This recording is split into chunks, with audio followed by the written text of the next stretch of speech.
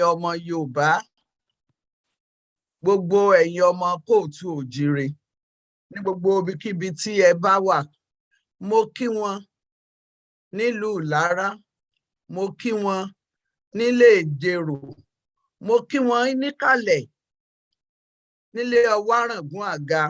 Àwọn mẹ́ta náà ní ṣòro nífẹ̀ẹ́, bí wọ́n bá pé mẹ́rin kò ní ṣẹ.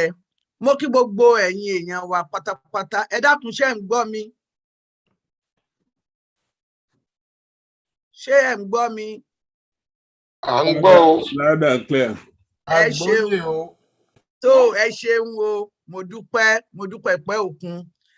Mo kí gbogbo ẹ̀yin èèyàn wa wípé ẹ tún káàbọ̀ sórí ètò Yorùbá Gbòde ti òní. Ṣọlá Yusuf ni orúkọ mi. Èmi ni obìnrin gbọ̀ngbọ̀ngbọ̀n bí ẹni tẹ̀pá òde, àìtó ní bá gbé kámọ́ tó ní bá wí, ọmọ wọn nílé Olú Òkun nìbàdàn lé Olúyọ̀lé. Gbogbo ẹ̀yin àgbààgbà tí ń bẹ nídìí ìgbà tí ẹ jẹ́ kí ó máa júṣe fún wa ní gbogbo ìgbà.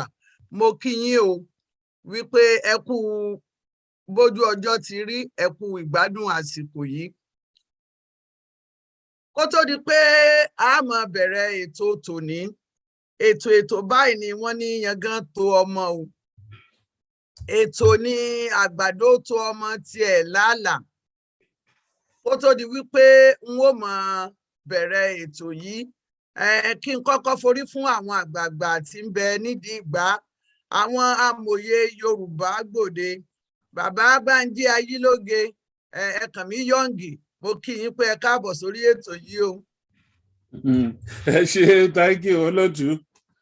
Wọ́n ní ẹ̀mí Yọ̀ǹgì, wọ́n ní ẹ fìdí ajé hàn àwa náà fẹ́ mọ Yọ̀ǹgì. Abẹ́ mọ́gì ni. Bẹ́ẹ̀ kì í ṣe ti ọkà bàbà. Orí ògì làwa mú. Ẹ̀yin Ọ̀yọ́ ló mú ti ọkà bàbà.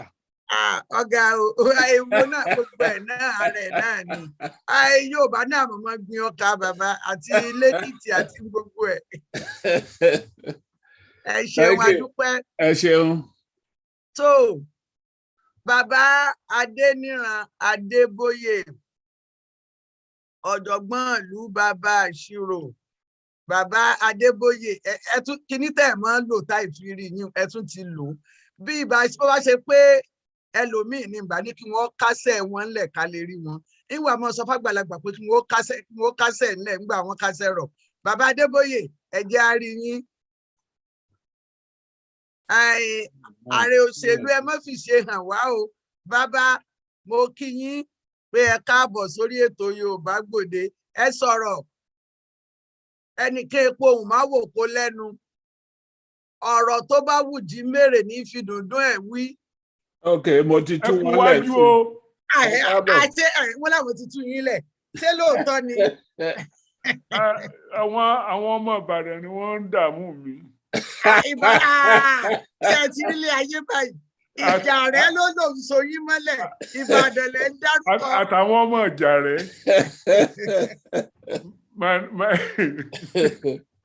Minus Oluwajana is my only friend in Ìjàrẹ now. Is the only Ìjàrẹ tí so yín mọ́lẹ̀. Onínúure ni bọ̀dá àwọn. Onínúure náà ni bàbá Ayílóge o. Ọkàn jẹ́ pé wọ́n mọ bí wọ́n ti ń mú yín ni. Èmi mọ nọ́mbà wọn. So ẹ ṣeun, àdúpẹ́. Bàbá Dípò Akínsípù, ó dàbí ẹni pé ẹ̀yin náà sọwọ́ kan ṣe bí àdán ẹ kásẹ̀ rọ̀. Bàbá Akínsípù ń bolẹ̀ wà. Bàbá mọ́pọ̀ lọ́lódò tí ọjọ́ kọ̀ǹkọ̀, kí ni wọ́n ní ká ṣe? Bàbá Akínsípù, ṣé ẹ ti wọlé? Wọ́n ṣeré lọ sí gbọ̀ngàn. Àwọn ọ̀wáríbò míì tí wọ́n lọ ju gbọ̀ngàn lọ.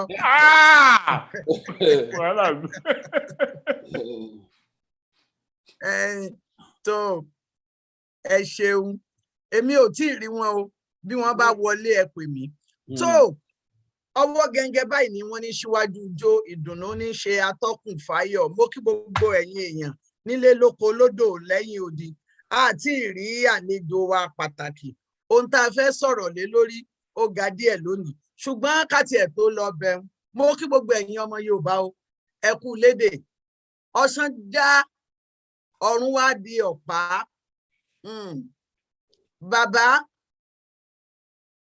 kábíyèsí Jímọ̀ Ọládùnní Oyèwùmí ọba Jagungbadé wọ́n wọlẹ̀ láàárọ̀ yìí wọ́n rèwàlẹ̀ àṣà àìpọ̀ bá kú ọba ikú ọba lọlẹ̀ míì tuntun ni bàbá ò kú ṣùgbọ́n wọ́n lọ bí àgbáre láàárọ̀ yìí ọba Jímọ̀ Ọládùnní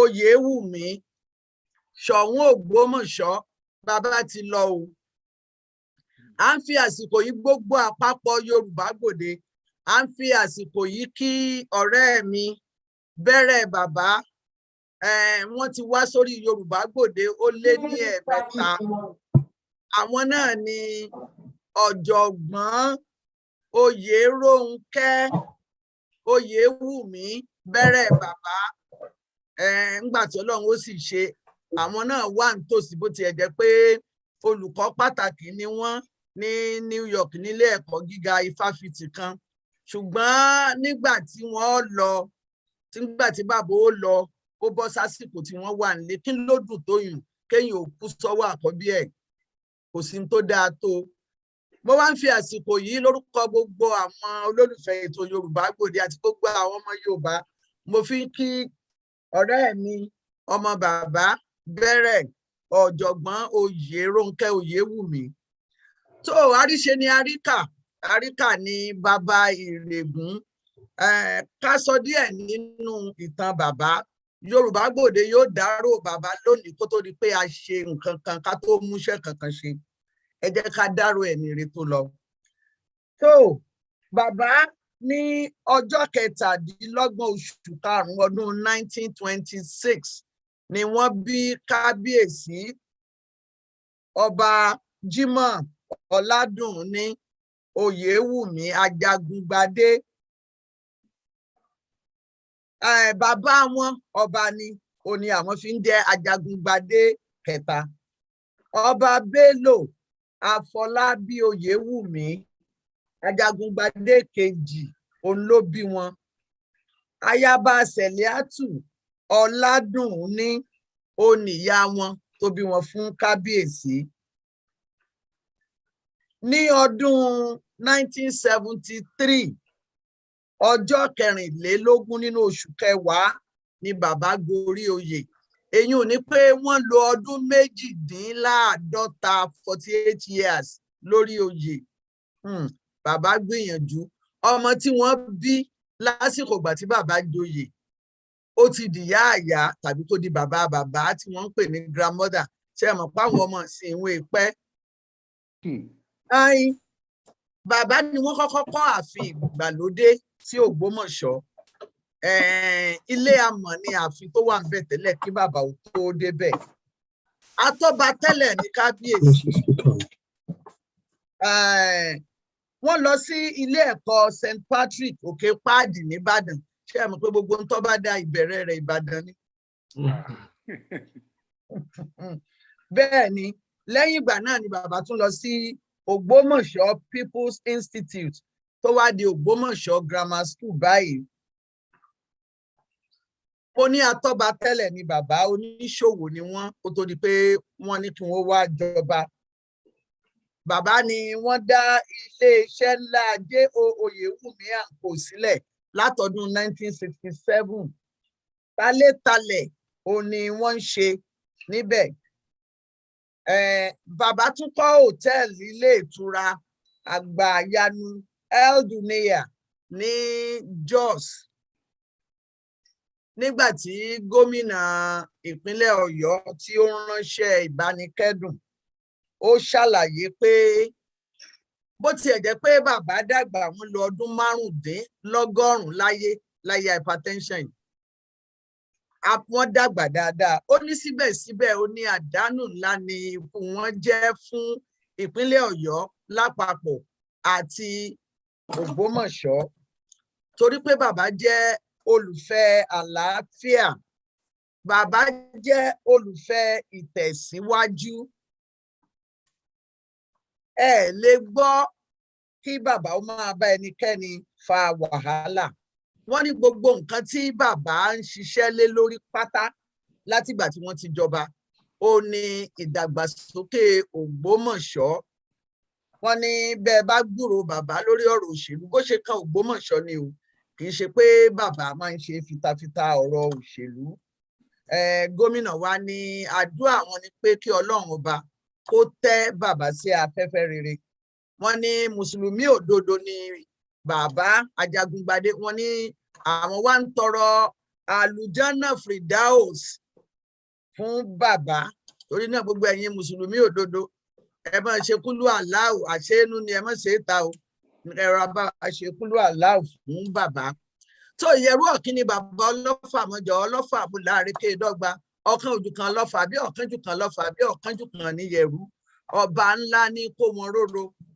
Ojú ti dáródáró nílé onímọ̀ká ọmọ ayéjìn wọ́n dáró tán aró òyà fọ wọ́n dáró tán aró òyà bùwẹ̀ wọ́n dáró tán aró òyà bọ́jú ṣe bí aṣọ lásán ni aró ṣe é bù rẹ̀ nílé wọn.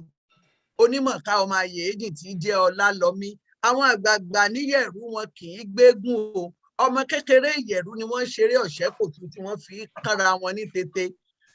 Onímọ̀ká ọmọ ayéjìn ọmọ ìjàkadì fákáfìkì lóru Ọ̀fà ìjàkànjàkàn tí wọ́n ń jà lọ́fà nílé Ọlálọ́mí ó ṣojú ta ló ṣe, ó ṣojú ebèlebè, ó ṣojú poro nínú oko, ìbá ṣojú olóko ìbá làwọn Ọlálọ́mí mo láàrin kéèdọ́gba ọ̀kan ojú kan lọ́fà. Mo kí ọ̀rẹ́ mi o Àníkẹ́ Ìyẹ̀rú Ọ̀kín ọlọ́fà àmọ́jọ ẹ kú délé bàbá, ọjọ́ ó jìnnà ọdún ó jìnnà gbogbo wa ní àárí ọmọ fẹ̀yìn lẹ̀ fún láṣẹ Olúwa. Màá fún àwọn àgbààgbà Yorùbá Gbòde àwọn amòye mi màá fún wọn ní ààyè látòrí bàbá Ayílóge kí wọ́n sọ̀rọ̀ ìbáṣedáró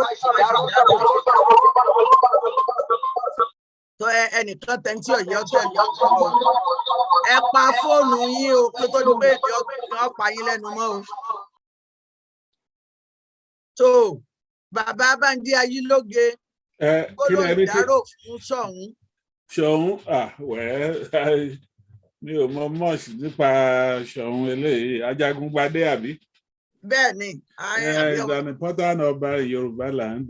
First class ni first class ọba. First class ọba ni ní Ọ̀yọ́. Kí Ọlọ́run fọ̀run kẹ́ wọn. That's all I can say. I'm not familiar. Ẹ mọ̀ pé díẹ̀ ni Professor Adébóyè fi mílẹ̀ délẹ̀.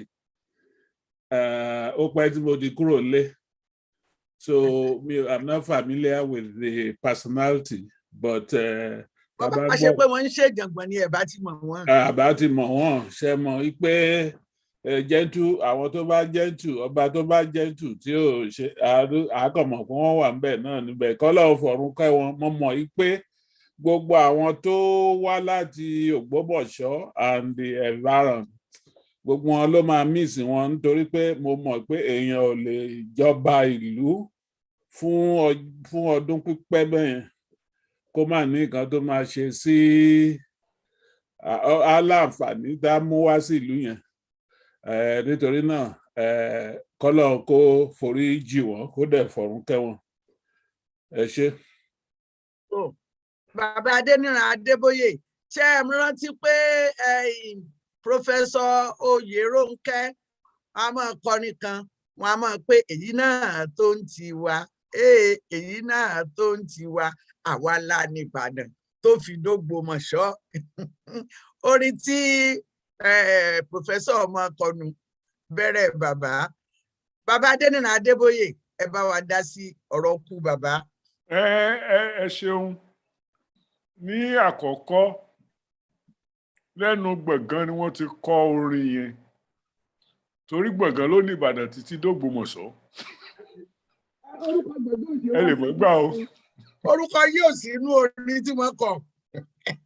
wọ́n ní gbọ̀ngàn ló ní Ìbàdàn tó d'Ógbómọ̀ṣọ́ èyí náà tó ń ti wá. Ẹyí mọ oníṣirò ní. Anyway, ẹ jẹ́ kí n sọ pé ọ̀rọ̀ yìí pé kábíyèsí wàjà ó mú mi rántí oríṣiríṣi nǹkan. Mo fẹ́ sọ pé ìgbà tèmi ń dàgbà àwọn èèyàn tó wá láti Ògbómọ̀ṣọ́ tá a máa ń pè ní bàbá Ògbómọ̀ṣọ́ ní gbọ̀ngàn ni mo ń sọ yìí o. Àwọn èèyàn tó jẹ́ oníṣòwò tínú wọn sì mọ́ tó jẹ́ pé bí wọ́n bá rán oníṣẹ́ lọ sọ́dọ̀ bàbá Ògbómọ̀ṣọ́ ìtúwọ̀n ọ̀ràn ọgàn yóò jẹ́ fún ọ yóò fèrè sí nǹkan tó fẹ́ rà. Gbọ́ wá di pé mò ń dàgbà tó mo tún wá lọ sí ibìkan tí wọ́n ń pè ní Gold Coast Ghana ní ìsìn. So àwọn èèyàn tí wọ́n gbọ́ Yorùbá lẹ́nu mi dípò kí wọ́n sọ pé níbo ni mo ti wá wọ́n ní ṣé Ògbómọ̀ṣọ́ ni mo ti wá. Ó fi hàn pé iyì tí Ògbómọ̀ṣọ́ ní gbọ̀ngàn ó tàn dé Accra ó tàn dé Lomé. Ó wá di pé mo ń dàgbà sí mo lọ sí iléèwé ṣẹ̀ṣẹ̀ mọ̀ pé àwọn ọmọ iléèwé wa máa ń fi ìlú ara wọn ṣe yẹ̀yẹ́. Wọ́n á ní bolùwọ́ ti wá Ògbómọ̀ṣọ́ ni. So ní àwọn tí a jọ lọ sí school especially ní University of Ibadan mo rántí àwọn méjì kan tá a jọ èèyàn hóró mẹ́sàn-án náà ló gba degree mathematics nígbà tí tá a máa jáde. Méjì inú wọn Ògbómọ̀ṣọ́ wọn ti wá. So a máa ń ṣe yẹ̀yẹ́ a máa ń bú gbọ̀ngàn a máa ń bú Ògbómọ̀ṣọ́ a máa ń ṣe gbogbo rẹ̀ but inú wọn bẹ́ẹ̀ wa mọ́tò ń bẹ̀ kò ní kọsẹ̀. So ìyẹn wá fi hàn mí pé lóòótọ́ gẹ́gẹ́ bí alàgbà Bánjí Ayélogé ṣe sọ àti délẹ̀ yìí ti pẹ́. Mo rò pé lẹ́yìn ìgbà tá a délẹ̀ yìí ó ní bàbá jọba. Síbẹ̀síbẹ̀ àwọn tí a mọ̀ tọ́jọ́ mọ̀ lú wọn bíi Mrs. Tenabe Mrs. Moni Tenabe tó jẹ́ ààrẹ ẹgbẹ́ ọmọ Yorùbá ọmọ Ògbómọ̀ṣọ́ ni wọ́n. So àwọn èèyàn bá ń fi hàn pé ìlú tó tòrò tó níláárí ni ìlú yẹn ní ayé wa o. Ó sì dàgbà pé ọba tí ó bá jẹ tínú gbogbo ayé dùn tára gbogbo ayé yá sí ó láti jẹ ẹni tí a bá fẹ́ kó wà lórí oyè títí láéláé. Ṣùgbọ́n a dúpẹ́ pé wọ́n ṣe èyí tí wọ́n ṣe wọ́n fi ìkú sọ́wọ́ àwa tí a wà lẹ́yìn. Kọ́lọ́run tẹ́ wọn sí afẹ́fẹ́ rere o. Mo sì bá gbogbo àwọn ọmọ Ògbómọ̀ṣọ́ kẹ́dùn àti àwọn tí mo mọ̀ àtàwọn tí mi ò mọ̀. Ẹ kú ìdílé bàbá. Kẹ́yìn ó dáa fún ilẹ̀ wa. Àmín àmín o. Ẹ ṣeun ọ̀jọ̀gbọ́n Adéníran Adébóyè nígbà tẹ́ tiẹ̀ ń sọ̀rọ̀ àwọn oní mathematics tẹ́ ní àwọn méjì ni wọ́n wá láti Ògbómọ̀ṣọ́. Mo ní Abógbómọ̀ṣọ́ lẹ́yìn náà ti wá abẹ́ kan sọ pé gbọ̀ngàn ni. Ṣálọ́ ọmọ bí mo ti wá kò síbi tí wọ́n kì í kì mí dé wọ́n ń pè mí lóríṣiríṣi oríkì tí ò jẹ́ kí n mọ̀ bóyá Kwara ni mí ni àbí Ìjẹ̀bú. But ká sòótọ́ ọ̀rọ̀ Àkànbí àti Àmàó àwọn ni mo sọ pé wọ́n wá láti Ògbómọ̀ṣọ́. Àkànbí was a professor of math at University of Ife eventually, and Àkànbí was working with the survey department at Lagos. So but those two out of 9 of us in the math class, both of them were from Ògbómọ̀ṣọ́. Ẹ ṣeun ẹ ṣeun. Ó ní ọ̀rọ̀ ọlọ́gbọ́n wà nù nǹkan tẹ́ ẹ sọ ńgbà tẹ́ ní ta ló mọ ibi tí mo ti wá. Torí wípé tá a bá wo oríkì orílẹ̀ Yorùbá 400 àti ẹyọ kan ní oríkì orílẹ̀ Yorùbá. Ara ẹ̀ ní Ọlọ́fà, ara ẹ̀ ní Ìrènímògún, ara ẹ̀ ní Àrẹ̀sà Àjèjé, ara ẹ̀ ní Oníkòyí. Tẹ́ ẹ bá wá wo Oníkòyí ó fọ́n lọ ní bí nǹkan míì. Olóbì méjì lórí Ògùdó ní Ìjàrẹ́. Bàbá Ayélóge ìfẹ́ bá yín jiyàn ṣùgbọ́n oríkì ìdílé nu èyí èso ní kí lórí ìdílé bẹ́ẹ̀. kan yẹn ìjà rẹ nìyẹn ìdílé kan yẹn A jẹ́ pé ọmọ olóbì méjì lórí Ògùdó yẹn was a big river torí omi yẹn ni ìjà rẹ fi dúró bẹ́ẹ̀ ńgbà tán migrate kúrò nífẹ̀ẹ́. ẹ̀rí yẹn sọ ṣùgbọ́n ó lè wá jẹ́ pé tá a bá tú wò kọ́mọ̀ wá jẹ́ pé ìjà rẹ gan-an ibi tí wọ́n ti wá ó tún yàtọ̀ kí wọ́n tó tẹ̀dù ẹ sọ̀tàn fún wa ń jọ mi. màá sọ fún yín ìjà tó bá dé area míì ní Ifẹ̀dé ní tó bá dárúkọ ìjà rẹ ó máa ní ìdí àti fọwọ́ bọ ẹnu ní ìyẹn ìwà mbẹ. kí ló dé. nítorí pé orò tó ń ṣe ní ìjà rẹ Ifẹ̀ náà ti gbé lọ Ọlọ́fin.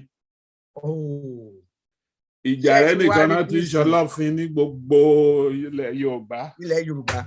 Yes, Ifẹ̀ náà dẹ̀ ti gbé lọ is a principal deity ní Ifẹ̀. Tó bá fẹ́ kí n máa sọ lọ màá máa sọ lọ tó bá ẹ ṣọ́ pé ìtàn mo lè pàtàn yẹn fún ẹ but mo kàn fẹ́ fi yẹn ọjọ́ mi ọjọ́ rẹ ni. ọjọ́ mi ọjọ́ rẹ ẹ àwa ò wá láti gbọ̀ngàn bíi tàwọn kan tá a mọ̀ bí.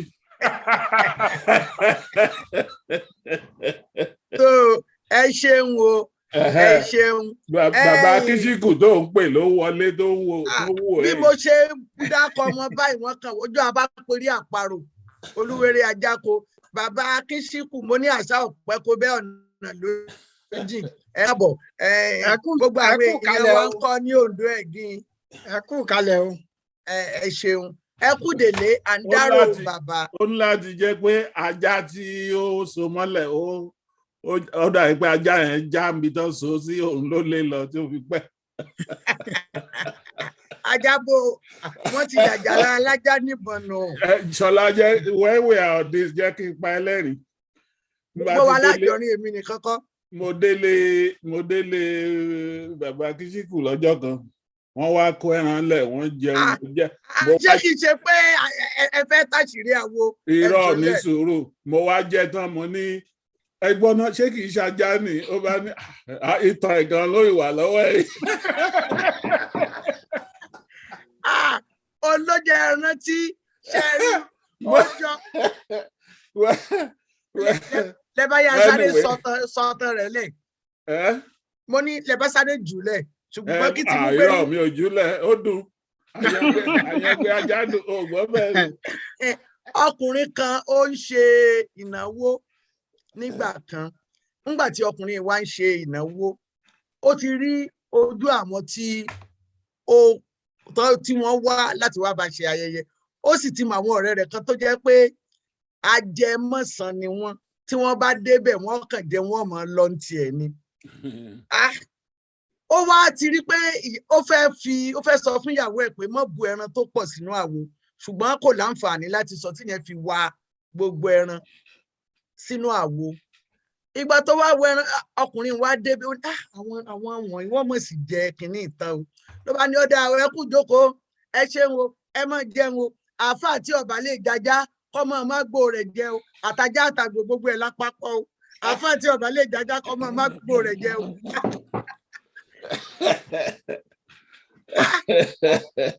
ni wọ́n bá wàrú ọwọ́ pé bó la ṣe máa já bó la ṣe máa gbọ́ èmi yọ̀ jẹran o. Bàbá ikú Kíṣíkù ẹ káàbọ̀ ẹ bá wa dárò à ń sọ̀rọ̀ bàbá tí wọ́n rèwàlẹ̀ àṣà Ṣọ̀ún Ajagungbadé mo ti sọ̀tàn wọn kẹ́ ẹ tó wọlé ọdún 52 ni wọ́n fi wà lórí oyè wọ́n sì lo oyè náà títí tí àwọn gan fi di ọmọ ọdún 95. Bàbá bí sunkún wọ́n bí wálẹ̀ ààfin ìgbàlódé tí wọ́n kọ́kọ́ ní Ògbómọ̀ṣọ́ bàbá ni wọ́n kọ́. Ẹ bá wa sọ gbólóhùn kan ó sì ṣeé ṣe ká ẹ bá wa ránṣẹ́ sí àwọn ọba yòókù ká tó máa kọrin ṣe èyí tó ṣe ọ̀rẹ́ ní ọjọ́ ń lọ ẹ̀sùnlẹ̀. Àwọn lára àwọn ọba jàǹkànjàǹkàn ilẹ̀ Yorùbá nìyẹn nígbà tí irú wa yìí dàgbà tá a bá ti ń gbọ́ tá a ń dárúkọ ọba tá a ti ń gbọ́ Ṣòun Ògbómọ̀ṣọ́ wàá rò wípé kò tún sọ́ba mi mọ́ bíi tiẹ̀ ni. Àárọ̀ ni mo ka ìròyìn yìí pé wọ́n ti wọ àjà kí Ọlọ́run kí ó fi kó fọ̀run kẹ́ bàbá o. May his soul rest in perfect peace and kọ́lọ́run kó gbà sí afẹ́fẹ́ rere. Gbogbo àwọn tó filẹ̀ náà kọ́lọ́run máa dá wọn sí. Kò jù bẹ́ẹ̀ lọ. Ẹ ṣeun adúpẹ́. Ọlọ́run ò ní ṣe ní tẹ̀lé ń tẹ̀lé. Á fún àwọn èèyàn 4 péré láǹfààní, àwọn tá a bá rọ́wọ́ wọn lókè, pé kí wọ́n bá wa dárò bàbá, bóyá Ògbómọ̀ṣọ́ lẹ ti wá àbí Ìbàdàn lẹ ti wá, ọ̀kan náà ní gbogbo wa. Alàgbà Adékúnlé Olúwalànà, mo ti rí yín, ẹ túra yín lẹ̀ o. Ẹ ṣé o. Bóyá a lè rójú yín ṣó ṣeé ṣe. Ibi iṣẹ́ ó dà bàbá àdọ́gbọ̀n. Bí ọba ṣe ń ṣe kò ṣe dandan. Mo máa gbójú síta tó ó bá ṣe díẹ̀ torí ibi tí mo wà ní. A kú ìdárò sí ara àwọn ọba jàǹkànjàǹkàn tó lọ nílẹ̀ Yorùbá. Elédùà á bá wa di ilẹ̀ Yorùbá mú o. Àwọn ọba wa tó kù lọ, Elédùà ó bá wa dì mú.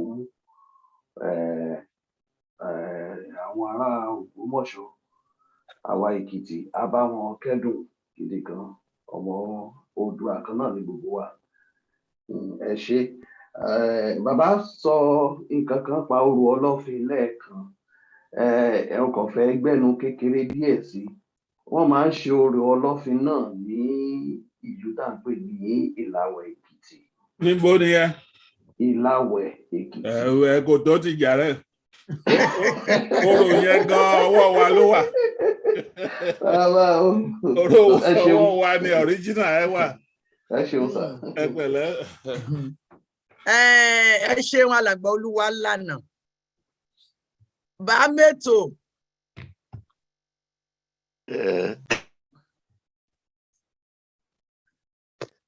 A kú wájú o, a kú àṣẹ̀ǹde bàbá wa o. Ọlọ́run á fọ̀run kẹ́ wọn o. Ọlọ́run á tẹ̀ wọ́n sáfẹ́fẹ́ rẹ o. Muslim way bọ́n ṣe jẹ́ important somebody a máa ní iná líláì wá iná ilé ìrajìrun. Ọ̀dọ̀ Ọlọ́run la ti wá, ọ̀dọ̀ ẹ̀ náà la dẹ̀ máa padà sí. Àwọn bàbá ti ṣe wọn tán lè ṣe. Kọ́lọ́run fi ìwà wọn kẹ́ wọn kó dẹ̀ fi iṣẹ́ ọwọ́ wọn dá wọn lẹ́jọ́. Ọlọ́run á tẹ̀ wọ́n sáfẹ́fẹ́ rẹ o. Àmín. Ẹ ṣé. Ẹ ṣeun.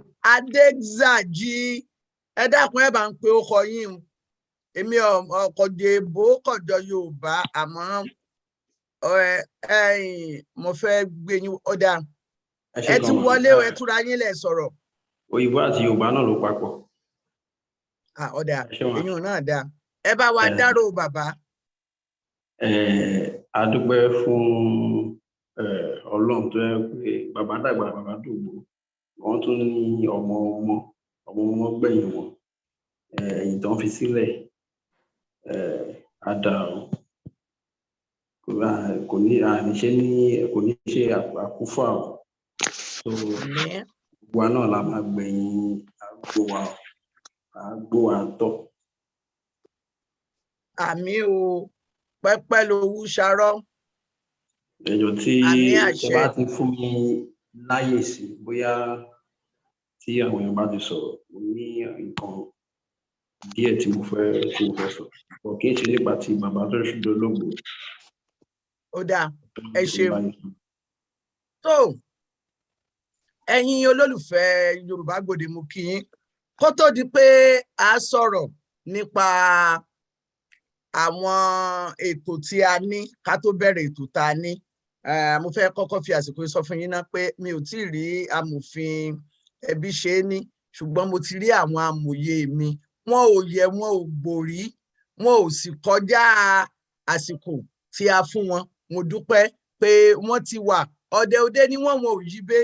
Ṣùgbọ́n kó tó di pé a bẹ̀rẹ̀ ètò, mo ní gbólóhùn kan tó dàbí ọ̀rọ̀ olóòtú tí mo fẹ́ sọ fún àwọn èèyàn wa. Àwa Yorùbá, kí ló dé ká ya ọ̀tá ara wa? Mo sọ níjọ́sí, mo ní Fúlàní ń pa wá, àwa náà tún ń para wa. Yorùbá à ń para wa. A ti wá di afidàsílẹ̀ fogun ẹnu pani. Àrí ìrísọ, kí ló dé?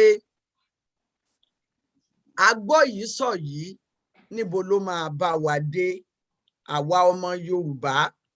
Ohun tí ò da ò lóókọ méjì. Ẹni tó bá ń parọ́ mọ́yàn tó sì ń ṣòfófó ọ̀rọ̀ tí ò rí, irú ẹni bẹ́ẹ̀ là ń pè ní apanimọ́yọ̀dà. Ẹ jẹ́ ká jáwọ́ ń bẹ̀, kò ṣe wá láǹfààní.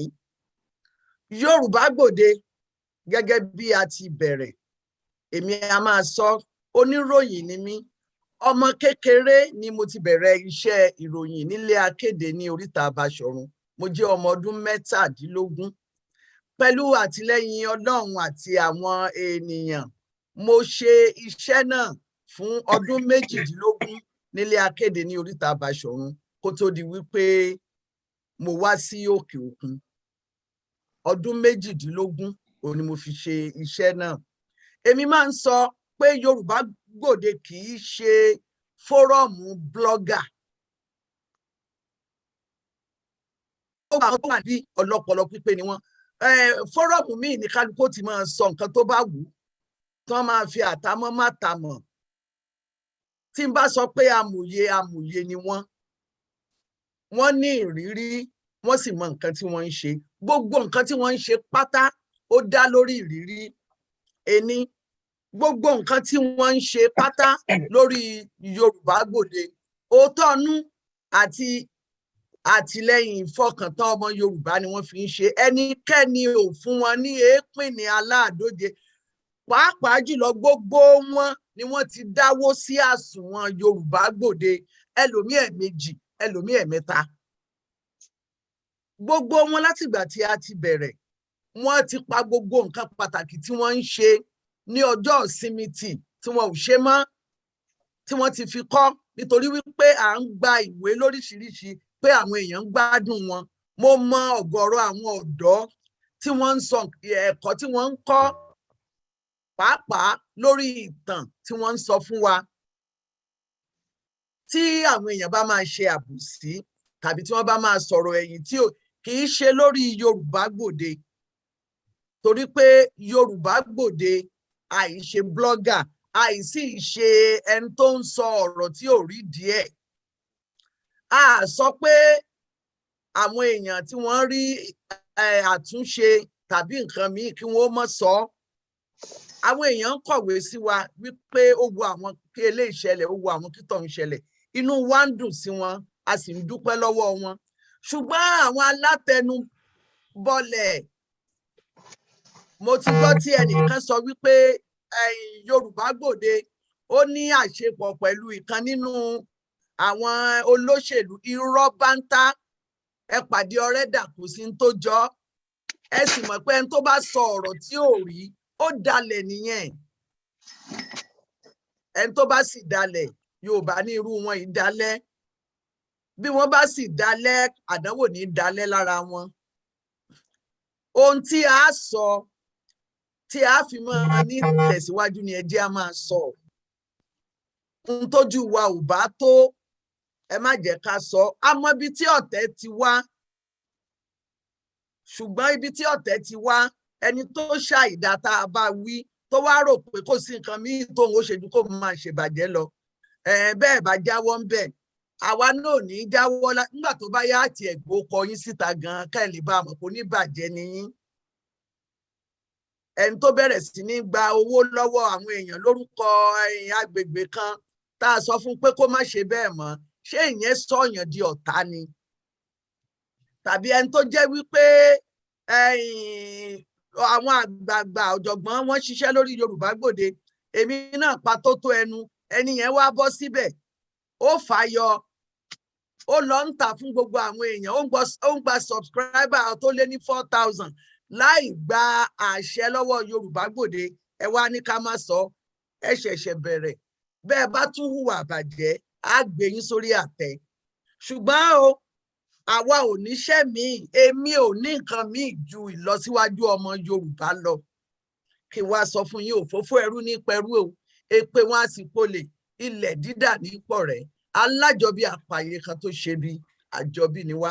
Àjọgbórí ilẹ̀ àjẹjà, àjọgbórí ilẹ̀ àjẹkù, àjọgbórí ilẹ̀ àjẹkòkò gbìn, àṣẹ dọwọ́ ọlẹ̀ tá a jọ mu. Gbogbo ẹ̀yin tí wọ́n ń pòkọ ìbànújẹ́ fún, ẹ jáwọ́ níbẹ̀. Yorùbá Gbòde òun ṣègbè. Ọ̀pọ̀lọpọ̀ àwọn tá à ń pè tá à ń bá sọ̀rọ̀ ìjọ́ tá a bá nílò wọn là ń pè wọ́n.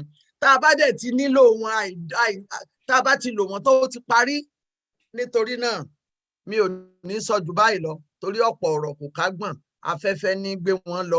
Ní gbogbo ìgbà ìlọsíwájú Yorùbá lèmi ò máa wá torí pé èmi náà fẹ́ lọ síwájú.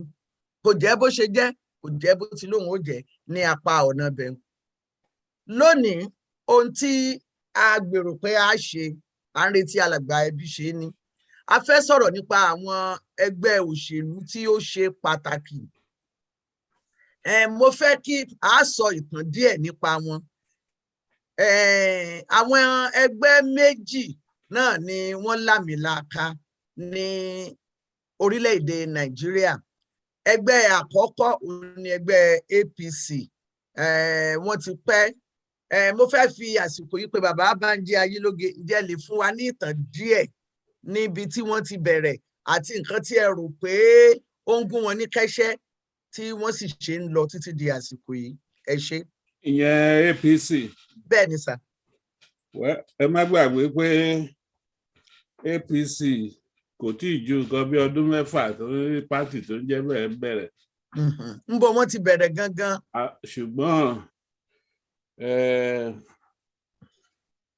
APC àwọn kan tán bá ní kan sọ, àwọn kan ní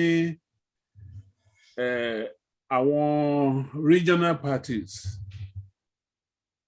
àwọn ló papọ̀ síbẹ̀. So a lè sọ tán APC láì sọ ti àwọn regional parties wọ̀nyẹn. Nígbà tí party dé, ẹ mọ̀ pé wọ́n approve AD, PDP, kìtẹ̀ lórúkọ gbogbo. Àwọn parties wọ̀nyẹn káàkiri, they are basically regional parties, except PDP tó yẹ pé military really bẹ̀rẹ̀ PDP. The military, the retired military officer, ara nǹkan tá a kì í sọ ní Nàìjíríà tí ò tiẹ̀ fi yé wa nìyẹn. The party is the military. Nígbà tán force wọn, tán force military to hand over power. Náà ìgbà tẹ́ bá wo gbogbo wọn, orí party yẹn náà lọ ní àwọn retired military officers ní ibẹ̀ náà wà. Àwọn ló ránṣẹ́ pé Ọbásanjọ́, even police officer, àwọn aníní, àwọn Babangida, gbogbo wọn yẹn ló wà ńbẹ̀. So when you look at it, was a party that they intended láti continue àti máa rule law after the long military era. So it's always very good to have that. In fact, APC came on board because when the renegades in the military, principally Muhammadu Buhari, who was regarded as a renegade at that time, was constantly contesting for election. Ó ti contest mẹ́ta sẹ́yìn kélé tó ṣe tó dẹ̀ ń fìdí rẹmi. The third time, and for disclosure, I mean, ó yẹ ká máa disclose kìíní torí àwọn kan tó máa dé pé orí kò sọ tiẹ̀ pé òun wà. In the third time running, some people came to my house in Akure wípé Buhari ó lè clean Nigeria pé because it's incorruptible, kò kọ́lé lábí tàwọn kò embezzle owó rí. Wíwẹ̀ ṣé èèyàn kan wà Nàìjíríà tí ò embezzle owó tí right from the juicy positions náà fún Buhari láti kékeré, láti ìgbà tó ti wà ní lieutenant or even second lieutenant ló ti ń head àwọn kò dẹ̀ kówó jẹ. So for 3 days ẹni yẹn kọ́lọ̀ fọ̀rọ̀ kẹ́ńsìn ó wà lé mi tó dúró tì mí pé àfi tí n bá pé they need you to we are forming a national, something like a national rescue plan. Buhari's this thing will be. Mo yari pé Buhari táwa mọ̀ o kò ní ó lè má mi ò bó ti ní kò kówó jẹ but mi ò mọ̀ yẹn but pé the religious aspect of his life, his religious fanaticism, his almost unbridled sectional, you know, the sectional interests. To my impose, no, okay. But the last day of his visit, well, we were on the table in the morning. Over my travel, well.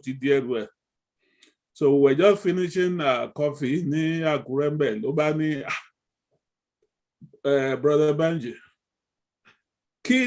what is Nigeria's most grievous problem today? Money corruption. You know, the corruption was endemic at that time. Jonathan, people were taking money. The very video, you see people from that section of the country, was okay, raining it on. So corruption was. This man could have reduce the corruption by 30%. Last Nigeria, we will probably have a headway. So I, in short, joined the Congress for the CPC, Congress for Progressive Change or something like that. Yeah. And I started working, I became the chairman in Ondo State. So on that, we walked. The only vote that they delivered alone though was about 12,000 votes from Buhari because, I mean, there was not so much. He didn't even show up in Ondo State. My own sister, how do you expect me to vote for this man? He didn't ask for my vote. So everything we planned, they didn't. And I'll tell you why I'm saying all this. Now, after Tony Mama, who was editor in the Daily Times in the days, only national chairman, CPC at that time, now convened the meeting of chairmen, find a solution to bring, to push this party forward. At that time, Buhari only last time don't matter contesting. So we sat down. They now divided Nigeria into 6 zones. Each person to represent. I was the one that represented Southwest.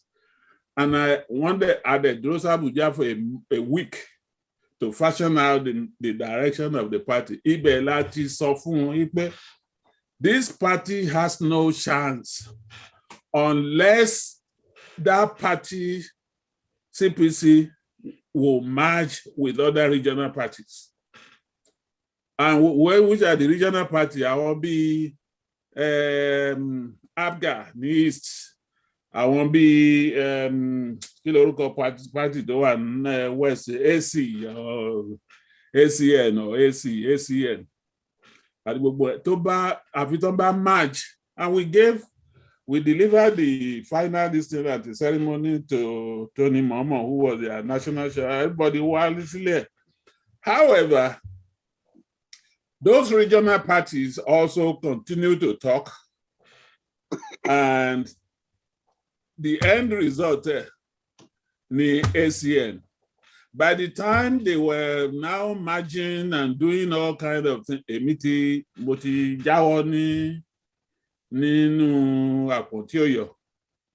so APC was a combination of those regional parties, winning the countrywide election. They were all regional based. However, PDP, on the other hand, being supported and being created by military officers, they were able to spread their tentacles all over the country. And in fact, they had been ruling for the last 16 years before APC came. So when APC now came with the regional parties and fielding Buhari, they were able to wrestle power from PDP for the first time in 16 years at that time. The most interesting thing again is PDP, a big chunk of disgruntled elements in PDP left again. You know, these are people who had been in power also, who had, they are tremendously rich. And the opposition, they were holding forth in all the regions. They combined their resources and they form APC. Now, the question is, you said two parties. I don't even believe there are two parties in Nigeria. It's only one party because the APC and the PDP are fluid. If you run into trouble in APC, you run into especially whichever one is ruling, you can have those in the other party moving in there. So it's not if they accuse you of embezzling money in PDP, you quickly join PDP and you are now a saint. I mean, you quickly join APC, you become a saint. And I can assure you that if PDP comes back to power, almost half of those in APC today will be in PDP. So look, the whole system is so rotten, and you will now realize that our people, that is why we are talking, that is why we are doing things here that say, listen, we've been run to the ground. You cannot be in any of those. If you go to any of those political parties, it's either you have somebody, you have a godfather with a lot of money who must, not somebody who works for his money or who is a captain of industry. No, it's somebody who must have embezzled money, a lot of money, to bankroll you to get there, so that it's an investment to them, so that when you get there, you start giving them money. That is the kind of society that you are in. And I don't see, when you say there are two major parties, I don't see two major parties. I see one interest with two branches of one party. You know, actually, I mean, the situation is fluid. The membership is fluid. Nobody questions you. In fact, they arrange to welcome you back. We have people who left PDP and went to APC and then went back to PDP. And the moment they have a case with either EFCC or any of the agencies in charge of recovering assets, they quickly join the APC back. So on that note, there is this is the background. Before we even say anything at all about them, this is the background that I think we should lay out first. Then others can develop it from there. I may come back if you really want, you know, if I have something to say. Yes, please. Bàbá Adéníran Adébóyè, ṣé ní àfikún lórí ọ̀rọ̀ ká tó wá lọ sórí ìbéèrè tiyín, ṣùgbọ́n ṣé ní àfikún sí ọ̀rọ̀ tí wọ́n sọ nípa ẹgbẹ́ òṣèlú méjèèjì tá a sọ. Ẹgbẹ́ òṣèlú àti ìgbàlódé ni wọ́n sọ yẹn. Bẹ́ẹ̀ ni, ó náà mo fẹ́ kẹ́ sọ̀rọ̀ lé lórí tẹ́ bá ní nǹkan kan tẹ́ fẹ́ fi kún. Kò sí nǹkan tí mo mọ̀ púpọ̀ nípa ẹ̀ torí mi ò sí nílé. Mo mọ àwọn tó wà nínú gbogbo ẹgbẹ́ yẹn o, ṣùgbọ́n gẹ́gẹ́ bí alàgbà Bánjí Ayélógé ṣe sọ, ó dàbí gbà pé kò sáré kí yàrá jẹ́nu wọn. Tí PDP bá gorí àléfà lónìí, àjùdájì APC tó wà ńbẹ̀ ló máa lọ join wọn. Wọ́n ṣe ń lọ sókè lọ sísàlẹ̀ bí ilẹ̀kẹ̀ ìdí nìyẹn. Kò jẹ́ ká mọ nǹkan tó ń kálukú fi wà nínú ẹgbẹ́ àbí ká fọ ìbò díẹ̀. The political parties don't seem to have much of a strong ideology that they all rally around. It's true that one of them, PDP, was formed clearly by the military. The APC, ACN, AD, and all of that other thing, they tend to claim that they are descendants of the Awolowo era in terms of political view. But many of the people that belong there are also seen moving to and fro. And Awolowo never promised us anything that he did not try to deliver. So if APC or AD or ACN or AD or any of those is going to continue to lay claim to Awolowo's action group as their origin, then they need to deliver more of what they promise. Good health service, supported education system, etc. There has been tremendous disappointment in their own delivery of goods and services. Professor Gielo.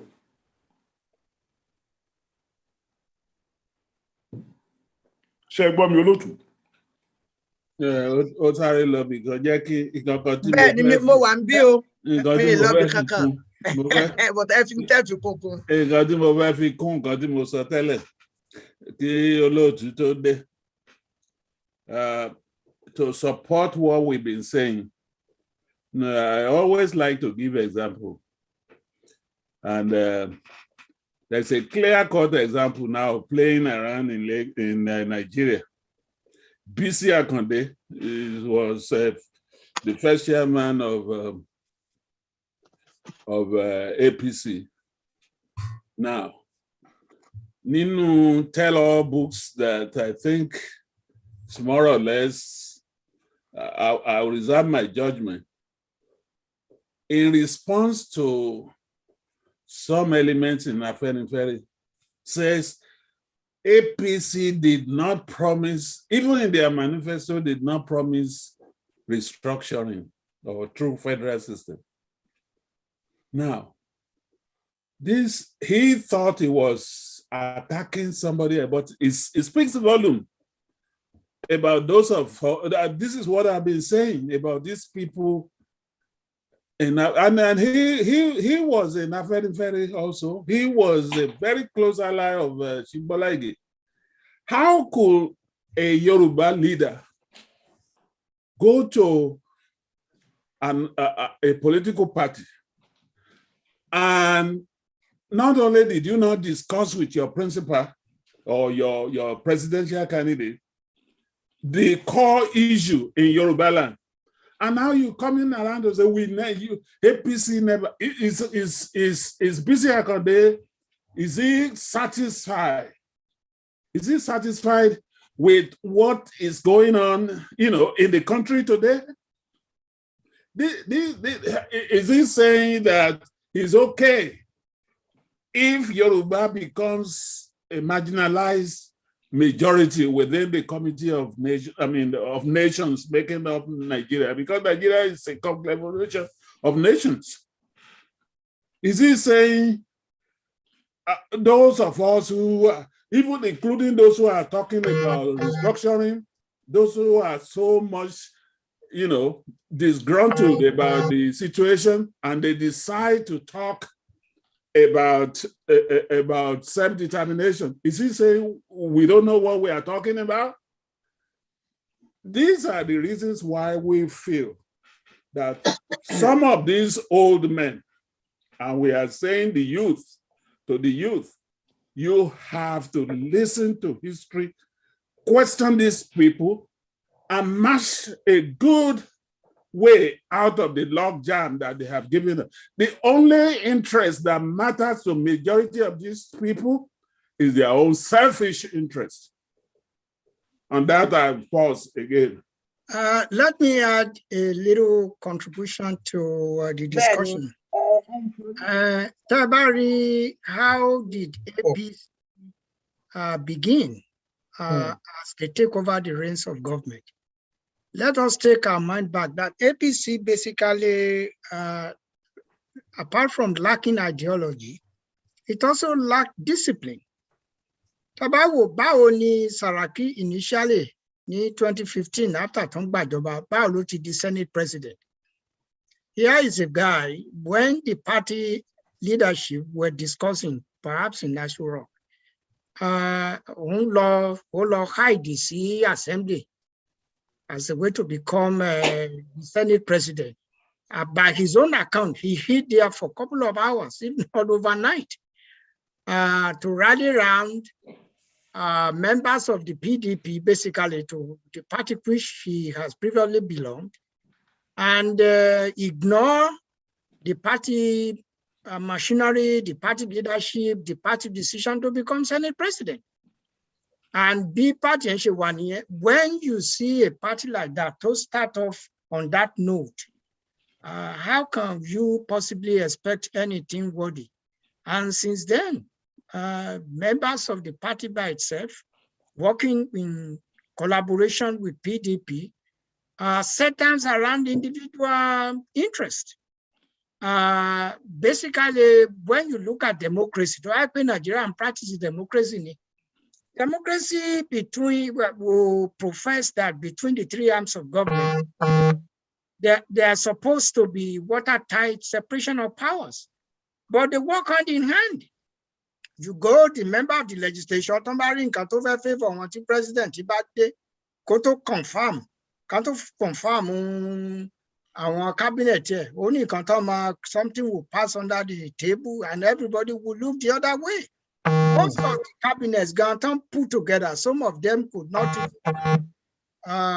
even articulate themselves when they appear before the screening panel. So that is why up to now, the party continues to drift, and it centers on just simply individual interest, not on the national interest. And even those who are elected, those who are supposed to be representing their constituents, don't do so. Their main focus it's just on personal interest. And that is why the country continues to be adrift. Even most of those governors, they cannot even go to their own respective communities. They are satisfied with that. They stay in Abuja, and that's it. None of them could go to any of their constituency as long as they are collecting money. So, and that is why we continue to advocate that, and they are able to do this because of the current system, time practice. This presidential system of government doesn't favor the people, compared to the parliamentary system, whereby the community, the constituent, they can easily hold their elected officials apart. And that is why Yoruba nation, we are not going to tread on this part of presidential system that doesn't reward merit, that rewards mediocrity. It doesn't favor, it doesn't encourage even people who are able to perform. You just put some people together who gave you money, people who hate you, and then you put in position where they're supposed to formulate policies. And of course, they couldn't do that. And eventually, that's why the country is not moving forward. And I hope if we ever are able to attain these self-determinations, things will change. Amen. Ẹ ṣeun o ẹ̀yin ọ̀jọ̀gbọ́n. Nǹkan kan náà tí mo fẹ́ fi kún kó tó di pé mo lọ síbi ìbéèrè míì nínú ọ̀rọ̀ bàbá Ayílóge nígbà tí wọ́n ń sọ̀rọ̀ bàbá Bísí Àkàndé. N tó rán mi létí tó sì jẹ́ kó tún yà mí lẹ́nu ni pé bàbá Bísí Àkàndé ti wá sórí Yorùbá Gbòde nígbà tá a ti dé orí Zoom. Mo sì ní recording rẹ̀ lọ́wọ́. Nígbà tí wọ́n wá, wọ́n ń sọ ọ̀rọ̀ wípé ó tó jẹ́ àní àjọṣepọ̀, kò yẹ ká dúró ti àwọn Fúlàní tí wọ́n ń sọ lọ́jọ́ yẹn ni. Wọ́n ní torí pé ọ̀nà méjì ni wá. Wọ́n ní àwa kan tá a mọ̀ pé a kọjá 50% ò tó wa. Wọ́n ní ó yẹ kí wọ́n fún wa láyè kí wọ́n jẹ́ adébi tá a máa dé. Ó ní táwọn kan bá dẹ̀ sọ wípé ọ̀rọ̀ tàwọn o, ibi táwọn ti wà náà ó ti tó, àwọn dúró tọlọ́run.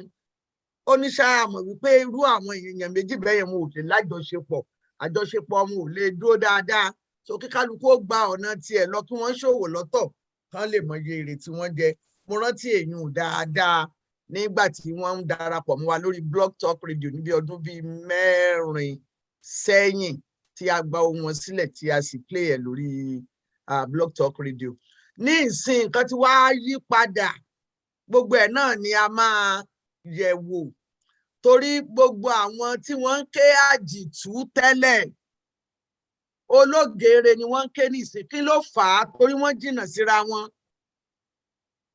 tí wọ́n ń sọ tẹ́lẹ̀ àti tí wọ́n ń sọ ní ìsìn ṣé ohun tí wọ́n bá rí òun ló yẹ kí ẹnu wọn máa sọ ní àbí tí àwọn Fúlàní bá fẹ́ a sì máa lọ síbẹ̀ èyí tó ṣe pàtàkì tí mo fẹ́ kí bàbá Adéníran Adébóyè ìbéèrè ọ̀dọ̀ yín ni wọ́n mú eléyìí wá Afẹ́nifẹ́re ta ni wọ́n níbo ni wọ́n ti bẹ̀rẹ̀ ẹ̀yin lẹ́bàá wa ṣe ọ̀pọ̀lọpọ̀ iṣẹ́ ní àárín wọn bẹ́ẹ̀ bá dẹ̀ ṣe ń lọ ìbéèrè tó bá tún wá n ó mọ̀ mú wá ẹ ṣeun. ẹ ṣe olóòtú kí ká lè bá a mọ ibi tá a máa fi nǹkan há sí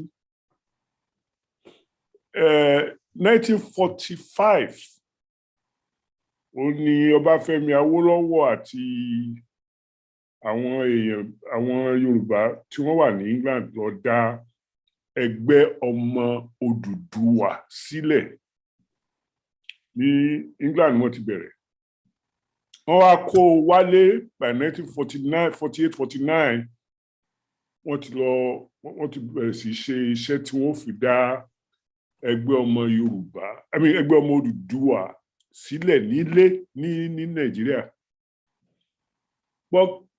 kí ló fa ẹgbẹ́ ọmọ Odùduwà ìbáà ṣe England ìbáà ṣe ní Nàìjíríà ni ó ní pé àwọn ẹ̀yà míì bíi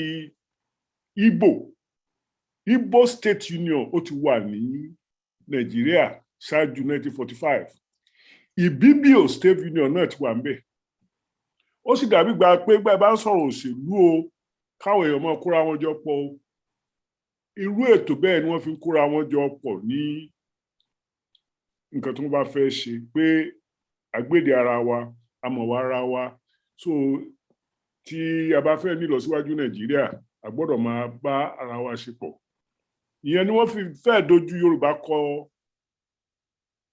kọdò kí a fẹ́ kí àwọn Awólọ́wọ̀ tó wá dá ẹgbẹ́ ọmọ Odùduwà sílẹ̀ now ẹgbẹ́ ọmọ Odùduwà ó wà pàálẹ̀ sí NCNC nígbà yẹn torí NCNC was not a political party it was a movement National Council of Nigeria and Cameroons but wá di pé ìbò ń bọ̀ tí wọ́n ṣe constitution tuntun tí wọ́n sọ pé ẹgbẹ́ òṣèlú ló máa wọ́n gbọ́dọ̀ dálẹ̀ láti fi máa ṣe kíní yìí o ìgbà yẹn ni cultural organization tí wọ́n ń pè ní ẹgbẹ́ ọmọ Odùduwà sọ pé àwọn ò ní ṣe political party o tó bá jọ̀rọ̀ pé máa gbàpò tí kò kalẹ̀ àfẹ́ kẹ́nìkan nu wọ́n lọ ṣe ẹgbẹ́ kan kẹ́nìkan nu wọ́n tó lọ ṣe ẹgbẹ́ kejì gbogbo ẹ̀ wá fọ́ yẹlẹyẹlẹ kì í sorúkọ ẹgbẹ́ ọmọ Odùduwà lẹ fi máa lọ dá pátí míì sílẹ̀ fúnra ara yín ni ìgbà yẹn l'Awólọ́wọ̀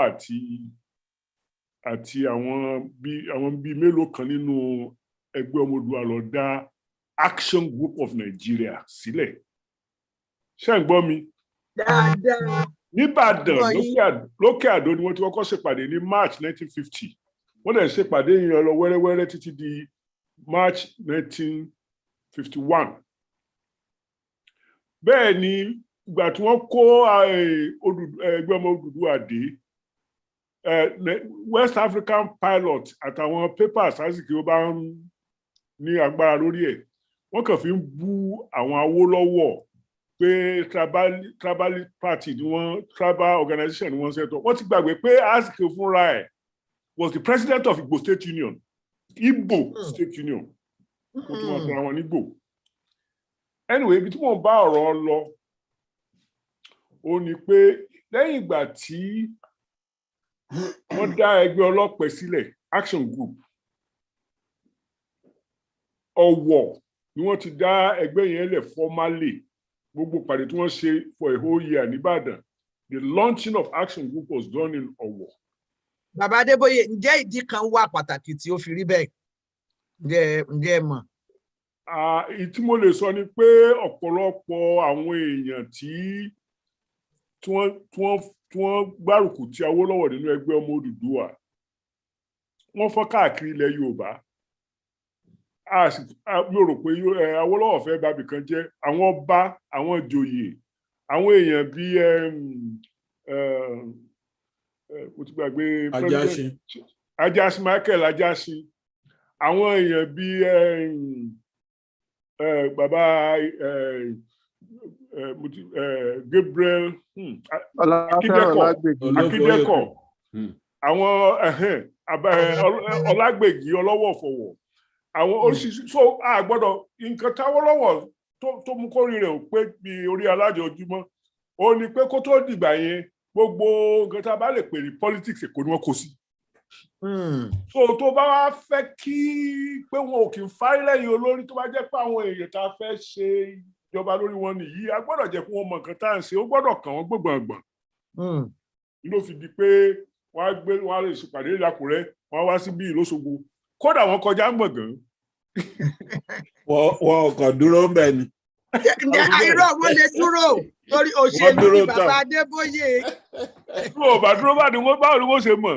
Anyway, so ìgbà tí wọ́n wá dá ẹgbẹ́ ọlọ́pẹ sílẹ̀ tí gbogbo ayé sọ pé kí lọ́lọ́pẹ ó ṣe wọ́n láwọn fẹ́ ṣe ẹ̀kọ́ ọ̀fẹ́ wọ́n láwọn fẹ́ gbogbo nǹkan tí ń jẹ wá níyà torí èmi tí mo dúró níwájú yìí bí mo ṣe wà yìí 1951 mi ò rówó skul san wọ́n ń lé mi lójoojúmọ́ ni wọ́n ń lé mi kúrò skul tí wọ́n á fún mi lẹ́gbàá tí n bá yọ síbẹ̀ but by 1955 alákọ̀ọ́bẹ̀rẹ̀ àbí alákọ̀ọ́bẹ̀rẹ̀ 1955 kí ni kan ẹ pẹ̀lú èyí tán wà ń gbà yẹn o ṣáàfẹ́ mọ èjì wọn. ẹ bá sọ èjì wọn jù. mọ̀dàló ọmọ Ìbàdàn ni.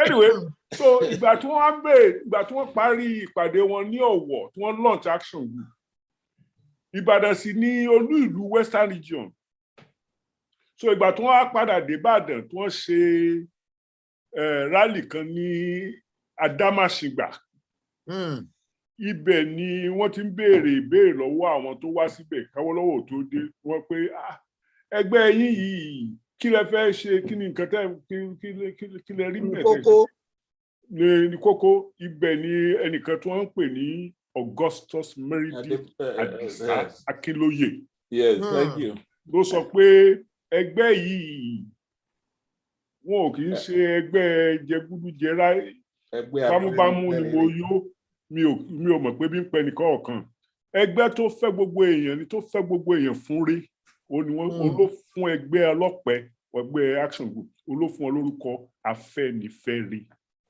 Afẹ́nifẹ́re.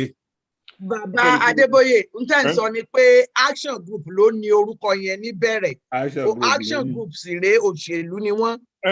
Action group sì rèé òṣèlú ni wọ́n so kò wá sí yàtọ̀ láàrin action group àti Afẹ́nifẹ́re fún ọ̀pọ̀lọpọ̀ ìgbà kó tó di pé a ṣe 1966 January coup ṣùgbọ́n pé kí ẹgbẹ́ socio-cultural organization kó wà lẹ́yìn ẹgbẹ́ òṣèlú tí wọ́n dálẹ̀ ìyẹn ti ṣẹlẹ̀ ẹgbẹ́ ọmọ Odùduwà wà lẹ́yìn action group kì í ṣe gbogbo ọmọ ẹgbẹ́ Odùduwà ló wà ń bẹ̀ o torí àwọn tó jẹ́ SCNC wọ́n wà ní ẹgbẹ́ ọmọ Odùduwà náà o ṣùgbọ́n àwọn ò fẹ́ kẹ́gbẹ́ ọmọ Odùduwà ò fọ́ so tó máa ń ṣèpàdé ẹgbẹ́ ọmọ Odùduwà ọlọ́pàá wà ń bẹ̀ alákùnrin wà ń bẹ̀ ẹgbẹ́ ọmọlọ́mọ kúrúbù wà ń bẹ̀ but tó bá ń ṣèpàdé action group o ó yàtọ̀ sí pàdé SCNC ó yàtọ̀ sí kiri but nígbà tí wọ́n tún wá sọ àwọn di tí action group péré ẹ̀ ní Afẹ́nifẹ́re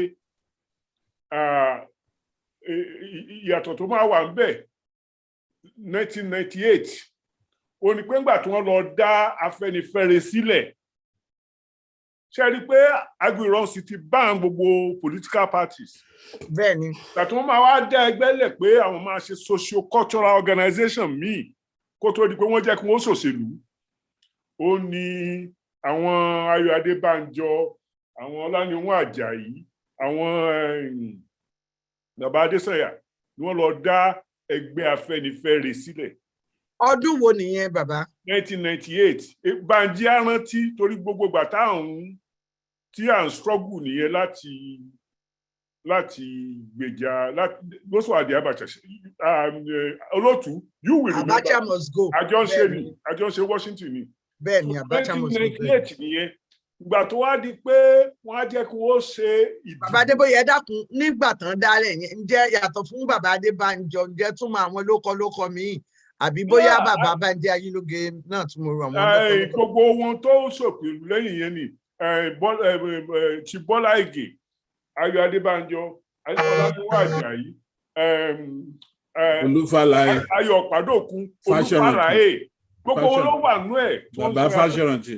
Bàbá Fáṣọ̀rántì, of course. Mi ò lè dárúkọ gbogbo wọn tó pọ̀. Bàbá Jáṣin gan pàápàá wà ńbẹ̀. Ó dàbẹ̀ ni pé a fo period kan. Ẹ máa sọ̀rọ̀ yín lọ màá yín lẹ́yìn. Èyí tí n bá gbàgbé ẹran mi, ṣùgbọ́n ẹgbẹ́ Afẹ́nifẹ́re tí wọ́n dá sílẹ̀ ńgbà yẹn was a socio-cultural organization, not a political party. Ìgbà tó wá di pé politics yóò wọ̀ tí socio-cultural organization sì fẹ́ dá dúró as socio-cultural, àwọn náà wá wà lẹ́yìn dídásílẹ̀ AD, Alliance for Democracy. It was the first political party allowed in 1998, shooting out of that Afẹ́nifẹ́re. But ìgbà tí wọ́n dá ẹgbẹ́ Afẹ́nifẹ́re, tí wọ́n dá Alliance for Democracy sílẹ̀, tí wọ́n support ẹ̀. Now, àwọn wá rò pé bóyá àwọn lè ní influence lórí AD bí ẹgbẹ́ ọmọ Odùduwà ṣe ní influence lórí AG. Action Group. Action Group ni ẹgbẹ́ tó ti ẹgbẹ́ ọmọ Odùduwà jáde. AD ni ẹgbẹ́ tó ti ẹgbẹ́ socio-cultural organization Afẹ́nifẹ́re jáde. Ṣùgbọ́n ọ̀rọ̀ rí bẹ́ẹ̀. Ọ̀rẹ́ mi gómìnà Kwara CO Adébáyọ̀, ó ní wọ́n yàn pé kó liaise láàrin àwọn gómìnà South West pé bá ṣe nǹkan tí gbogbo ọ̀ wọnú ara wọn. Ó túbà tí ó túṣẹ́. Ṣùgbọ́n àwọn AD, àwọn political power ní AD, wọn ò gbà pé kí ẹnìkan tún wà lókè tí ọmọ iyeṣẹ́ wọn wò. Àwọn AD yẹn ló dìde láti di Afẹ́nifẹ́re.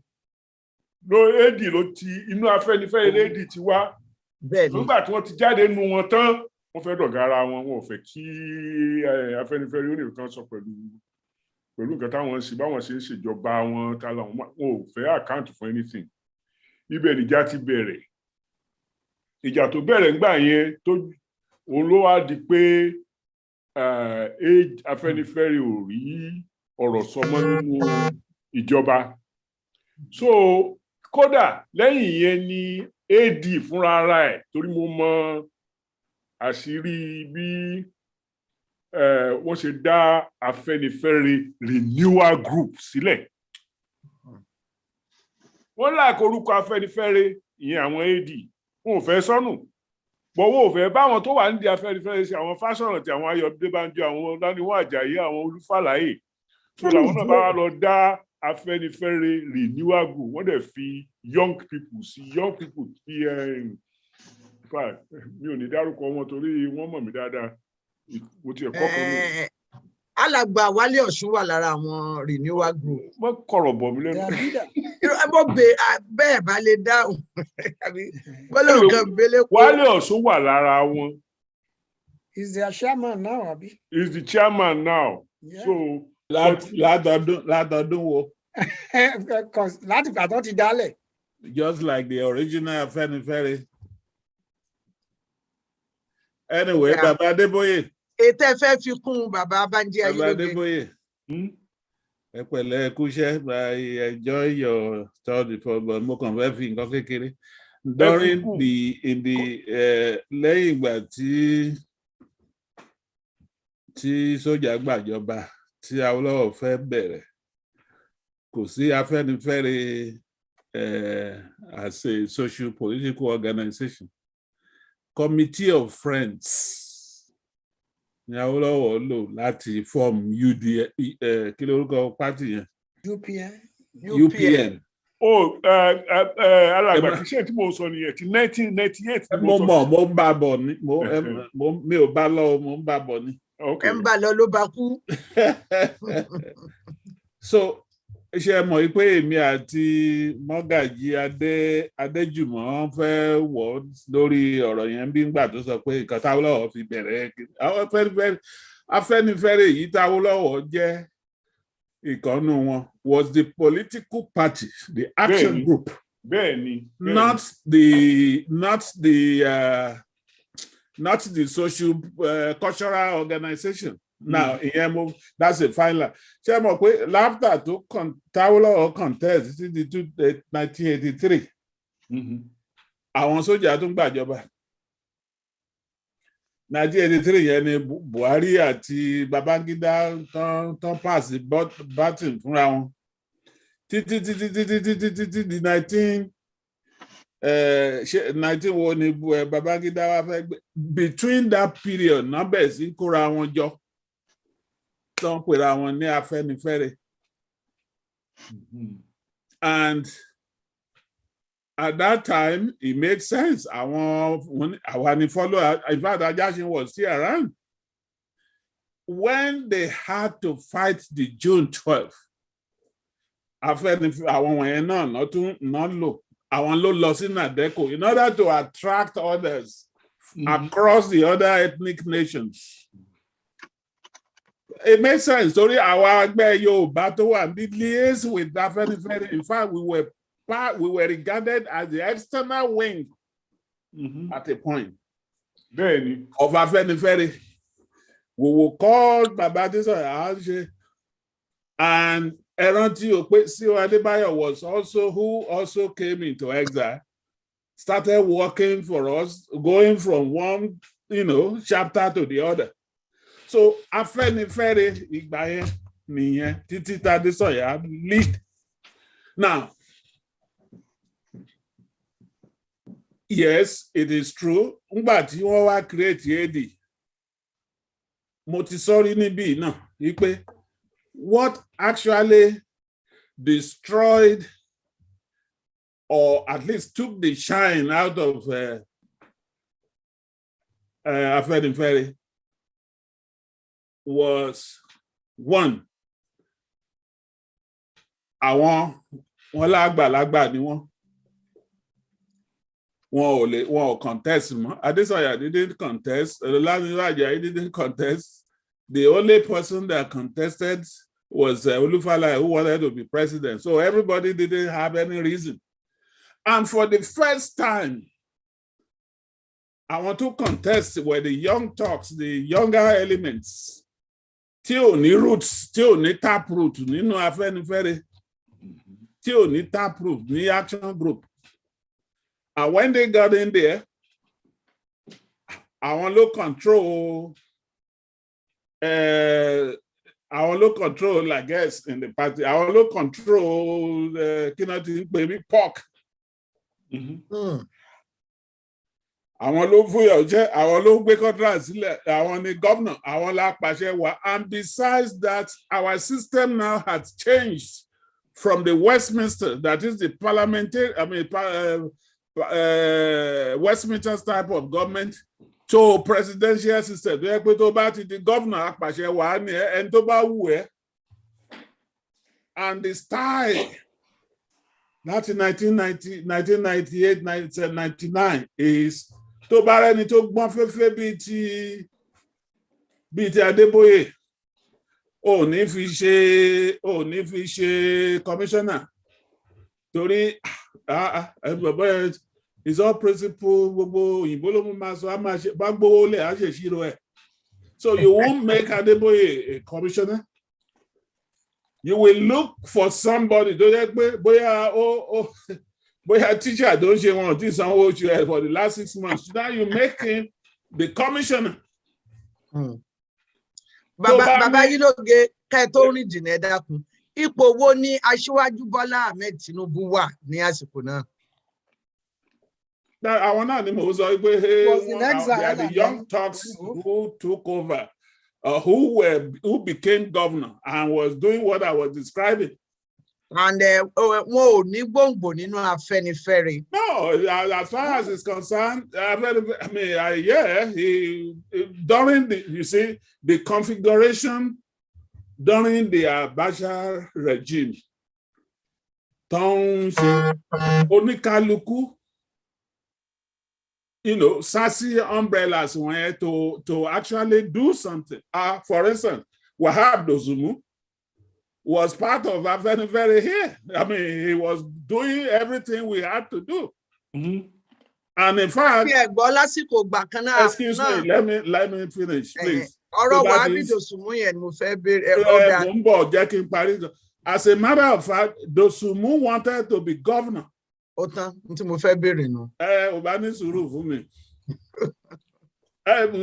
was very close to me. So Dosumu wanted to be governor.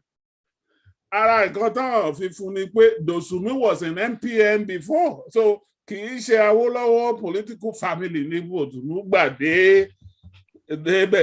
So now you have Bola Tinubu, who is considered to be part of the Afenifere crowd because he attended all the meetings with us. Even though one in Nigeria single-handedly had the don't give you democracy, which I don't even understand that. Because that's all Nigeria, but I think once you have enough money in Nigeria, you can say you are next to God. However, what really happened was that the young ones just took to the Bola Tinubus and even Omo Baba Showambe, Governor Lekiti, Adebayo. Yeah, these are not the people that Afenifere promised were to be the core people who were going to take Yoruba land. Because we had to be in that election so that we can capture our geographic area. So, the only people we can say were Segun Oshoba was in the Awos camp. Adebayo Adefarati in Ondo State. Then Bola Ige and by extension Bisi Akande that is talking now. You see, my position has been that everybody at every stage, and TTDC, we have always looked at our own narrow interests. It was in the best interest of Bola Tinubu to take himself out of the overbearing. I'm not going to spare them. They too were overbearing according to information.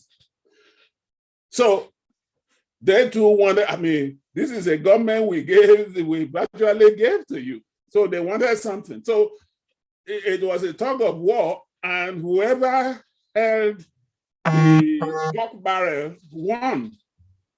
That was the ascendancy of Bola Tinubu in Lagos. But that, having said that, the Afenifere of today, instead of building a viral organization that now you wait until somebody dies before succession.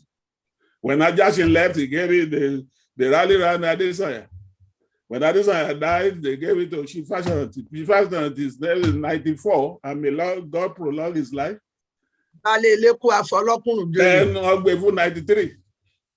Then until maybe this one will live till 105, and then you will look for a name. Boya today 99. This is not how to. No, this is not how. This organization is totally out of tune. Ebisheni is a relatively young person, but Ebisheni is not a spring chicken either. So when you look at all these organizations, even the same renewal group. The renewal group, I was invited several times. I didn't go. Do you know why? For instance, why Afenifere renewal group? I told those who talked to me at that time, if we really want to do anything about Afenifere, we want to reform Afenifere, let's go in there. Let all the youth go into their meeting. Force it to reform. Tell them you need a new constitution and you will have to elect leaders.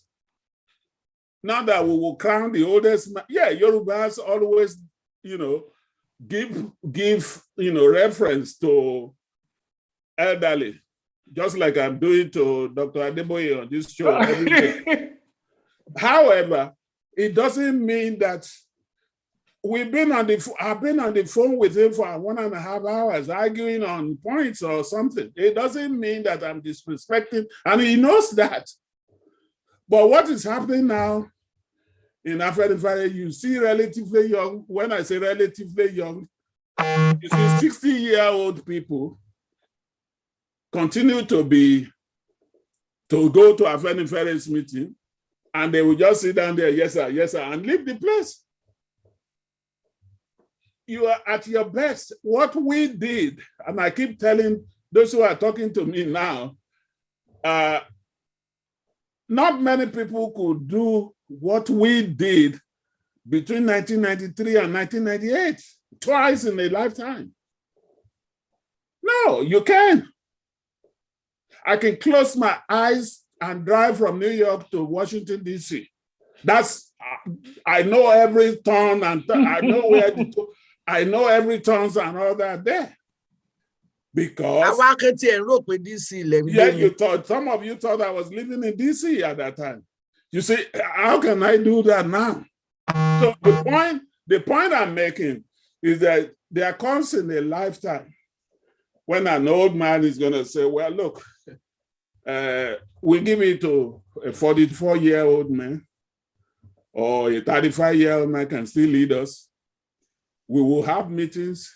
We will talk to them. We will advise. Is Adebanjo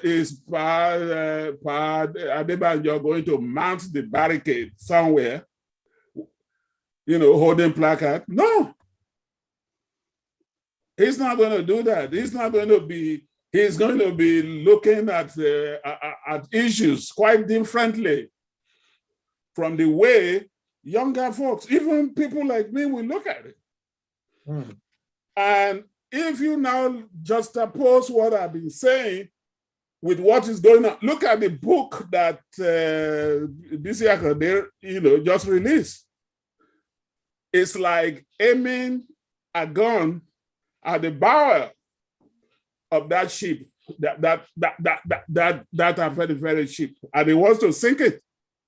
Why? Because a close ally of his is running for president. This is not the way to build society. These people are actually they have outlived their usefulness to the community. Let's the youth, and I keep saying it, and I've been attacked sometimes, that I keep saying the youth, you wake up. Yeah, the youth, it's in their hands. It's their future. Mo mọ̀ pé ẹ tún láǹfààní láti sọ̀rọ̀ dáadáa torí màá pè fún ìbéèrè kan tí ó kù tá a fi parí ẹ̀, mo fẹ́ kẹ́ bá mi rọra dìímú lọ́wọ́. Ìbéèrè náà ni pé ní ìsìn tí Afẹ́nifẹ́re wá ní àwọn fẹ́ wá mọ̀ọ́mọ̀ karabọ ẹgbẹ́ òṣèlú, ìyẹn la fi parí ẹ̀. Bàbá Adéníran Adébóyè, mo rí pé ẹ nawọ́ sókè. Mo rò pé fẹ́ fi nǹkan kan kún kí n tó pè fún ìbéèrè láti ta. Bẹ́ẹ̀ni. Kódà kò ní pẹ́ tẹ́ fi lé mi kúrò lórí ètò yìí. Kí ló tá fi lé yín kù? Torí nǹkan tí mo fẹ́ sọ ó ní pé mo fẹ́ ká yẹ̀ wò pé láti 1966 ẹ jẹ́ pé 1983 títí dé 1998. Which is 15 years. ṣáájú yẹn láti 1966 títí di 1979 another 13 years ọ̀pọ̀lọpọ̀ àwọn èèyàn tí wọ́n fẹ́ ṣe òṣèlú tí wọ́n ní bó tiẹ̀ jẹ́ pé wọ́n ronú pé àwọn ní kankan táwọn fẹ́ contribute sí ilẹ̀ Yorùbá àbí sí Nàìjíríà wọn ò ráàyè torí pé ológun gbàjọba. Èyí ká wá fún wọn láàyè sí. No, ẹ jẹ́ kí n jálẹ̀ o. Mo wà láàrin wọn, èyí náà wà láàrin wọn. Nǹkan tí ìyàtọ̀ tó wà láàrin àwọn àti àwa ó ní pé kò ní wá lára láti sọ pé òkè àsìkò tí wàá ti lọ jẹ́ káwọn ẹlòmíì bọ́ síbẹ̀. Àwọn ẹlòmíì wọn ò ní nǹkan míì tí wọ́n ń ròjọ́ iṣẹ́ òṣèlú lọ. Tó bá jẹ́ pé ìyẹn nìkan ni wọ́n ń rò láti ẹjọ́ yìí tẹ́ẹ̀dẹ̀ fún wọn láàyè torí mílítírì gbàjọba. Ìjọ tí wọ́n bá gbé yẹn lẹ̀ kò ní easy fún wọn láti sọ pé àwọn ọmọ tí ò mọ nǹkan kan ni kí wọ́n wá gbà. Torí nǹkan kan wà tí wọ́n ń pè ní continuity. Ìyàtọ̀ ń jẹ wá ní ìsìn ọ̀pọ̀lọpọ̀ rẹ̀ wà ní ọwọ́ pé kò sí continuity in the political thought processes of Yoruba people. Àwọn tí wọ́n ní agbára ọ̀pọ̀lọpọ̀ ní òmèrò torí gbà tí àwọn tí ó fẹ́ máa ṣèjọba lọ tí wọ́n mèrò tí wọ́n kọ́ èrò ọmọdé làwọn ará bí ìgbà yẹn wọn ò tiẹ̀ kíá fún kankan ìgbà tẹ́gbára wa dọ́dọ̀ wọn lójijì tí wọ́n rò pàgbára nìkan lèyàn fi ṣayé wọ́n gbá àwọn tó mèrò sí apá ọ̀tún. Mi ò sọ wọ́n fún mi náà ni mò ń sọ mo lóòótọ́ lẹ sọ. So ká máa forí jìra wa nítorí pé kì í ṣe gbogbo ẹ̀ ló lọ gẹ́rẹ́gẹ́ pé eléyìí tó ṣe bọ́ọ̀bẹ̀ olè ló fẹ́ jà eléyìí tó fi bọ́ọ̀bẹ̀ ò fẹ́ ṣe kí nìkan ọ̀pọ̀lọpọ̀ nǹkan ni ò lọ gẹ́rẹ́gẹ́ tí ó jẹ́ kí nǹkan orí bó ṣe rí ìkíní nìyẹn. Èkejì mo fẹ́ kí a gbìyànjú bó bá ṣe é ṣe ká má máa dá orúkọ àwọn èèyàn torí ìgbà míì nǹkan tó dáa tá à ń sọ lọ́wọ́ á wà corrupted by the naming of the people to the extent that àwọn tí ó bá jọ̀rẹ́ wọn tí wọ́n ti rí point and make tẹ́ bá wá lọ dárúkọ ẹnìkan ìyẹn bá understand ìyẹn jẹ́ so mo ṣe avoid orúkọ ká dì pẹ̀lú issue tèmi ò jù bẹ́ẹ̀ lọ. Ẹ ṣeun mo fẹ́ gba ìbéèrè. Dúró Ṣọlá. The reason I mentioned Bisi Akande, he has just written a book. No, me just.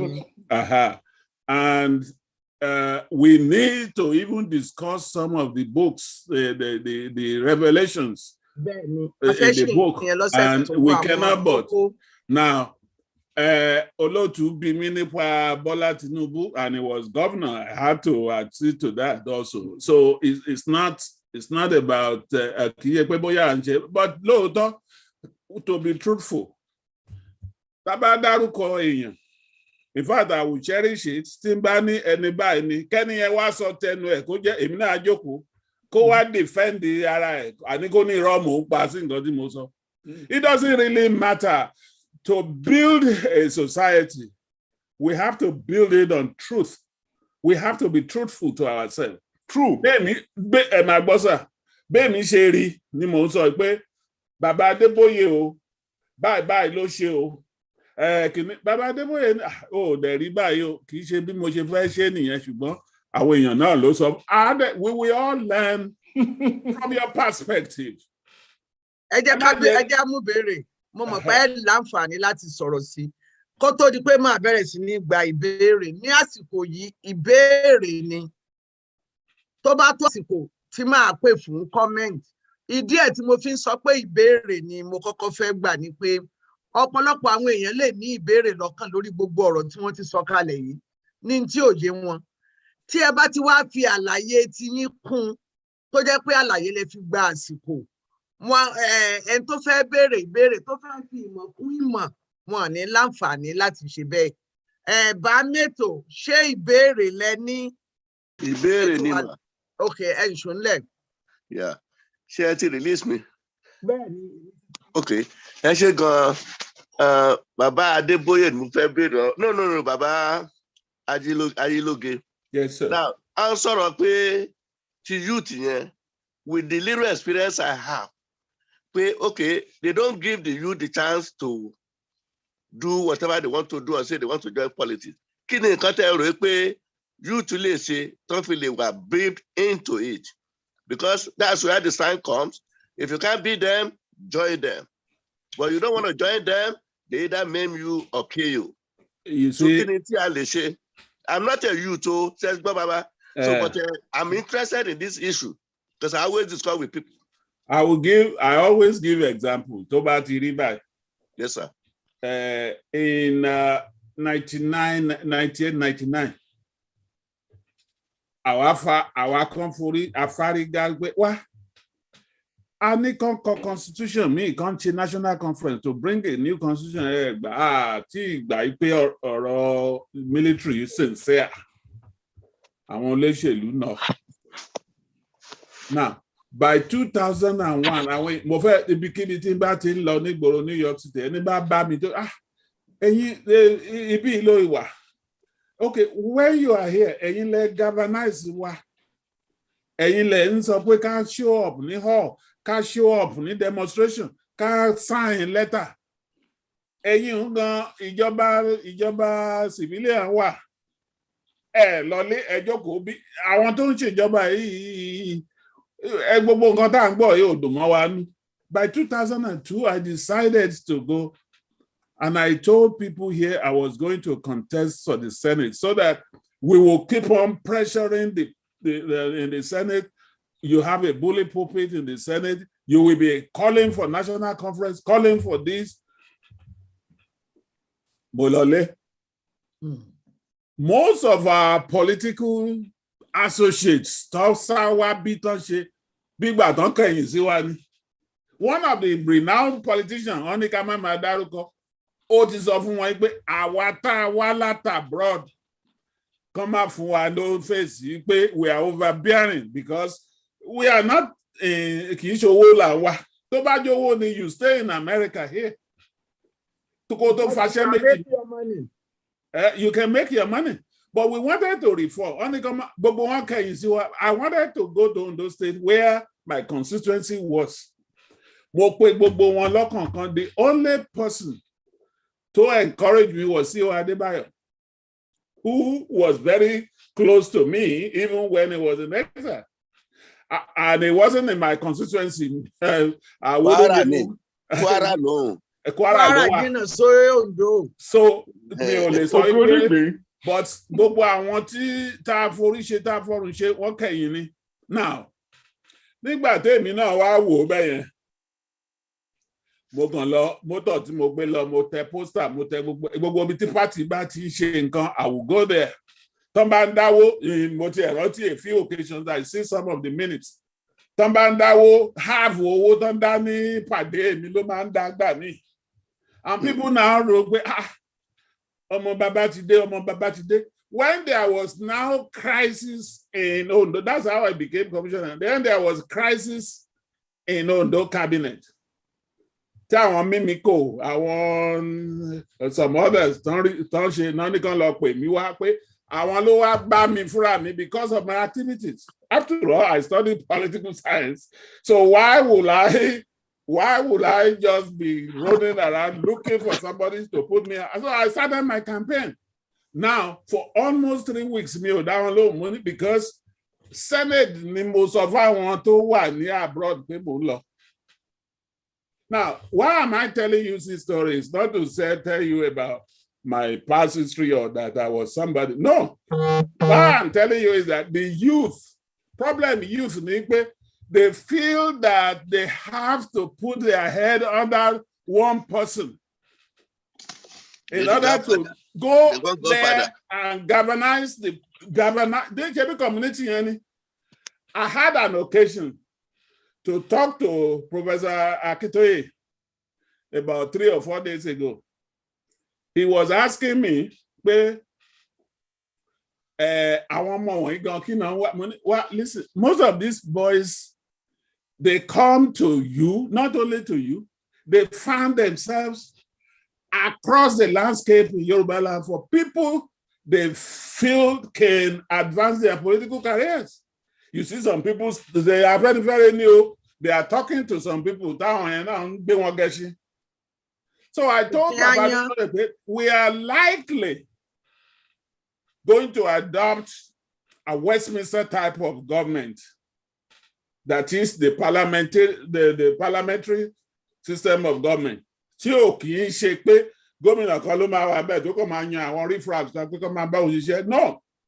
in a parliamentary system of government, you have to go to your constituency and win election. So, irú bàbá tó wá láti gbọ̀ngàn tí ò bá wọlé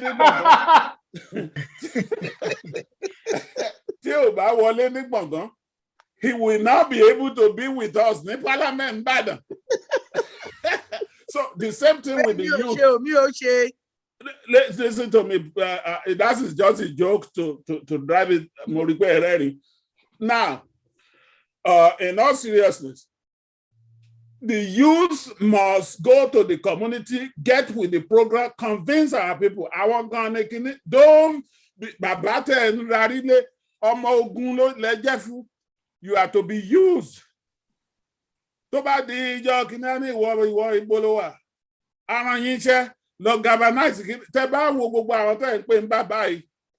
don't have any roots in the community anymore. Because they can now find out money to them. You are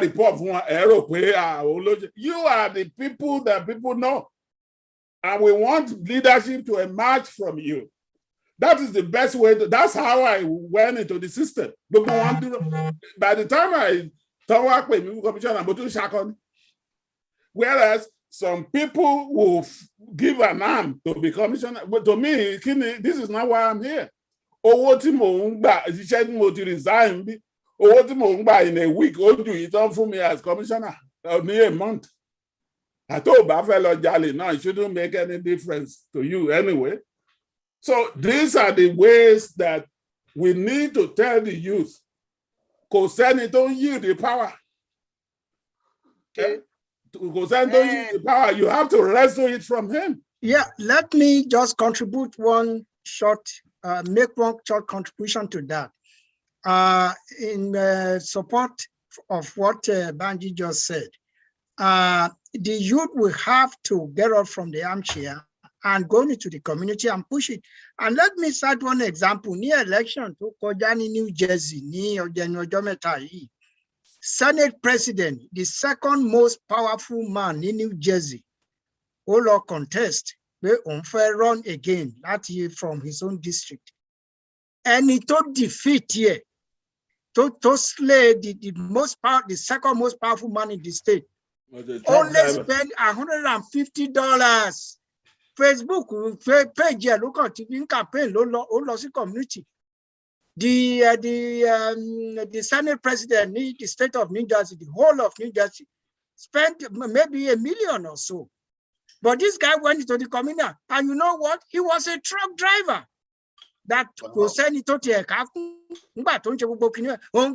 trust. Contest. So the emphasis on youth don't make sense. And even going back to Europe, even though Hitler used his power for a disastrous means, but the question of how did he become power in such a very powerful society?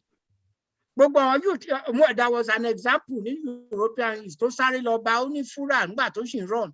Only Bobon Caton Shelle, all support the only one community. But I'm on your phone like Hitler was some people serious. Oh no, serious. Only lossy community on. You go there and fight. But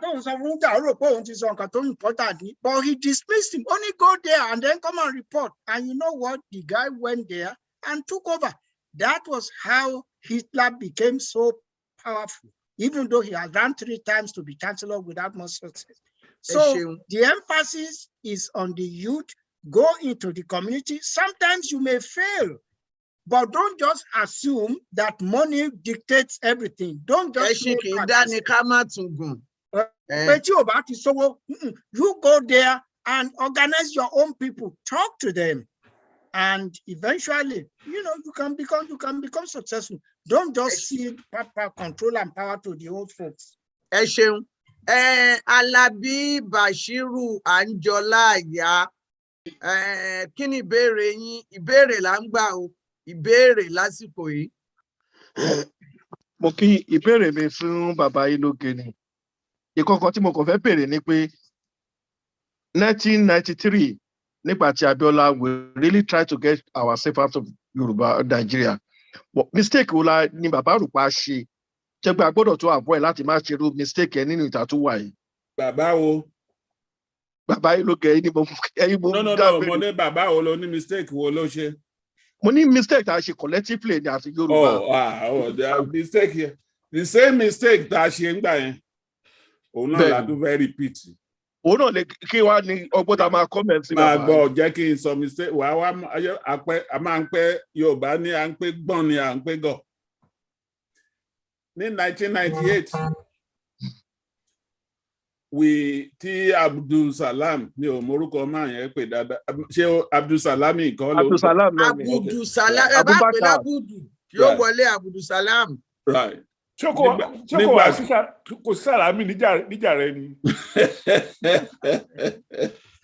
So ní 1998 yẹn tí Salami dé tó ní ó yá 9 months ló máa lò ń fẹ́ ṣẹlẹ̀. Kí ló dé what's the hurry? That was our question.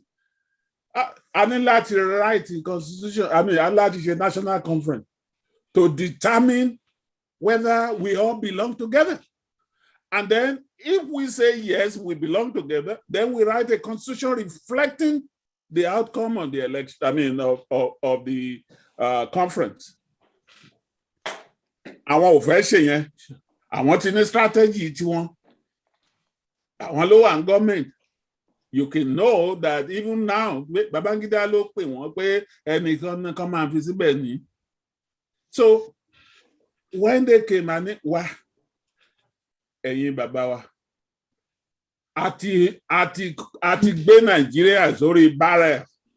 They cannot but play game with us. Just let's hold on for another 6 months. People came. Baba Adesanya had to come here. Bye now. So ani àwa fárígá o, wọ́n láti ṣe constitution, wọ́n láti ṣe national conference. Baba Adesanya, after about 3 days in our midst, only our politicians bó ṣe mú òun lọ́rùn nílé nìyẹn as the leader of Afenifere.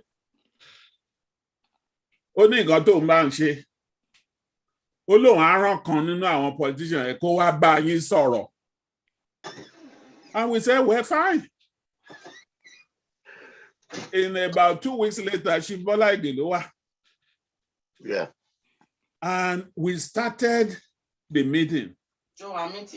Yes. Ní Yoruba House, ní Washington. Washington, D.C. What?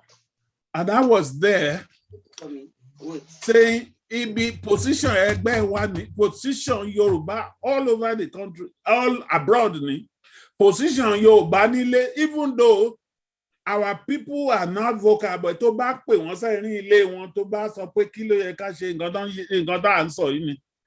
And at that time, the Ẹgbẹ́ Yoruba had come up with the Yoruba position, which later on the Yoruba, we are not the author of the whole thing, because what we did was listen to all the Yoruba organizations. Virtually all the Yoruba organizations are saying the same thing, but our critics Yoruba belonging agenda. But after the Yoruba position came out, every organization was able to see. So when Bola Ige came, we told him for hours in Washington there. All he was telling us, we want to assure the Northwest will, supports a candidate from Southwest to be governor. I mean, to be president. And he got on saying, "Látorí Awólọ́wọ̀ náà ti ń ṣe kíní ẹ̀. Tó bá ti rí pé bọ́ lọ́wọ́ one whisper sí kan nù wá. Wọ́n ní, you know, you can be president." Ènìyàn náà gbogbo nǹkan tó ń fẹ́ náà máa rí through ènìyàn. I mean, I specifically remember that majority of us ní meeting yẹn là ń sọ pé kíní yóò ṣe. And I told Chief Ige, I would prefer an institutional reform than personal one. Pé tó ń bá débẹ̀ within 6 months, gbogbo nǹkan tá à ń fẹ́ ìlú máa ṣe, one write another. Hey, what color write the constitution? What if you don't get there? I've talked to a number of them. They are waiting. But ibi tá ti ń fà, we didn't really. No one okay. In 1964.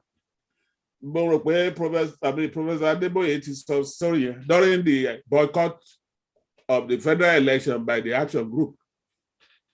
During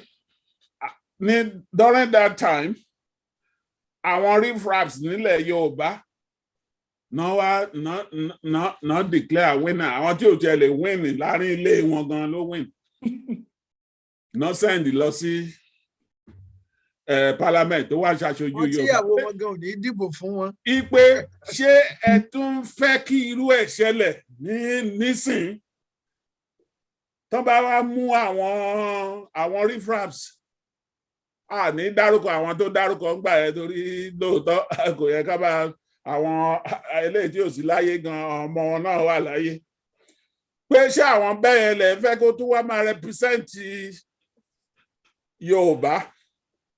Ipe the only reason we are going there is to capture to capture our geographic, our tá jẹ́ the true tower, the mainstream of Yoruba political thoughts. We will go there and capture the area so that àfihàn negotiate, àfihàn force wọn to do, you know, to have a national conference and to have a new constitution. Well, èmi ò lágbára, I mean, who was I? Nígbà téèyàn ní lóòótọ́ quoting history pé tá a bá dìbò ń gbà yẹn. Wá káwọn tó máa ṣe kìíní wá kó síbẹ̀. Wá dẹ̀ declare. So we said, tó bá jẹ́ pé ẹ fẹ́ lọ, ẹ máa mú some of us among the main political, main ideological group. Ló máa lọ throughout Yorùbá, ó dá ń gbà ẹ lọ try. But what did we find?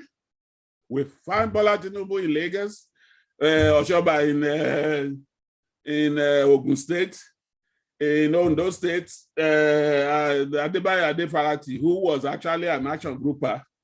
We have Niyi Adebayo, tí àti ẹ̀gbórúkọ ẹ̀ nígbà tá à ń jìjà kínní. So many other things. Those are the people that hijacked the thing and they ran away with the power. And nobody was no longer, Afenifere say was fighting for survival. Because one thing about they couldn't even, because they couldn't control any pork. Wow, ni godan le fún yàn. Tó bá wáṣẹ́ lọ sọ́dọ̀ Adébánjọ gbà yẹn, ó ṣe máa kọ lẹ́tà sí Tinubu and Tinubu will have to look bóyá ó máa ṣe àbí òun ò ní ṣe. So the people just sidetracked them and went straight to where the political power was. Ibẹ̀ láti wà láti the last, how many years now? Almost 20-something, 23 years or 25 years. Orí ẹ̀ la wà láti gbà yẹn. And now, the similarity to this time now, ni pé at that time, some of us were even saying pé ẹ jẹ́ àkókò tiẹ̀ fọ́ gbogbo ẹ̀ lójú kí Yorùbá máa lọ. Àwọn kan ní ó tí o máa ẹni bá ti sọ bẹ́ẹ̀ báyìí wọ́n fọwọ́ ẹgbẹ́nu ẹ̀ ní. But internally in our own private homes, most of the people that are defending your national unity among us will admit pé kò sígbà tá à ní lọ. Now, having said all this, kí wá ní differences sí wọ́n tún fẹ́ ṣe election mi? Wọ́n ti whisper sáwọn Yorùbá kan pé you can lead. Now, tán bá tiẹ̀ máa gbéjọba, which we are not even sure. Somebody might be fún any of them. It will be another Obasanjo in power, who won't be able to do anything for his own, even for his own village. Obasanjo couldn't even tar the road leading to Ogun State from Lagos. Benny. Even express road ní Kini Osheti. Yet they were tarring, they were doing things, they were reforming things in the north. The same thing in Jonathan. Jonathan got there, he gave the everything, don't want it in the north, but not in the southwest. So we are now saying that, look, why are we wasting generations of people, of our youths? Somebody had the one, tọ́n bá fẹ́ gba admission wọ́n lè ní 60 wọ́n ní 65 níbẹ̀ oní 12 wá wọlé lójú wọn. Tọ́n bá waste ọdún mẹ́ta tọ́n gba 12 àmì tọ́n gba 65 wọ́n tọ́n wọlé tọ́n tún bá ẹni tó gba 12 wọlé. Ìgbà tọ́n bá máa débi iṣẹ́ ẹni tó gba 12 yẹn gan tó jẹ́ pé òun ló dọ̀ jù ní class òun ló máa di ọ̀gá wọn bẹ́ẹ̀. So when you look at all these things, people are saying enough already. Do we have to worry whether one election won't ṣẹlẹ̀? Ẹ má jẹ́ káwọn èèyàn jáde lọ́dọ̀ wa. People should just stay at home. In fact, the best way to do it is for people to boycott the election. Kí gbogbo ayé mọ̀ pé ní West aláàṣàrà wọn sẹ́, the struggle would have begun ngbà yẹn, but ká máa sọ yẹn, ṣe fẹ́ fógun jàlú, tábà àti ìsọ̀rọ̀ ogun sìn. Civil disobedience. A ní ọpọlọ tó bá ti ń gbọ́ pé ọpọlọ ni Yorùbá máa lò, ọpọlọ wo ló fẹ́ lò, wọ́n wá ń pa, wọ́n fi tírélà kó àwọn èèyàn tó kó bọ́n wá, wọ́n kó sílẹ̀ nínú ọjà nílùú yín, ọpọlọ ló máa lò. Ṣé ọpọlọ ṣé ẹni tó kó bọ́n tó kó AK-47 wá láti Jókòtò yẹn, ṣé kìí ṣe ọpọlọ ló lò tó fi gbé wá? Ọpọlọ wo ló fẹ́ lò jù yẹn? They are just blackmailing other people. Ọpọlọ báwa mọ̀ pé èèyàn lè lò is téèyàn bá fẹ́ kí ìran ẹ̀ parun, ọpọlọ ló máa lò pé wàá fi wo bó ṣe máa ṣe tó máa prevent ẹni yẹn from doing that. And àwọn tá à ń sọ yìí, they were all in bed with all these people. Ìwé tí Bísí Àkàndé sọ ó ní Tinubu ló kọ́lé fún sí àjà fún kí lorúkọ ẹ̀ fún Adébánjọ. Now, when you hear that, Baba Adébánjọ came here, ó ní kò ní selection. Wọ́n ti yí Afẹ́nifẹ́re àti group ti yí ẹnu padà ń sìn. Wọ́n ní wọ́n máa endorse ipò. Ṣé ẹni tó ní kò ní selection ló fẹ́ endorse political party? Ẹ jẹ́ amúbèrè sí. Bàbá alàgbà Adéxàjì, kí ni ìbéèrè yín? Ìbéèrè ni o. Tí ìbá ṣe ìbéèrè kò sí comment lásìkò. No, kì í ṣe comment. Ẹ ṣé gan ni sir. Bàbá wa Ayílóge, ẹ ṣé gan sir. Fún nǹkan tẹ́ sọ nípa youth, tábà wò in individual point of view, kì í ṣe youth náà nìkan, because ẹ ti ń lò bí pé wọ́n ní ó tó ṣe bí òwe sá, wọ́n ní àgbà wọ́n ní ọgbọ́n ìbéèrè ni mà torí èrò pọ̀ tó ń béèrè ìbéèrè. Mi ní pẹ́ wọ́n ní ọgbọ́n ni àgbàgbà fi ń sá fún màálù. So ẹni kí youth kan take charge. Then ẹ mọ̀ pé ńgbà mí náà nǹkan méjì ló wà, the selfless people and the greedy people. Àwọn méjèèjì náà ló ń dàgbà. So the way selfless person bó ṣe raise ọmọ tó bí àti èèyàn tó wà. Tí mo bá ní ìbéèrè ni béèrè àwọn èèyàn tó fẹ́ béèrè ìbéèrè. Ìbéèrè ni mo béèrè yìí. Ìbéèrè kọ́ nìyẹn. Ẹ jẹ́ kí n land ọ̀rọ̀ mi ní pé. Ìbéèrè kọ́ nìyẹn. Tó bá jẹ́ pé kọ́mẹ́ntì. Ẹjọ́ máa jẹ́ kó land. Ẹ jẹ́ kí n land ọ̀rọ̀ mi. Ẹ jẹ́ kí n land ọ̀rọ̀ mi. Màá fún yín ẹ dúró. Ẹ jẹ́ kí n land ọ̀rọ̀ mi. Because ara nǹkan náà tá à ń sọ ni. Because wọ́n push nǹkan fún youth ń sìn. youth obìnrin kan ń sìn ẹni kì í ṣe béèrè so báwo lè ṣe wá ká lè. no ìbéèrè kọ́lẹ̀ béèrè gbogbo wa la mọ̀ tó jẹ́ ìbéèrè. olóòtú máa jẹ́ kẹ́ ẹ parí kì í ṣe pé mo ti jẹ́ kẹ́ ẹ parí. background ìṣòrí nǹkan tó ṣe yẹn background ló ń give wa kó tó béèrè question. kí ni kókó ìbéèrè yín ká má fásitì ṣòfò. ṣáà ẹ ní sùúrù mi ní pẹ́ time kan tẹ́ fi ń interject màá ti parí nǹkan tí mo fẹ́ sọ. torí pé mi ò fẹ́ mute yín ni. Ẹni ṣó. Ok. Wọ́n ní èèyàn méjì ló wà selfless people àti greedy people. Greedy people àti selfless people náà wọ́n nígbà tán wà ní youth. So àwọn méjì ló ń grow. So àwọn méjì bọ́n ṣe ń train ọmọ wọn àti àwọn tó wà ní society wọn. So èèyàn tó wà selfless ó máa train ọmọ ẹ̀ how to be honest. Then greedy people tó train ọmọ ẹ̀ how to be greedy. Youth will take charge. Now in the society we are now, the greedy people are more than the selfless people.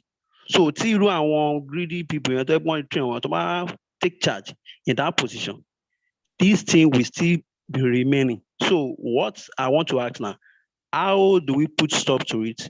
Báwo la ṣe lè make check and balance into it, sir? So to have this thing. This is easy. Number one, me you can take charge. No, you are not in the military.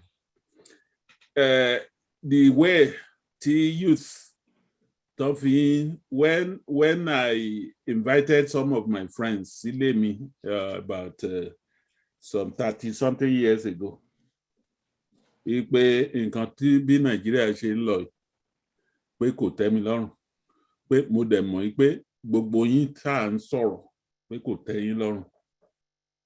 We were just youths. Àwọn míì dàgbà jù mí lọ ńbẹ̀, àwọn míì kéré sí mi, but we were in a ballpark. We didn't go to Nigeria and take over. No, we started an organization where we debate. In fact, within that year, we invited some presidential candidates in Nigeria and in New York. In fact, we spent a whole night pẹ̀lú Olúfàlàyé as a presidential candidate. He was the only person that we spent that much time with. Why? He had books, Bible-like books, and he gave it to us. Even campaign slogan, even opinion poll. That was Olúfàlàyé then. Some of our members, actually was one of the members of the Nigerian People's Forum, and he will testify to it. We started organizing, from there. And when the military administration led by Babangida banned him and unbanned him and then did all they did, and Abiola emerged, we just simply said, Abiola will hear from us. Okay? We are going to be a pressure group who we will be watching Abiola, what Abiola will be doing, because we believe Babangida was just to hand over to his friend. But our gbọ́ in 1993 jẹ́ kíní pé àwọn màtí àná election. Ṣé bá rò pé ọ̀rẹ́ ni wọ́n kàn fẹ́ gbé lọ kí ló dé? And everybody said the election was the freest and fairest of the election in the history of the nation. We went back to the meeting. We had a motion, and we became a pro-democracy group. That's how we joined Nadeko Abroad. And from Nadeko Abroad, that's how we set up the Yoruba organization in New York area. And then we moved from there, joined National. And we pressed through. We never wavered. Look, one of the things the youth need to know, some of these activities, take over. You have to join organizations. You have to join organizations and work. Most of the things that you learn in organizing society, you will have learned it. I didn't just wake up one day and say, when the action group was to be inaugurated, I traveled length and breadth of Yoruba land. He was always going around. He didn't emerge leader just because he was, somebody looked at his face and said he should be leader. You have to walk In fact, to lead that organization, I stood for election, even though my friends were there. You see, once you go out, you mold your character in that process. You not only mold your character, you also know the rule of parliamentary procedures. You know all the things to be done. You know issues. By the time you are running for the council or you are running for House of Assembly, you already know much more than most of the people who are just there today, who were not even successful in any field at all and went there. You see, participation of the youth is not taking over. Go to this organization, volunteer yourself.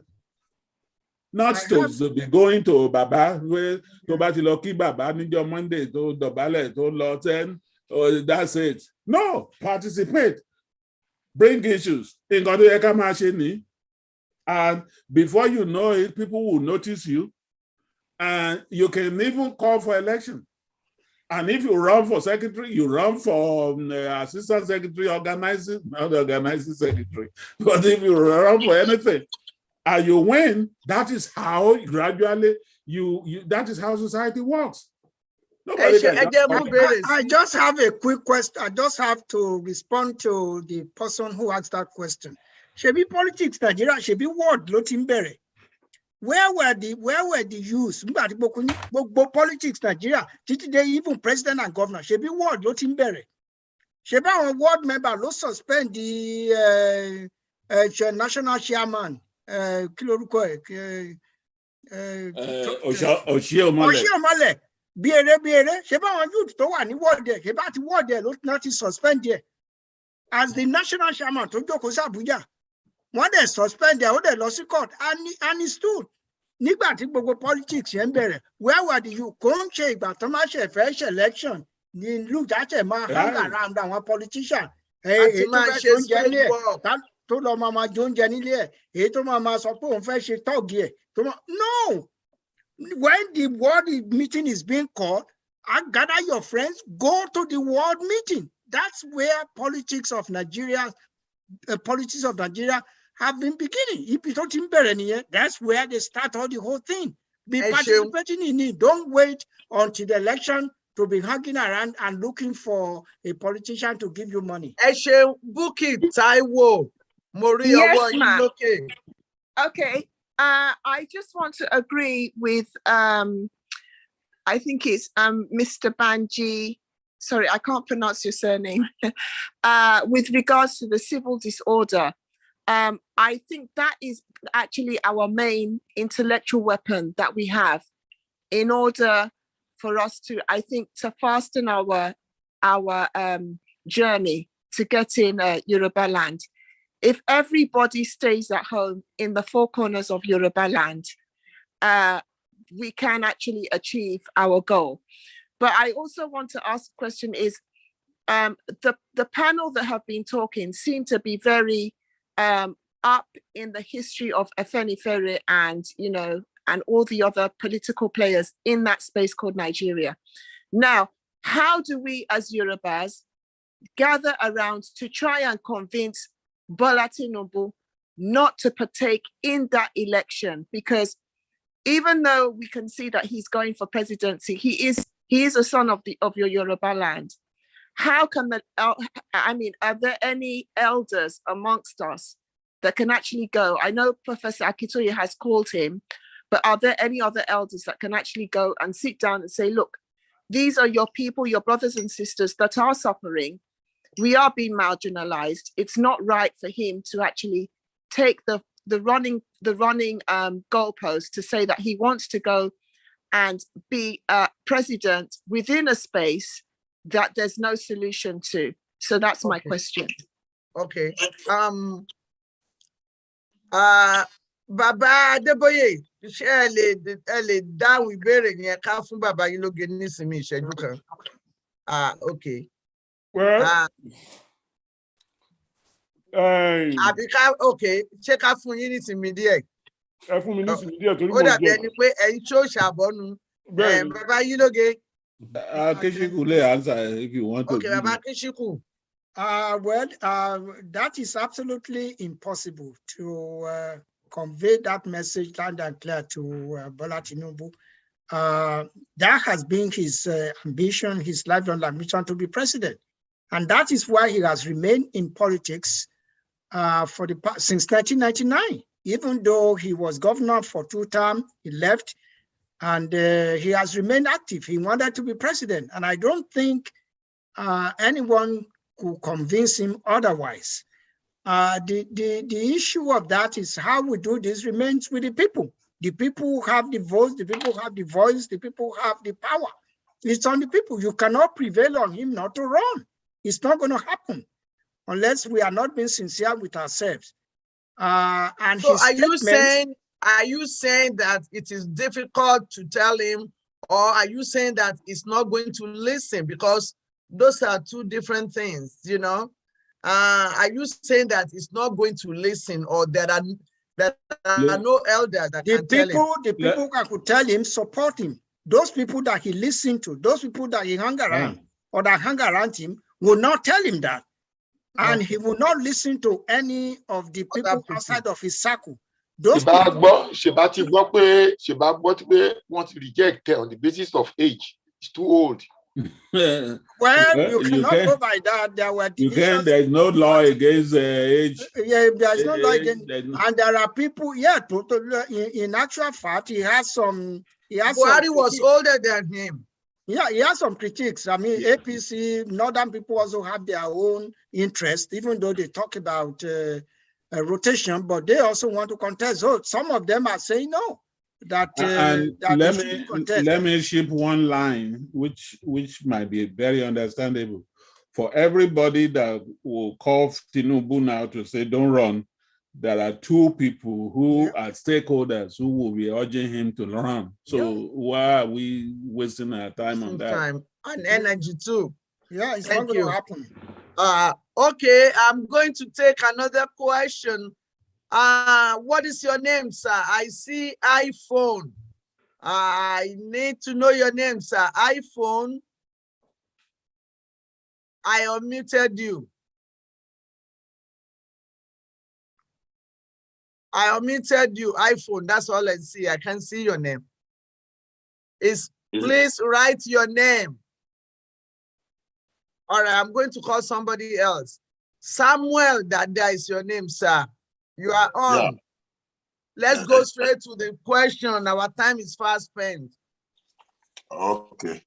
Màá gbìyànjú láti béèrè torí ọ̀pọ̀lọpọ̀ kan wà tó yẹ kí n sọ lórí ọ̀rọ̀ Afẹ́nifẹ́re. Ẹ̀yin bàbá wa ní ìjókòó, ẹ ṣé púpọ̀. Ohun tí mo fẹ́ bẹ̀ yín lọ́wọ́ ẹ̀ ni wípé kò sí ẹni tó lè sọ wípé election máa wáyé 2023, ìyẹn tó bá máa wáyé torí àti mọ̀ bí tá ń lọ. Now, ìgbésẹ̀ wo lẹ fi ìpẹ́ lè gbé láàrin bàbá Adébánjọ àti bàbá Akíntóyè tó jẹ́ wípé àwọn ọ̀dọ́ tẹ̀ ń sọ yìí wípé wọ́n rán àbí wọ́n ṣègbà tí wọ́n á lè jẹ́ kó lọ sí ìgbèríko tàbí ní abúlé ní constituency wọn pé ó dá ẹ̀yin ọ̀dọ́ ẹ lọ run láti protect ilẹ̀ Yorùbá, interest ilẹ̀ Yorùbá, like nǹkan tí Awólọ́wọ̀ wá gbé ṣe nígbà yẹn pé free education, health ní gbogbo local government nǹkan bẹ́ẹ̀ yẹn ṣá, àwọn agenda Awólọ́wọ̀ yẹn ká dá padà wá, because a sovereign country lies in the hands of the people. Only when the people knows the rules and their history, it is then they can be guided. If not, they will fail totally. So ẹ̀yin tí dàgbà ń sìn, ẹ ń dárúkọ àwọn ọ̀dọ́, ẹ má gbàgbé pé tẹ́lẹ̀tẹ́lẹ̀ àwọn ọ̀dọ́ ò lè dìbò, not too young to run, wọ́n ṣe pass bill ni. Ẹnìkan sọ fún wa bíbá yìí pé Tinubu ti dàgbà. Tòótọ́ ni, if you are above 60 years, it is ẹ lọ search fún. Òun ni bọ̀bọ́ yìí ṣe fẹ́ lọ fún president ń sìn. Kí ló ti ń porúkọ ẹ̀? Ọmọ Ìgbò yìí tó lọ last time yìí, ó di o. Well, òun ló ṣe fẹ́ lọ because ó ṣe pé 60 ni. Because the not too young to rule, ẹ̀yin bàbá wa ẹ lọ wò dáadáa.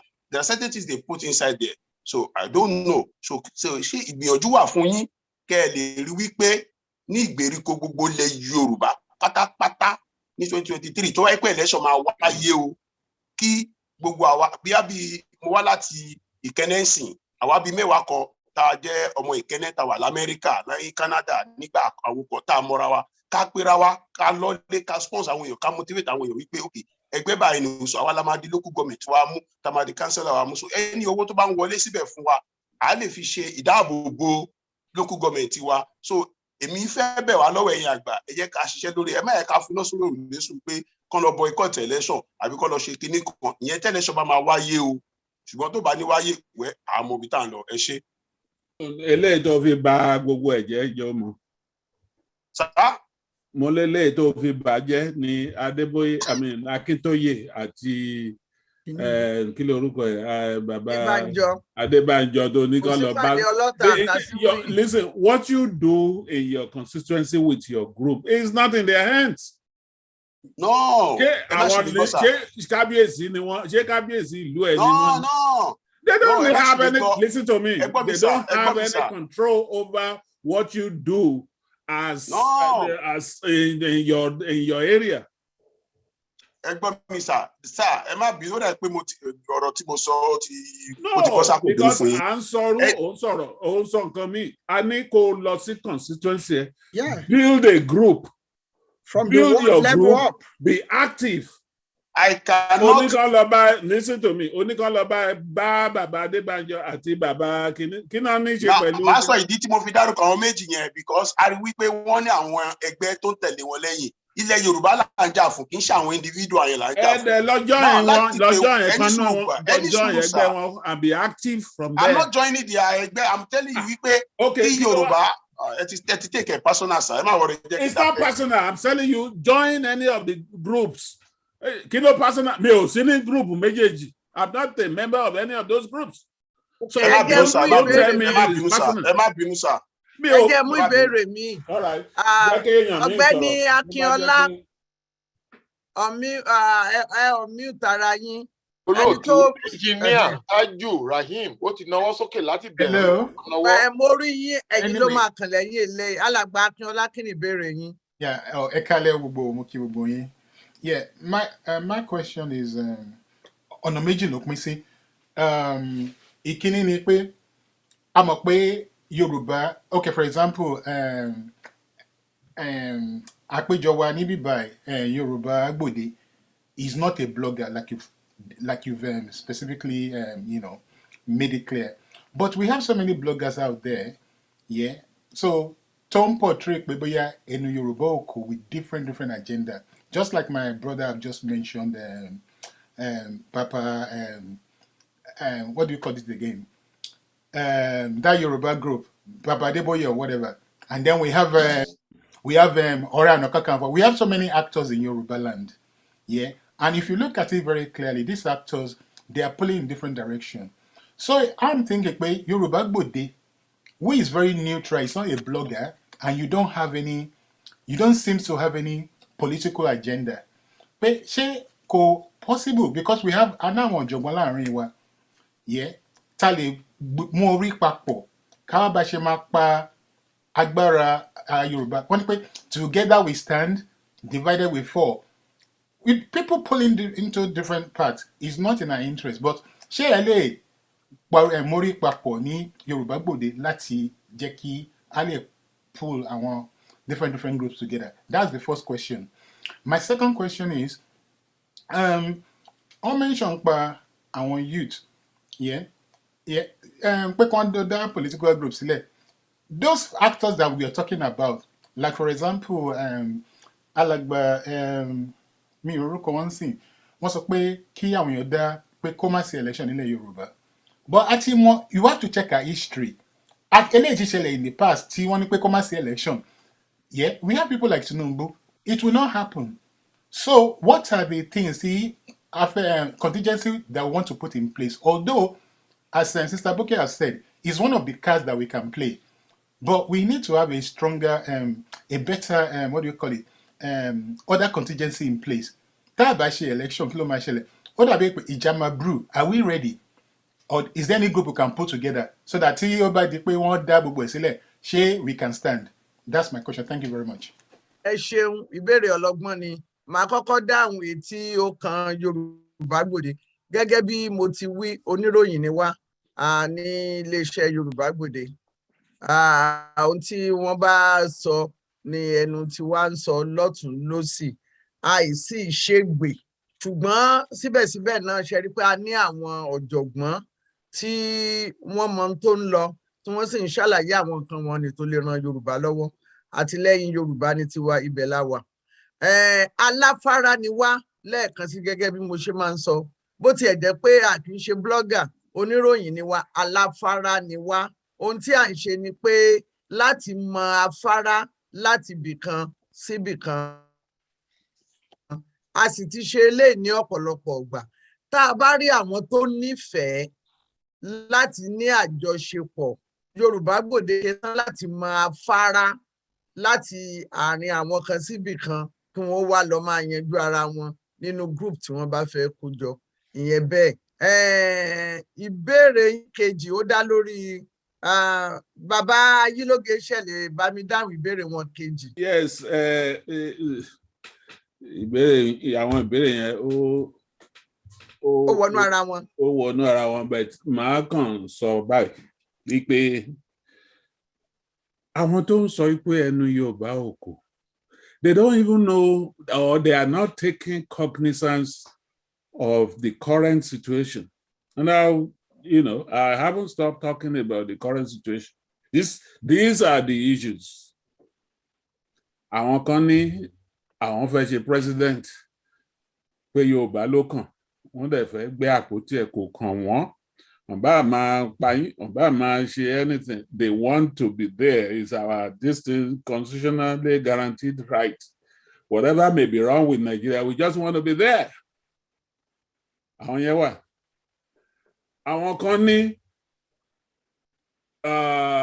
true federal system, which they are calling restructuring, because the throughout the military era, not gbogbo nǹkan tá a jọ agree to become a federal republic of Nigeria, wọ́n ti yọ kúrò. So we have a unitary system of government, and we have the bulk of the money being taken to Abuja, and whoever wins the Abuja, this thing, controls everything, controls the police, and only fún àbúrò ẹ̀, only fún àwọn tó and they take the money.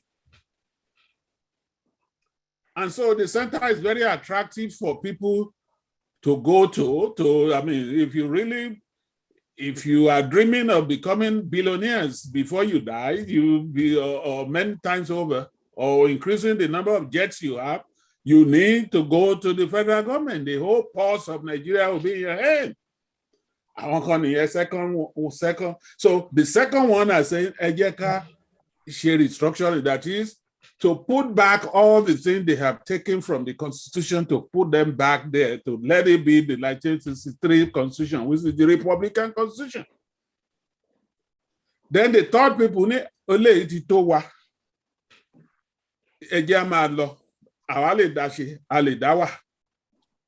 and Tabadawa, we can develop rapidly. Amen. We can do everything that nations do. There are nations that are not even have. At least Yorubas resident in Nigeria should be between 40 and 50 million. Yorubas are more than 125 million around the world. Now, Tombani can rank Yoruba among nations in the world will be around between 12 and 15 nations. 15th in ranking. Now, is that in terms of population or economy? In terms of population. Okay, then. There are nations that, even Britain is about 52 to 56 million. Correct. So when you look at all this, there are people that are saying we want to go. Now, these are issues, and there are people with all these three issues. Yorubas are in all of those segments. Then you come here where kan pe ẹni tó ní òun fẹ́ dìbò, kan pé kó jókòó pẹ̀lú ẹni tó ní restructuring, kan wá mú wọn, kan pa wọ́n pọ̀ mẹ́ni tó ní Yorùbá fẹ́ lọ. Báwo lẹnu wọn ṣe fẹ́ kó? Are people really thinking about this? The Yorubas are not, they don't hate themselves. They are just saying, even among the people tó ní restructuring, they are still saying pé ẹ jẹ́ àwò bóyá wá ń gbà tó ń bá gbà àwa jọ yín. But àwa ní wọn ò ní gbà, wọ́n ti kọ etí ikú. Then àwọn tó ní wọ́n lọ gan, they will meet we hope they will meet their own disappointment that will bring them hope. So now, what we expect from here is not even calling for arms. No, kò tí dé stage yẹn. Stage tó wà ń sìn is for each. That's where we are saying the youth can cut their cloth during this time. Go to the community wherever you are, call the next person. As you listen to those of us who are actually enunciating the need to be a separate nation, convince the others, make them to repeat what we are to others so that we can have a majority. We want to canvass the Yorubas to have a majority calling for the same thing. Once we are able to do that, the job is easy. It's not, look, ẹnu yóò báwo lẹ́nu ẹ ṣe fẹ́ kó pẹ́nu tó dúró dìgbà tán máa ṣe election bóyá kàn. Baba Banji. So can I respond to that? Hold on, Mr. Akinola. Baba Banji. Tunde Akwelogun ni ma. Baba Ayo Adebanjo. It's a make or break. It's a make or break. It's either you make Nigeria by restructuring or you break it. It's time that one Afenifere nìyẹn. Ó dẹ̀ jọmọ́ àbọ̀ nínú ẹ̀, ó jọmọ́ stance àwọn self-determination. So we are on course, we are united. So that Tabamani Yoruba nation, then we need all our leaders to come together and make sure there's no election in 2023. Any election will be for Yoruba nation. Okay, nǹkan tí mo fẹ́ sọ síbẹ̀ yẹn ni pé kìí ṣe dandan ọ̀pọ̀lọpọ̀ àwọn tó ti wá sórí ètò iná sọ pé kìí ṣe dandan kí gbogbo àwọn àgbà Yorùbá ó kẹnu wọn ó kò, kìí ṣe dandan kí wọn ó come together torí tá ẹ bá ń dúró nígbà tán máa come together ẹ ti rí pé ó lè má ṣẹlẹ̀. So bàbá Engineer Adigun. Oh, sorry. I was going to respond to.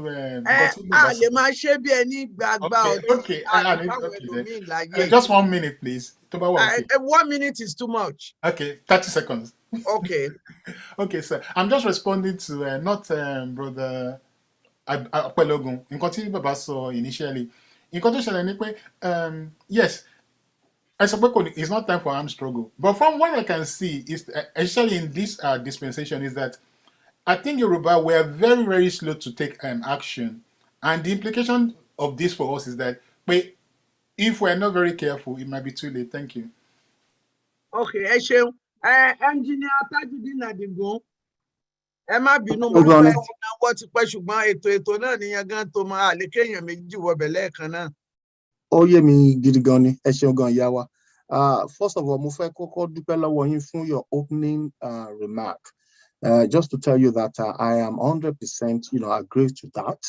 Ọ̀pọ̀lọpọ̀ wa tá à ń wá sórí ètò yìí, a rí pé à ń mú ọgbọ́n lọ sílé all the time. Ọlọ́run á dẹ̀ máa fún yín ní okun àti agbára láti máa ṣe. So thank you so much for that. Ìbéèrè mi ni wípé ìkíní, ó máa lọ sọ́dọ̀ àwọn bàbá wa.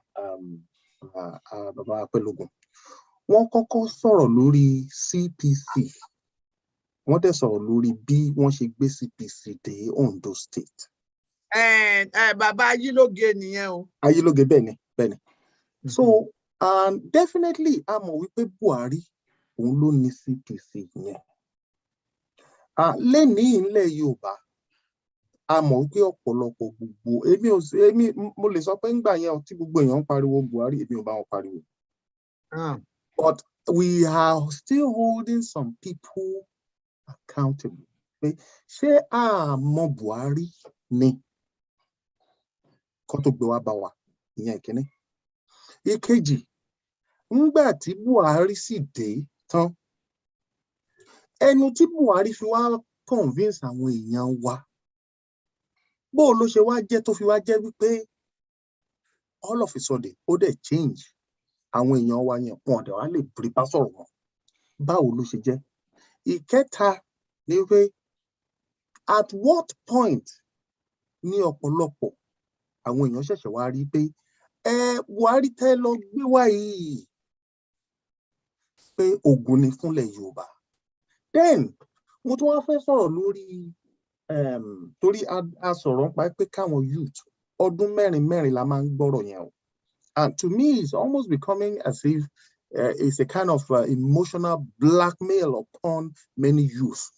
Every 4 years by, accusing them to say, go and take control of your life. When we know that Sowore has done it, where is he? Mogalu, Ibolobade. In fact, mi rò pé Sowore rí one local government or winner. So for us to be now saying, to mo gbọ́ pé àwọn bàbá wa náà, Baba Adipo, wọ́n sọ pé go to your constituency. Where do you think we can start from by going to that constituency when we know the structure of the country itself? Kí gbogbo Yorùbá gan kẹ́kọ̀ọ́ kóra bọ̀ papọ̀ tán pápátá. Ká wá sọ pé a fẹ́ lọ sí Abuja. If I fẹ́ change a kind of policy, either restructuring or disintegration, it can never work. Why are you sending us back to our constituency? Ìbéèrè mi nìyẹn, ẹ ṣé. Àpẹlógún ló béèrè lọ́wọ́ ẹ̀ àbí mi? Ìbéèrè yẹn oríṣi méjì ni. Because look, let me respond to you. Let me start from the last one. Yeah. Mongali àbí Sowore, none of them went to their constituency. No, Awolowo didn't start to run for president. He started organizing at a young age. Yeah. If Sowore had go to Ondo State Assembly, he probably would be there now. You see, some of you youths, we're looking at, even when after serving I gave you my own perspective and what I went through.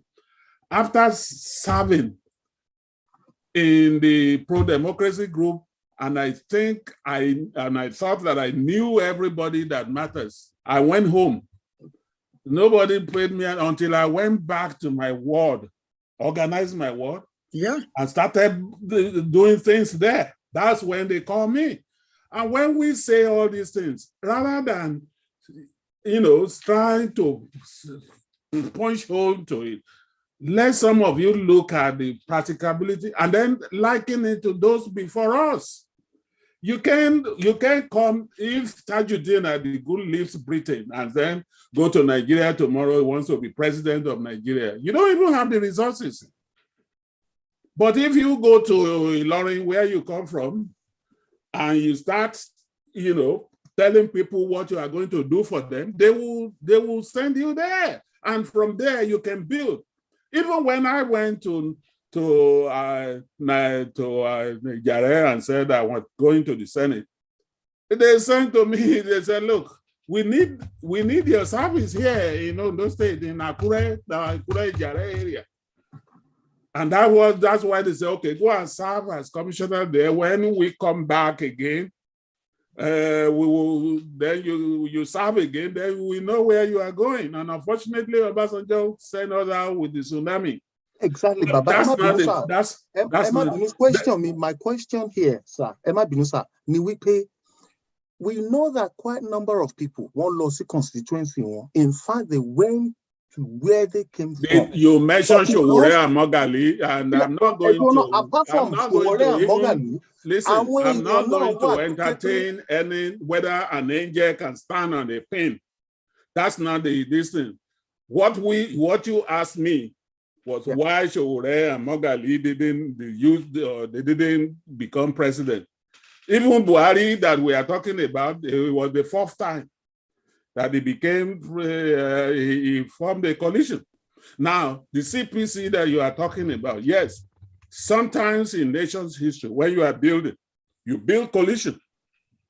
And when they said corruption was so rampant and now I can say that between Buhari and Jonathan, I don't even know which administration will top each other in corruption. I'm ready to admit that. But at that time, they said, look, what can we do? And I'm repeating it. I'm repeating it. What can we do to salvage this country? Corruption is so rampant. And this man, he doesn't like this. And when I met Buhari, he was still using a 1979 Range Rover. And I said, could it be? But what about all the things he's been saying and been doing before? They say, oh, he's changed. His driver is a Christian. His cook is a Christian. His girlfriend, I mean, all along. He was well packaged. What can I do? The moment I started in that party, and I realized by the end of the election, I resigned. So the new contraption, the APC, wasn't part of my destiny. We even I have my letter of resignation to the National Executive Council. I can send it to you if you want it. It was dated 2011, before APC. So don't give me all this. Look, listen to what we are telling you. Is the way to build society, not trying to catch you. Everybody will know. Even I know now that Buhari was what he was. However, we never thought there was any chance for somebody to be this corrupt during his administration, in which case he lied to everybody. Banji, can I come in there? Yes.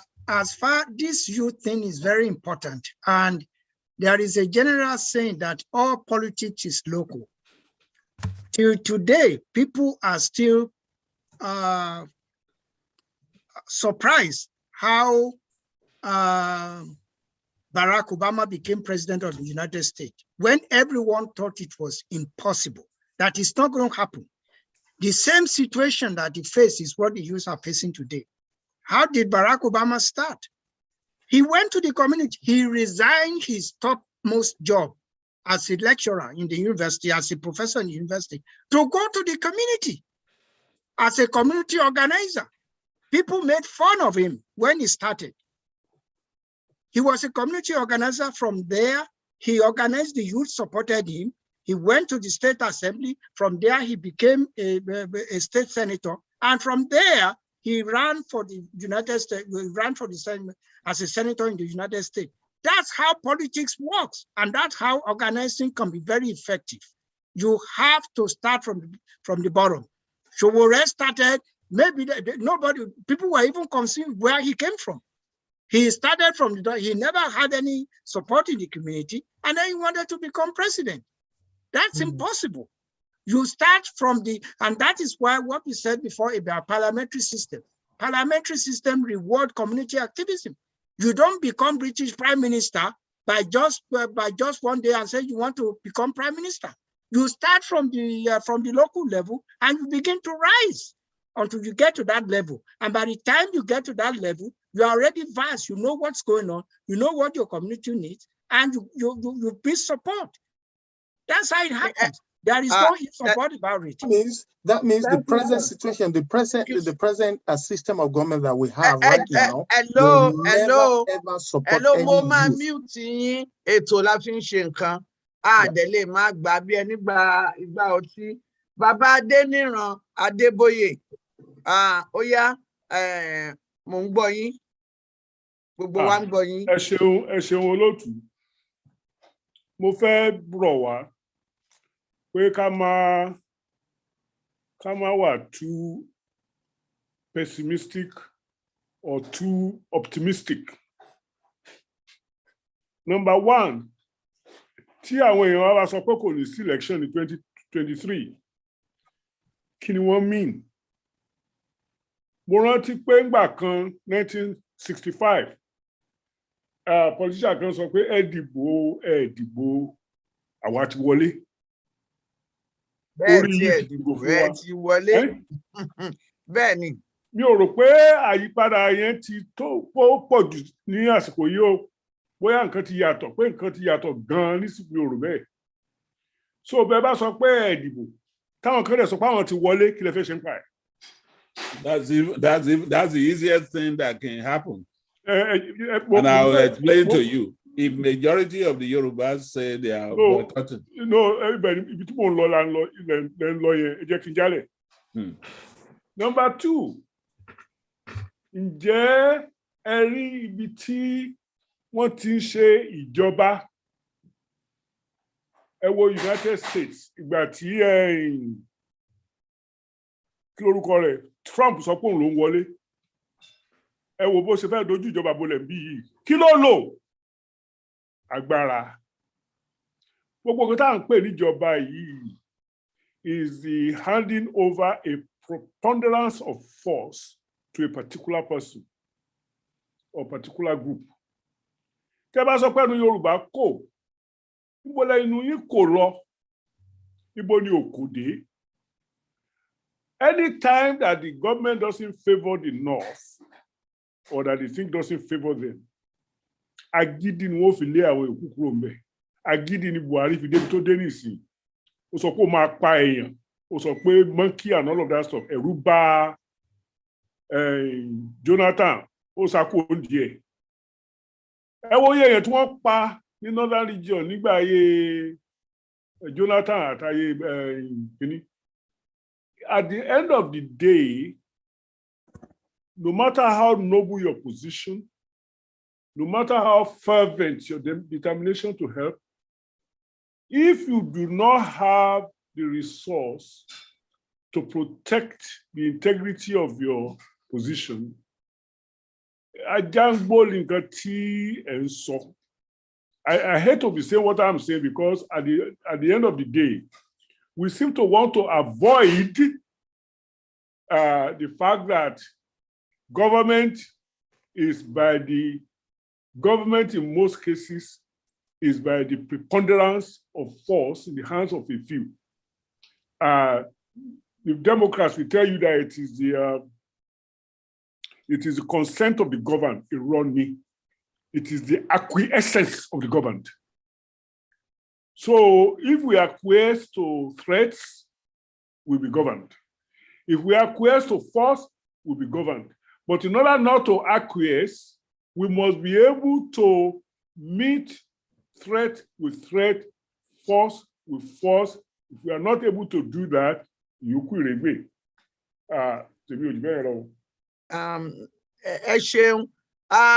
Prince Adewale JP. You can ask your question, Prince Adewale JP. Ẹ dákun èrò pọ̀ ọjọ́ sì ti lọ kò yẹ ká ju ìṣẹ́jú mẹ́wàá lọ mọ́. Please unmute yourself, sir. Oh, okay. Okay. Let's go straight to the question. Ben, thank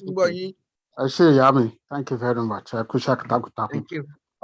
Béèrè mi was open, but my béèrè straightforward because election tí à ń sọ̀rọ̀ lórí ẹ̀ sìn.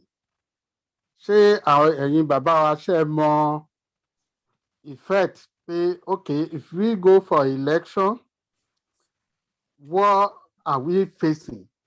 Is it the same constitution tí aṣọ tí ò pay wa la fẹ́ face la fẹ́ lọ contest? Or we try to advise our people if the options they have, rather than going for the election for now for 2023, and the outcome, what is going to happen to them after the election. Or we tell them the options that, okay, if you go for this election, this is what you're going to suffer for another 8 years. And that will be the end of Yoruba nation or the structuring or whatever. So, I mean, clear pẹ̀lú kọ́tà àwọn bàbá wa fẹ́ later then. The question. Okay. Baba Yiloge, yes. Over to you, sir.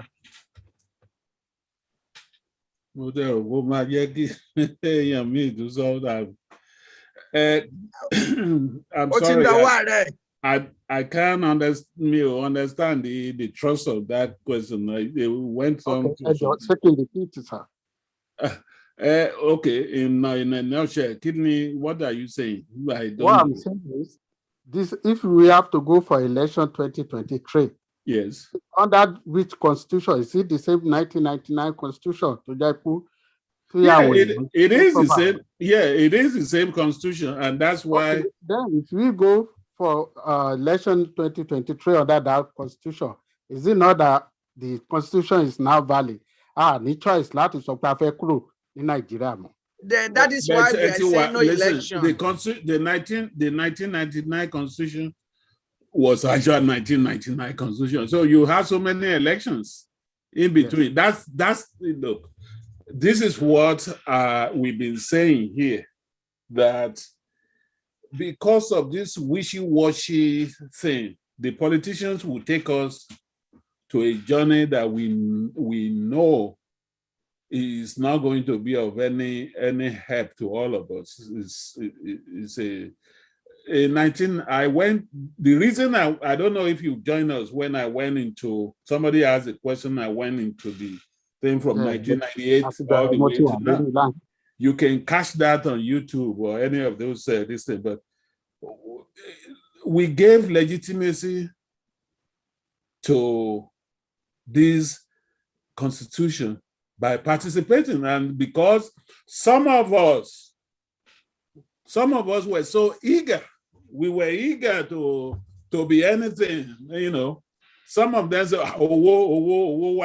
you know. We were eager.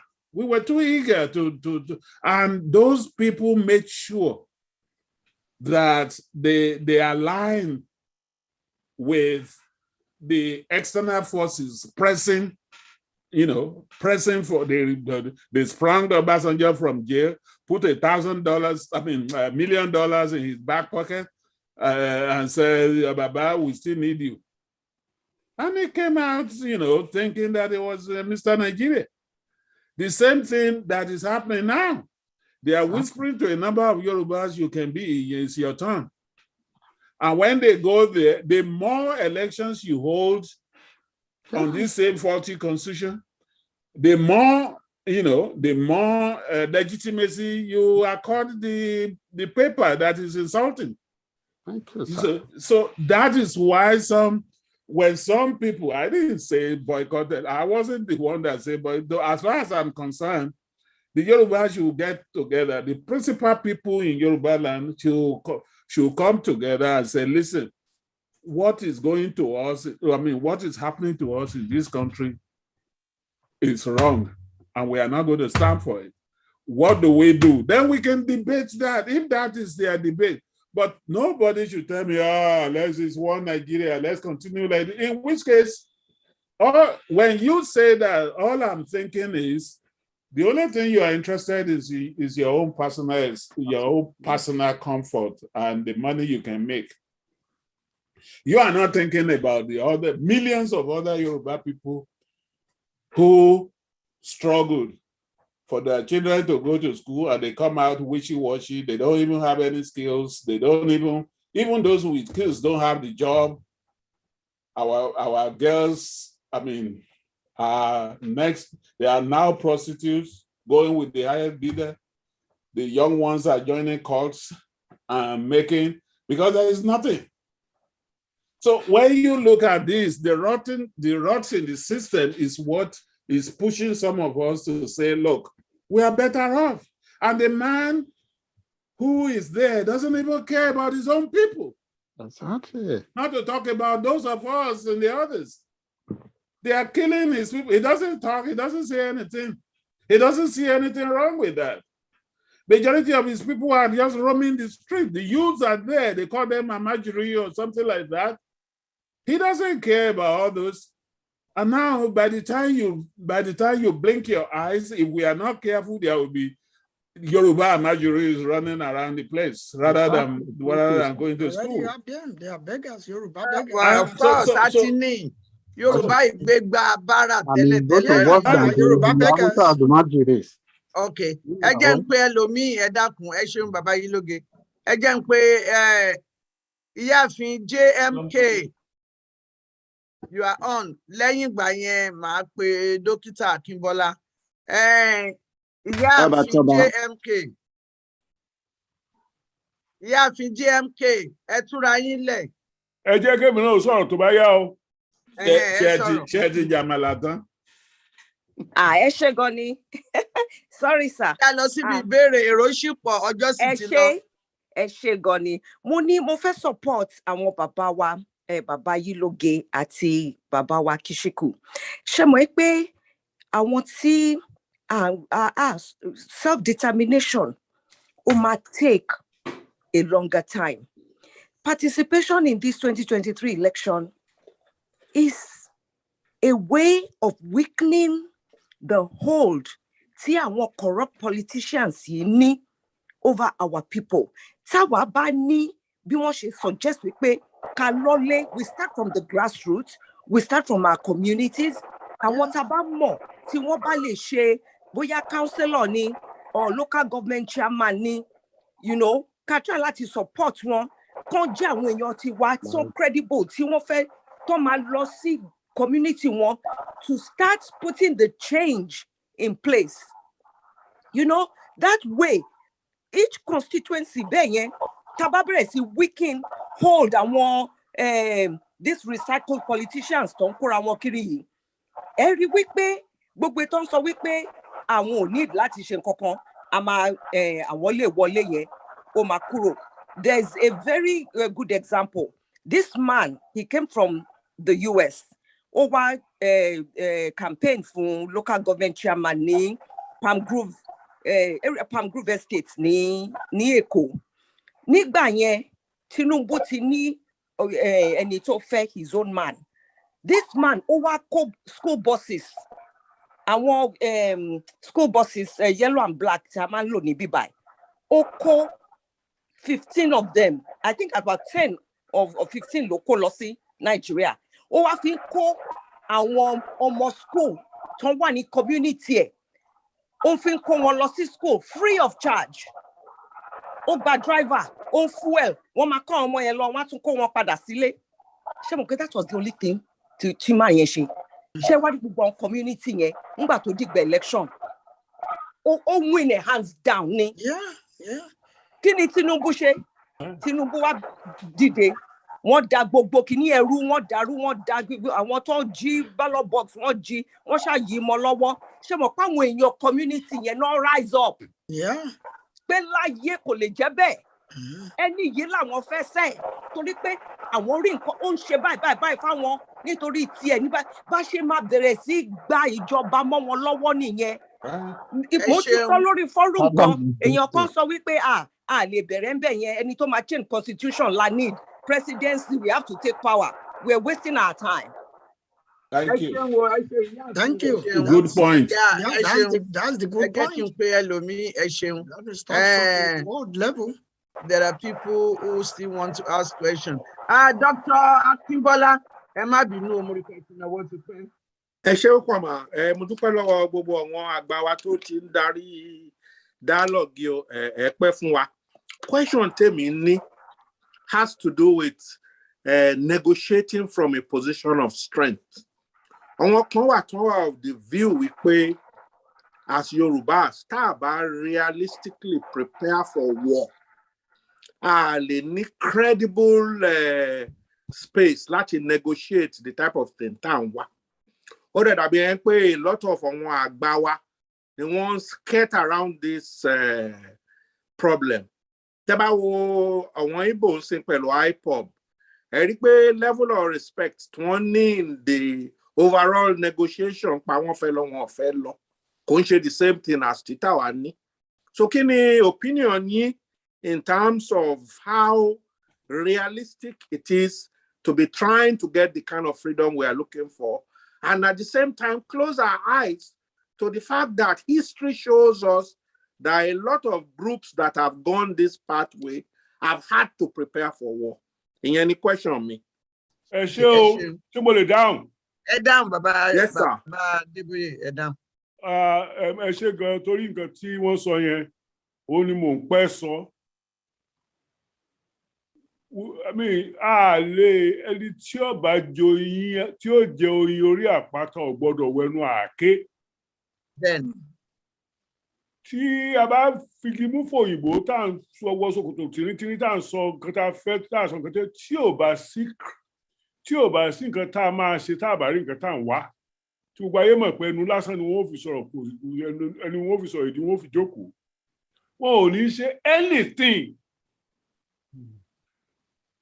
irú tí wọ́n fi wá wé Eastern region nísìn ni pé wọ́n mọ̀ pé àwọn èèyàn ò ní gbàgbẹ̀rẹ̀ o àwọn Haúsá kan ti sọ pé ẹ jẹ́ kí wọ́n máa lọ káwa yòókù ọmọ ṣe torí pé wọ́n mọ̀ pápá wọn ò ní ká wọn ǹjẹ́ a mọ̀ Yorùbá ǹjẹ́ a mọ̀ bí Yorùbá lè lọ pa èèyàn méjì mẹ́ta láàrin àwọn Fúlàní kí wọ́n ti pa gbogbo wa run wọ́n mọ̀ pé tá a bá pa wá kò sí nǹkan tá a máa ṣe pa ẹ̀ kí là ń wò èdè wo là ń sọ irú ọgbọ́n wo la sọ pé a gbọ́n tó fi jẹ́ pé àkàn máa wòran àkàn máa sọ̀rọ̀ wọ́n dẹ̀ mọ̀ pé ibi tá a bá sọ yẹn náà ibẹ̀ náà la máa kú mẹ́.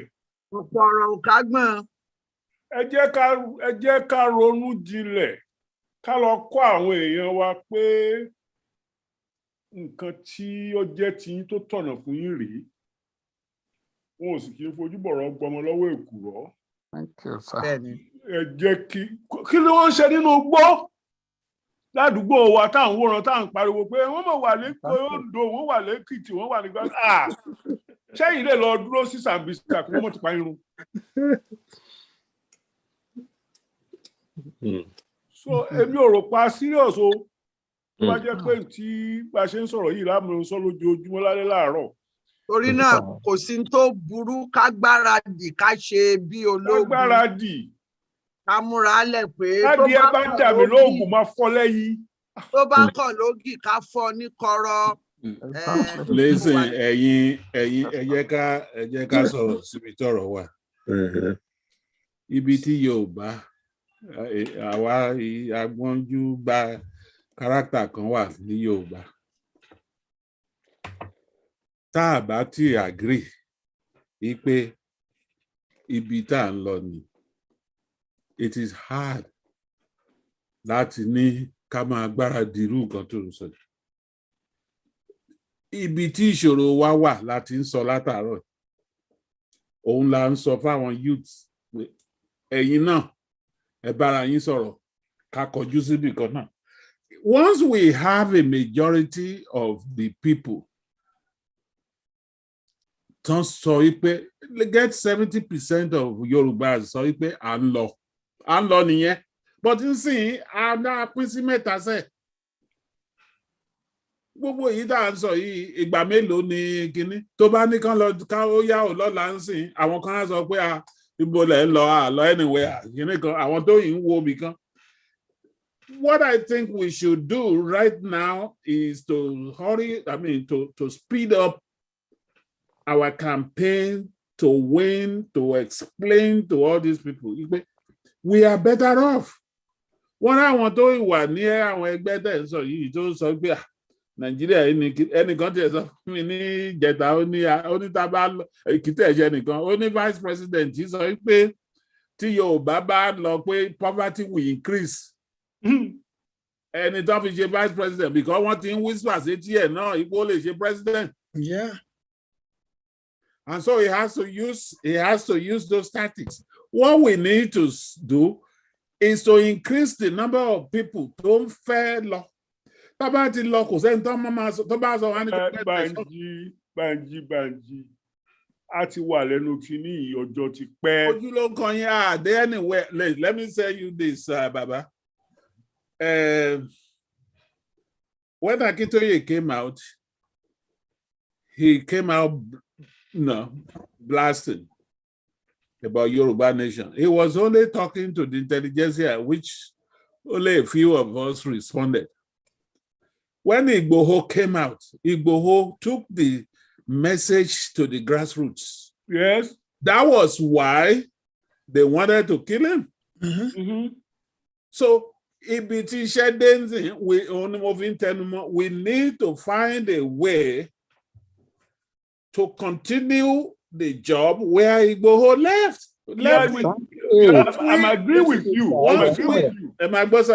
Once we revive the campaign, target àwọn èèyàn. Àwọn èèyàn sọ wọ́n ń kọ̀wé pé àti ẹ̀gbúrò yín mọ́ pé àwọn Yorùbá nation kò sí nǹkan tó ń jẹ́ mẹ́mọ́. Níjọ́ náà ti mú Ìgbòho, wọ́n ti kéèjì Ìgbòho. They don't need to bring Igboho. The corrupt government in the Benin Republic also was successful to all this. One day, mi ò gbọ́ bí téèyàn bá kọjá ládùúgbò ẹ̀ tó ló fẹ́ kọ̀ sí wàhálà lẹ́ni tó ń lọ fẹ́ board plane lẹ́ni kó má lọ. So when you look at all this, you see all these things playing. Àwa la máa ní majority. Our máa aim at majority. That's why the youths got so much love Africa as a whole. He made the youths to be in the majority. Yeah, in the majority. Anyway, that is why we need to let them know. If we increase it, Teba kúrò ní Nigeria, life yẹn better yele. It wasn't look. I mean, it didn't happen during the time I was growing up. Okay, I agree with you, but I think what we need steps. Let's educate the youth. When an Igboho is arrested, let 20 Igboho stand up. Right. In fact, Igboho fúnra Igboho fúnra don't teba follow. Only there are people tó wà lẹ́yìn òun sìn tó jẹ́ pé wọ́n tiẹ̀ tó bẹ́tà òun lórí gbogbo so we can get them out. Let's go. Right. And this is not to say I need Igboho, can't get Igboho. We should do everything to get Igboho out of that place. It doesn't belong there. Either it goes to Germany or goes to anywhere or Nigeria. All of those things can be done in parallel, not in series. No, yeah. Ẹ ṣeun ẹ̀yin àgbààgbà. Ọjọ́ tí ń lọ ẹ jẹ́ mú ìbéèrè díẹ̀ sí. Alàgbà Abbas ẹ dákun ẹja ṣe pé bí àwọn bàbá oníṣọ̀nà. Alàgbà Abbas mo ti tú yín lẹ̀ ẹ béèrè yín. Ọ̀dọ́mọdé Lacram ẹ má bínú sí mi mo rí pé ti náwó wọ́n ti pẹ́ alàgbà àti alàgbà Chris Akíngbadé máa pín gbogbo yín. Àbàtọ́ba. Question Lacram máa ń gùn. Àti ìpè alàgbà Lacram pé tọ́ba o. Máa pe ta ni mo pè ní ìsìn ẹ béèrè mo pè yín. Mi ò lè àdé máa sọ̀rọ̀ kan ẹ̀yin náà ẹ̀ dákẹ́ ẹ̀ sọ̀rọ̀ ẹ̀ dákẹ́. Ó dá alàgbà Abbas ẹnu tèmi ẹ̀ mọ́ dákẹ́ ẹ láti. Ìwà náà ti náwó látàárọ̀. Ó yá alàgbà Abbas ó yá ẹ sọ̀rọ̀. Yes, n tí mi fẹ́ sọ ni pé now I think identify which way to go. It happens ẹja lọ wo how did they get it done in Egypt. All we need to do when the 2023, let's go and figure out how we can shut. I'm sure East can do it. West, we only need to shut the whole West and East down. And let's see whether North alone can do it. That's what we need to do. How can we shut down the whole of West and the whole of East? East is not a problem. They can shut it down. Our West, how can we shut the whole thing down so that nothing happens? Yeah, if not alone can do it. You begin by organizing. Nígbà tí àwọn tó believe pé wọn ò fẹ́ dìbò, nígbà táwọn olóṣèlú bá ti bẹ̀rẹ̀ tán kóra wọn jọ, like I keep saying, all these things start from the world level. You cannot be anything without being attached or having a word that you can stand on. When the people in the world started organizing, let the youth organizing and be there at the table and let their voices be heard. If they make it impossible for the people to move forward or to do any kind of any organizing or election or that's going to be the end of it. And you continue to duplicate. Let me finish. And you complete to duplicate that in all the wars. That's where people undermine that. But that's where the power really rests.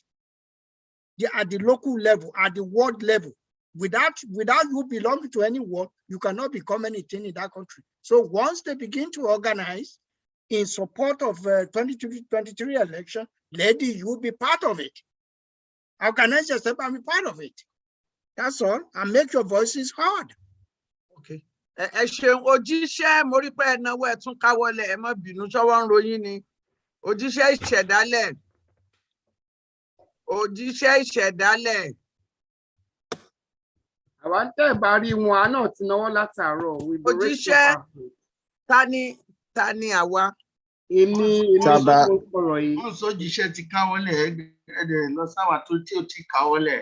Tọ́ba Tí ó rí yín mà tó yàtọ̀. Alàgbà Tọ́ba building kìnìún ọ̀dọ́mọdé làkúrà làmọ̀ ti jẹ́ bẹ́ẹ̀. Ẹ ṣe pé bí àwọn bàbá aṣọ náà. Èmi ò ní ìbéèrè tí n fẹ́ béèrè, mi fẹ́ sọ sínú ọ̀rọ̀ tá ń sọ yìí. Mi ò ní ìbéèrè. Mo sọ fún ẹ pé làkúrà ọ̀rọ̀ ẹ máa ń pọ̀. Mi ò ní ìbéèrè, àní kíní. Ọ̀dà ìṣẹ́jú kan ni mo fún yín àbọ̀ ìṣẹ́jú. Ìṣẹ́jú kan kéré jù mo ti ná ti fẹ́ yá mi. Ìṣẹ́jú kan kéré. Ẹ jẹ́ fún mi ẹ̀rí pọ́jọ́ ti lọ ní aago mẹ́fà aago méjìlá òru ní Ìbàdàn. Ṣe rí èkíní, mo rí lè gba gbogbo nǹkan tí bàbá Ìlògè tí wọ́n ń sọ lónìí. I hope some of us will try to understand what he's saying. Ìyẹn number one. Number two, ẹ̀yin àgbààgbà wa tó wà ń bí, ó dàbí pé you're living in denial. Ẹ fẹ́ gbà pé wọ́n ní ẹ̀ fún youth láyè, ẹ kàn ń ta sí wa, it is true. In the sense that àwọn àgbà tó wà ń bí, ìgbà tí Sowore jáde, gbogbo yín ni ò support ẹ̀, ẹni kan lọ sí world level. You see, you're talking of a system tẹ́yìn wà ń bí tó work. The system here builds institution. The system back home builds personality. They are two different things. So democracy tá a fi ń wò tá a kàn ń wò ń bí, èyí tó ń ṣe ní Nàìjíríà ò kì í ṣe democracy. I think the very first time tí mo gbọ́ nǹkan tó jọ was it should be about 20 years ago. Tí Professor Rọ́pò Ṣèkó ní láyé ìgbà tá a máa ń sọ̀rọ̀ nípa ọ̀rọ̀ this self-determination. What they practice in Nigeria is cultural democracy. Cultural democracy in the sense that anytime ká lọ sí world level, tá a bá dé world level yìí gan, a wà ní situation tó yẹ pé tá a bá nawọ́ sókè gan wọn ò ní pè wá, wọ́n á wò pé àwọn ẹgbẹ́ bàbá ẹ̀ ló wà níbí. Àná so àmọ́ ń sọ fún yín kì í ṣe no, that is why.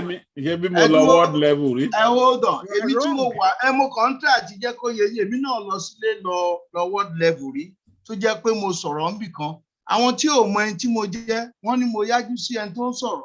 Bẹ̀tẹ̀ ẹni tó ń sọ̀rọ̀ ẹni ló wá fi òye wọn pé nǹkan tárákùnrin yẹn ń sọ òótọ́ ni. But the man wanted to beat me up. Tí ò dẹ̀ mọ ibi tí mo ti wá. Torí pé ọ̀rọ̀ tí bàbá tó sọ̀rọ̀ tí mo kind of go against ẹ̀ díẹ̀. Bẹ̀ bàbá yẹn mọ nǹkan tí mo sọ. That is one. Another thing tí mo fẹ́ fi yé wa ni pé at a time tí bá ní mo fẹ́ lọ ṣe òṣèlú ní Nàìjíríà, mi need the world level. They will give you your ticket from Abuja. Oh, need the world level. That is the kind of democracy that I run nílé. But in sin, awareness tí ń wà àti rí bó ṣe ń rí. Another point ni pé ṣe rí ọ̀pọ̀lọpọ̀ atakọ̀ ń sọ̀rọ̀ ń bí. We are not really stakeholders in the political scale. Ọ̀pọ̀lọpọ̀ wa area tá a ti jẹ́ professionalism, I mean areas of our specialization la mọ̀. Bẹ́ẹ̀ pé torí wàhálà tó wà ń ta ló wá di pé ọ̀pọ̀lọpọ̀ abẹ̀ sí dá sí à ń sọ. Ibi táwa gan ń gbé, ǹjẹ́ a mọ bí wọ́n ṣe ń ṣe election bẹ́ẹ̀ yàtọ̀ sí pé a kàn ń kà á. Ǹjẹ́ a bá wọn lọ́wọ́ nú ẹ̀ pé òkè ibi tó tiẹ̀ ń gbé tí ẹ̀yin tẹ́ wà ń bẹ̀ tí ẹni tó fẹ́ run tí ò bá tí fi tiẹ̀ ṣe kò lè win. No, we are not part of the system where we operate. Ilé tá a ti fi sílẹ̀ ní 1950, òun la ṣe ń pìtàn. Ẹ̀yin kan dẹ̀ ti yàtọ̀ ń bẹ̀. And I want to assure you, somebody like me today, tí bá ní mo fẹ́ run in local government, we need the party to run. All I would do is to show up there based on my involvement, based on what I've been doing. Ṣùgbọ́n èmi fúnra mi gangan, am I really ready to go back láti lọ fèsì gbogbo wàhálà tó wà ń bẹ̀? No. So ẹ bá sọ pé ẹ lọ sí wọ́ọ̀dù ẹ̀yànyàn, ṣé ìlú mi ló rán mi wá síbi tí mo wà ní àbí ṣé Nàìjíríà ló rán mi wá ní? Èmi fúnra mi ló wá bí now, and I'm trying to build myself up to live a life that is worthy. Ṣùgbọ́n àwọn tó wà nínú géèmù tá a wí yìí, àwọn náà ló lẹ́nu ọ̀rọ̀. Number one, I don't see why election 2023 is actually a factor nípa ìjàngbara tá à ń ṣe. Torí àwọn tó fẹ́ ṣe election yìí ní ọ̀nà tiwọn, àwọn náà ń wò ó pé is a way to provide solution to the problem of Nigeria ni. Because ẹni tó lóun fẹ́ di president, ó fi pé tí ìdá bá ti dé ọwọ́ òun á yí padà. Ṣùgbọ́n àwa tó wà ń tà tá à sí nínú system là ń wò ó pé àwọn ará bí ò ní jẹ́ kó lọ ò ní jẹ́ kó lọ. My question is ẹjọ́ ìbéèrè mi mà gbogbo à ń pariwo mo fẹ́ bẹ̀ is a rhetoric à ń pariwo okay àwọn tó wà ń bẹ̀ ń sìn tó jẹ́ olórí wa do we really have grip on them? Ǹjẹ́ níṣe lórí wọn náà ẹni wọn ò jẹ́ kẹ́ lọ wọn ò jẹ́ kẹ́ àwọn òní ò jẹ́ kẹ́ lọ gan torí àwọn èèyàn tiwa wọ́n sì wà ń bẹ̀. The problem of Nigeria today is about elite and the masses period kì í ṣe north and south torí ojoojúmọ́ wọn ń pààyàn Kaduna ojoojúmọ́ ni bandit ń take over Zamfara ojoojúmọ́ ni wọ́n ń dà lóru ní Daura tí màá ní gan ti wá. It's about àwọn tó lọ́n ti fún ní opportunity to take advantage àwa tí ò lẹ́nu wọ́n dẹ̀ ṣe ń take ẹ̀ lọ. So until the masses now come to their own sense and say okay ìyà yìí ti tó bẹ́ẹ̀ kì í ṣọ̀rọ̀ north and south kò sẹ́ni tó dì yín mú kò sẹ́ni tó ní kẹ́ má lọ tẹ́ ẹ bá lẹ́ẹ̀ fẹ́ lọ tẹ́ ẹ bára yín sọ̀rọ̀ tí gbogbo àgbà wọ́n á lọ náà ni ṣùgbọ́n it's about the top the elite àwọn tó ti wà ń bì kan wàhálà tó wà Nàìjíríà nìyẹn ojoojúmọ́ ni wọ́n ń pààyàn ní Funtua tí ò dẹ̀ sí nǹkan tó ṣẹlẹ̀. La Crown jẹ́ ká bá ẹ dá sí. Yes sir. Mo ti sọ pé ọ̀rọ̀ ẹ kò kì í kúrú mo ti sọ bẹ́ẹ̀ gbà tó ti bọ̀. mi ti ẹ̀ béèrè lénìí ó yẹ ká ti ní amòye ọ̀dọ́ nínú Yorùbá gbòdì kì í ṣe àgbà nìkan ló máa jẹ́ amòye ń bẹ̀. ó mọ̀ pé ìwọ gan mòye ju àwa àtàtẹ̀. wọ́n pè wá sí amòye. tó bá yá à fún ẹ ní bọ́tìn láìpẹ́ yìí wàá máa mòye náà. But like let me have an input. There's a reason that fi sọ pé kàn lọ ward. Tó bá ní kó lọ ward, not ẹni tó lọ ward not necessarily láti contest. There are so many things you can do. You can organize from there. Tó bá organize, change direction. Okay, up to the time tí COVID ma dé, I'll give you a personal example. Mo ní mo fẹ́ contest governor in Ondo State. People were asking me, but isn't this crazy? Money come worry. I went. I knew they were going to ask for a lot of money as deposit, 25 million. Actually, what I intended to do, I'm not going to be crazy enough to put 25 million down. Form, organize the election. But I wanted to go to the secretariat, can't deny me, in the file suit in the court. You have to be in it to do it. I'm not crazy about this governorship. Give me governor. One bag of L'Abuja. Oh, staff gone. You're walking around. One come to Mejila on tell governor. I'm not ready to do that, but I wanted to be in the system to fight the system. I wanted to file a suit. The political party had no right asking me to pay 25 million to take the form, Latin field. The political organization, and it don't displace the president in Senate in New Jersey. $150 losan to not election. And to bá fẹ́ lọ sí Senate in Nigeria, the party might ask you to obtain form. Lásán kì í tí ń ṣe others. So these are the areas telling people. And I want to share any campaign office open. The leaders and most of them, this is not, I'm not paying 25 million form, but we are likely to end up in court. And that's how to build society. I'm not interested in power for what anyway at my age. But to be in it, you have to get in it. Now, when I got to Nigeria in 2020, what do minimal law? Well, at times, nothing,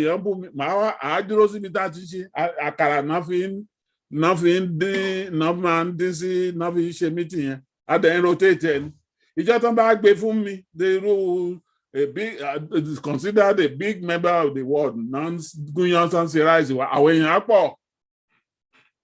So going to the world, so you don't have to, but you don't have to go and contest. You don't have initially start organizing, talking to people. One notice there, when they know you command the allow to lobby, like the man Taji was saying, allow to lobby to dele. Tó kàn dé tó ń káàkiri tó lóun fẹ́ ṣe kánsẹ́lọ̀ tọ́hún nákọ̀wé pé ìwọ àwa tó wà nílé bí wá tẹ̀ pa ni. You first of all go there, immerse yourself in the àmàjọ jókòó síwájú tata máa jà kàrà pẹ̀lú ẹmu ní. O tiẹ̀ ní mọ̀ pé mo ti lo almost 30 years ní New York City. Baba Banji. Yes. Ẹ jọ̀ọ́, Sister Yusuf, ẹ jẹ́ kí n rọra sọ̀rọ̀ kan for 30 seconds. Ẹ dúró, ẹ má ti sọ̀rọ̀. Ta ló ń sọ̀rọ̀? Ṣé làkàrà ni? Ẹ lè sọ̀rọ̀ ní ìsìn torí kò tí kàn yín, tó bá kàn yín máa pè yín. Èmi kọ́ ló tẹ̀ ń fún yàn láyè. So nǹkan tí mo sọ is to respond to when we are saying go to the world, not to take over, and you will eventually take over, but you participate, mobilize your groups, the youths, they can listen to you. The same thing, very dance. So instead, the very renewal group. Why not go to Afenifere and put a shoulder down there and elect a youthful person? Can change the constitution. The same thing, Toshi Afenifere. Wale Osun has been the leader of Afenifere renewal group. Isn't the same? You see the parallel, the parallelism of it. So when you look at all these things, they need your inputs. Those of you abroad, especially anybody, I did it. I spent 12 years there.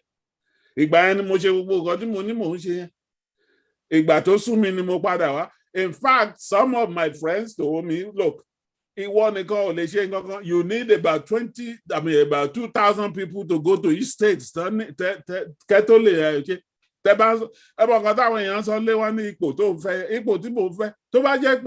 need to live here.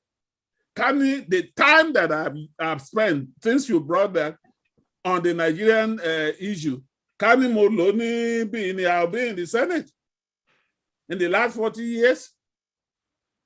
Immense American politics, using my time, energy, and money. But look, like China Achebe said, and when I think about what he said, I'm always, reassured where I did the right thing. Ilubi don't be something on the Hilton, don't be in New York. Only nígbà tó ń kúrò nílé last. Wọ́n fẹ́ kọ́ library sí ìlú òun. Wọ́n wá bá òun pé kó òun invite àwọn ọ̀rẹ́ àwọn tó mọ̀ òun dẹ̀ invite wọn. Wọ́n wá donate owó, and the whole town, they all gather together. Wọ́n donate to have a library. Ìlú ibi tó ń gbé ní on the Hudson River ní upstate New York. 17 something now call library ìlú yẹn. Kilo wá fẹ́ kó wọn sí. So he felt that he was doing something, happy to have a library in his village, but he feels useless. Kilo fẹ́ ṣe hard sí wọn. They already got most of the basic things that any modern country, any modern village or town could have.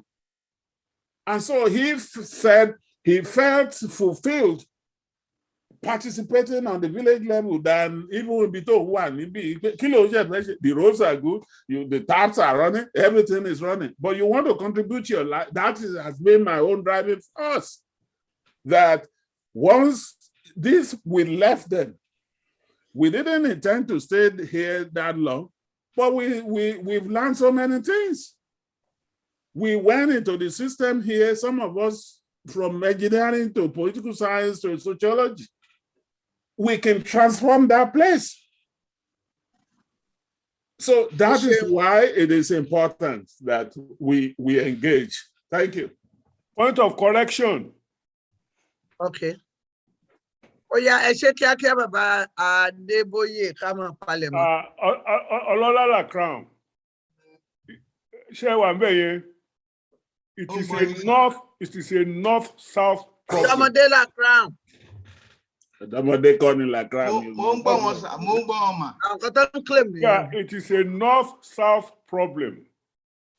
when killing was going on in the south, the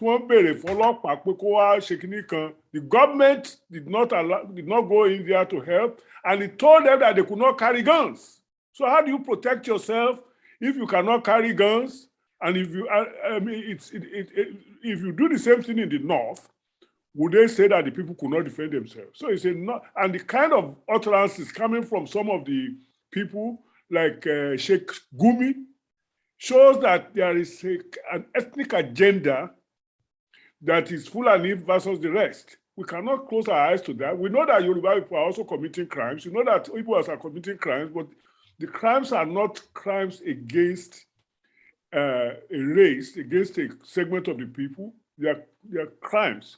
But these people want to wipe us out. They want our land. They have Ruga. They have all of these things. So you cannot say that these things are not related to North, South, or... What I'm trying to say, sir, they are not killing our people in the North. The people they are killing in the North are Northerners. I belong to But they are coming to the South. To but where the people being killed in the North are not... They're still killing them now. That they want to wipe out a class of people there to give room for Fulanis to come. Yes. And that's what is happening.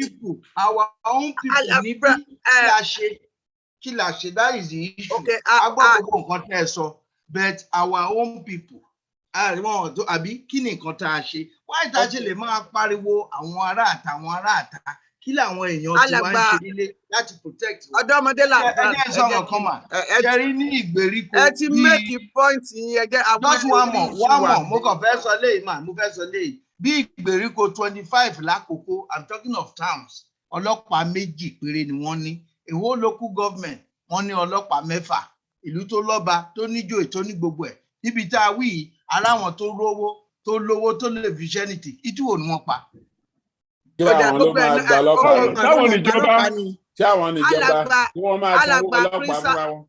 Alàgbà Prince Akíngbadé ẹ ti wà lójú ọpọ́n ẹ béèrè ìbéèrè yín. Ẹ ṣeun mà. A láti palẹ̀ mọ́ ọjọ́ ti lọ. Ẹ ṣe gan mà mo kí ẹ̀yin àgbà. Màá lọ gbá màlà mi torí bí bàbá ta ló fún Oǹdó láàyè láti jàmàlà. Mọdé kí n sọ bẹ́ẹ̀ ni. Ẹ dákun ẹ̀yin amòye ẹjẹ wọn béèrè wọn. Ẹ jẹ́ nǹkan tí èmi ní kí n sọ bẹ́ẹ̀ ni sà. Ṣé ó dá láti sọ̀rọ̀ ní orí forum báyìí? Ó máa ń da ká máa exercise gbogbo nǹkan tí a ní. Ṣùgbọ́n nǹkan tẹ́mi fẹ́ fi tó wa létí mo listen sí comment pé ká lọ lé nígbà Babangida tó dá 0 party politics sílẹ̀. Èmi nífẹ̀ẹ́ láti ṣe nǹkan lọ́kàn. Bẹ́ẹ̀ society wa yẹn ti bàjẹ́ tipẹ́tipẹ́ kì í ṣe èsì ló ṣe bàjẹ́. Ìgbà 0 party politics mo lọ pé kí n jáde kí n serve àwọn èèyàn mi. Mo débẹ̀ wọ́n bẹ̀rẹ̀ sí ń darí mi sáwọn bàbá àṣàlẹ̀ kan wọ́n ní máa lọ ráwọn bàbá àṣàlẹ̀. Mo dọ́dọ̀ bàbá àṣàlẹ̀ kìíní ó ní òkè ó ní ọmọ mi mo like nǹkan tó fẹ́ ṣe. Ṣùgbọ́n àwọn èèyàn báyìí ni ló máa bẹ́ẹ̀ ṣe program yẹn. Ó ti nominate àwọn èèyàn fún mi already. Àwọn tó dẹ̀ máa control mi nìyẹn. Mo dọ́dọ̀ bàbá àṣàlẹ̀ kejì òun náà ó ti ń fún mi láwọn èèyàn bíi 3 4 tó máa control mi.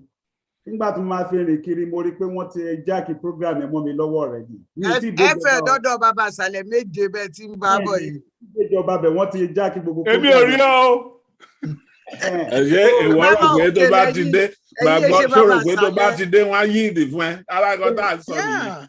You are going there to go and run for office. Let me tell you. That's not how it works. Akíngbadé. Nǹkan tó ti ṣẹlẹ̀ sí tí mo ní kí n sọ̀rọ̀ lé lórí ṣe rí èyí tó ń ṣẹlẹ̀ sí kì í ṣe north south problem. Ìdílé ṣe pé ká lọ sílé ká lọ influence politicians a lè influence wọn. Nǹkan tó ṣẹlẹ̀ sí ti kọjá yẹn ó dẹ̀ wà urgent rẹpẹtẹ ṣe rí àwọn ará bíi wọ́n fẹ́ pa wá dànù ni. Wọ́n fẹ́ pa wá dànù ni kì í ṣe pé bóyá north south ni wọ́n ti ń pààyàn ṣe àwọn wo náà ń pa ní north wọn ò pa a single Fulani ní north. Exactly. Wọ́n pa ní north tí wọ́n ń ṣe bójúbójú tí wọ́n ń shut down communication they are minority tribes ní north àwọn ni wọ́n ń pàdánù. Nobody has. Ẹ ṣeun ẹjẹ́. Now nǹkan tó ṣe rìn lẹ̀ ká lè pẹ̀lú mi. Nǹkan tí mo kàn ń sọ fún àwọn èèyàn wa lórí program yìí ó ní pé we must see the way it is otherwise tá bá ń chase shadows we are wasting time. Yes.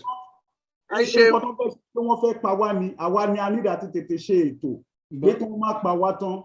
Otherwise, this time in 2023, wọ́n á ti gba gbogbo ilẹ̀ wa pátápátá. That's my country. Kó tó di pé mo lọ ẹ dákun kí n tó pe ẹlòmíì mi fẹ́ gbàgbé lẹ́yìn ìṣẹ́jú mẹ́wàá péré ló kù tá a máa láǹfààní láti lò sí.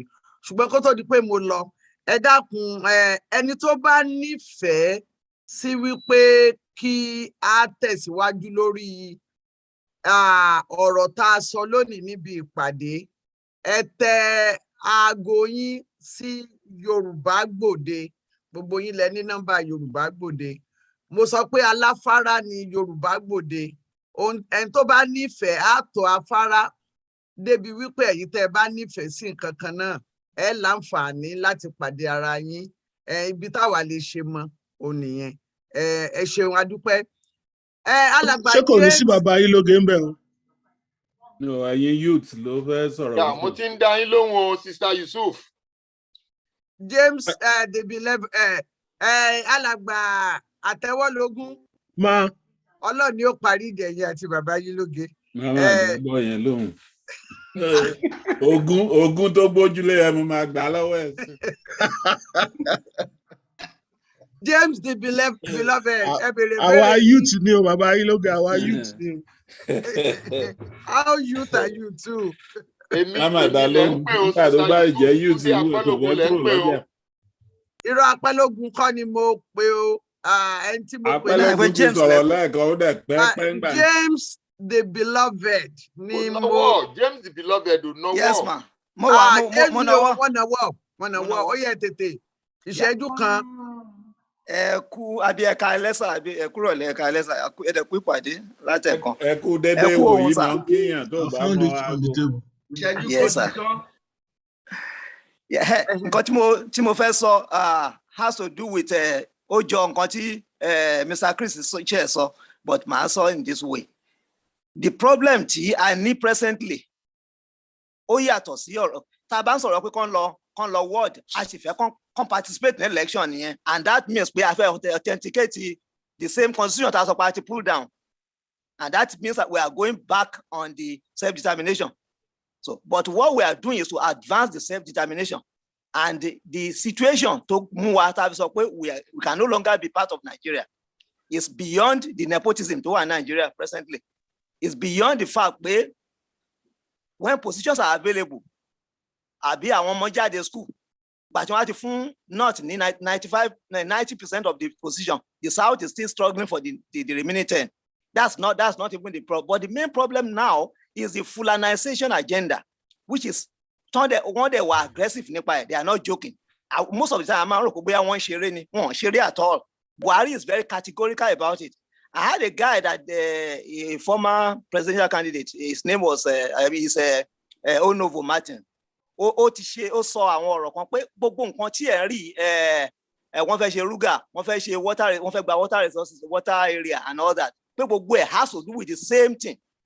Just for them to grab land in every community, every part of Nigeria for the Fulanis and make sure they settle there. And what is the essence? After some times, those portions don't settle here, they will ask for local government. They have done that in Benue State and Plateau State. One ask for local government and they give them one representative.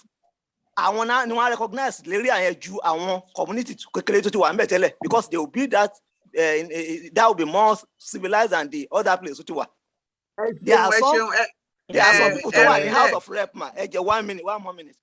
So in the House of Rep, to just pay Fulani ni won in Plateau State, and normally Fulani were not part of Plateau State, but they are representing the area because what he said to Monsibe. So when you allow them more, the next dispensation of 4 more years, they will have cleared us off. And 2022, we have to be very, very careful. Whatever it will take, they should not have the election of 2023. Whatever it will take the Yorubas, we have to prevent it. That's my solution. Alàgbà ṣe Apẹ́lógún nìyẹn àbí ta ni? No, James. Apẹ́lógún bàbá. Oh, James. Okay, Mr. James. Yes, sir. Ara nǹkan tá à ń sọ pé kí tábà ní kẹ́ lọ kẹ́ bẹ̀rẹ̀ ní ward ṣé mà àwọn tó máa wà ward extended family ẹni ló wà ward tó bá dé ward ẹ̀. Now Tabani is start from the word. Ẹni bá fẹ́ lọ lè lọ. Ẹni tó bá wà níbí kó pèlé kó sọ fún word. Gbogbo campaign you start from the word. Kò sẹ́ni tí ó ṣàṣàlẹ̀ tí ò ní GSM ní Nàìjíríà. Pé àwọn àbúrò extended family pé ibi tó yẹ ká máa lọ continue the political education.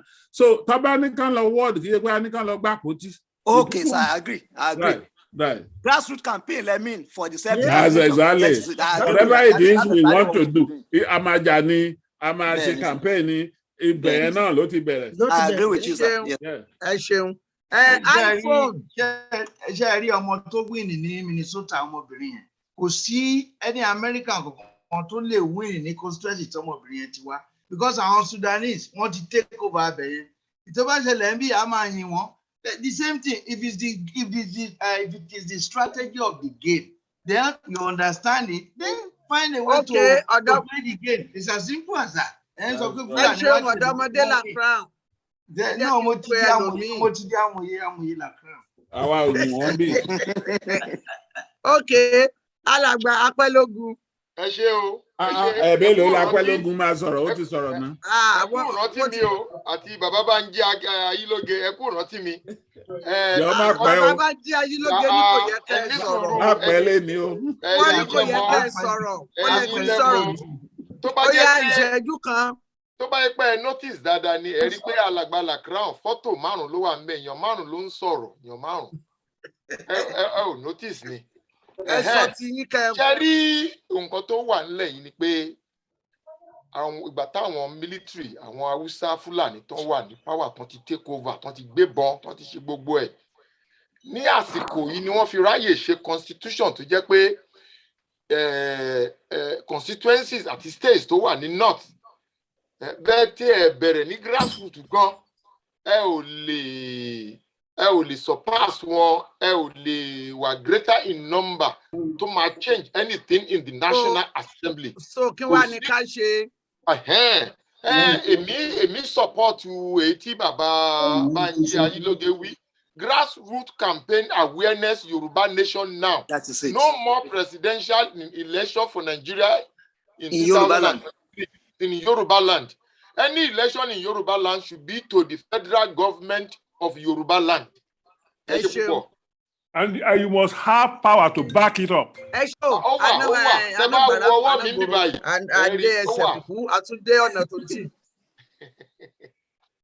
And okay, Adékúnlé Olúwalànà, ìṣẹ́jú kan.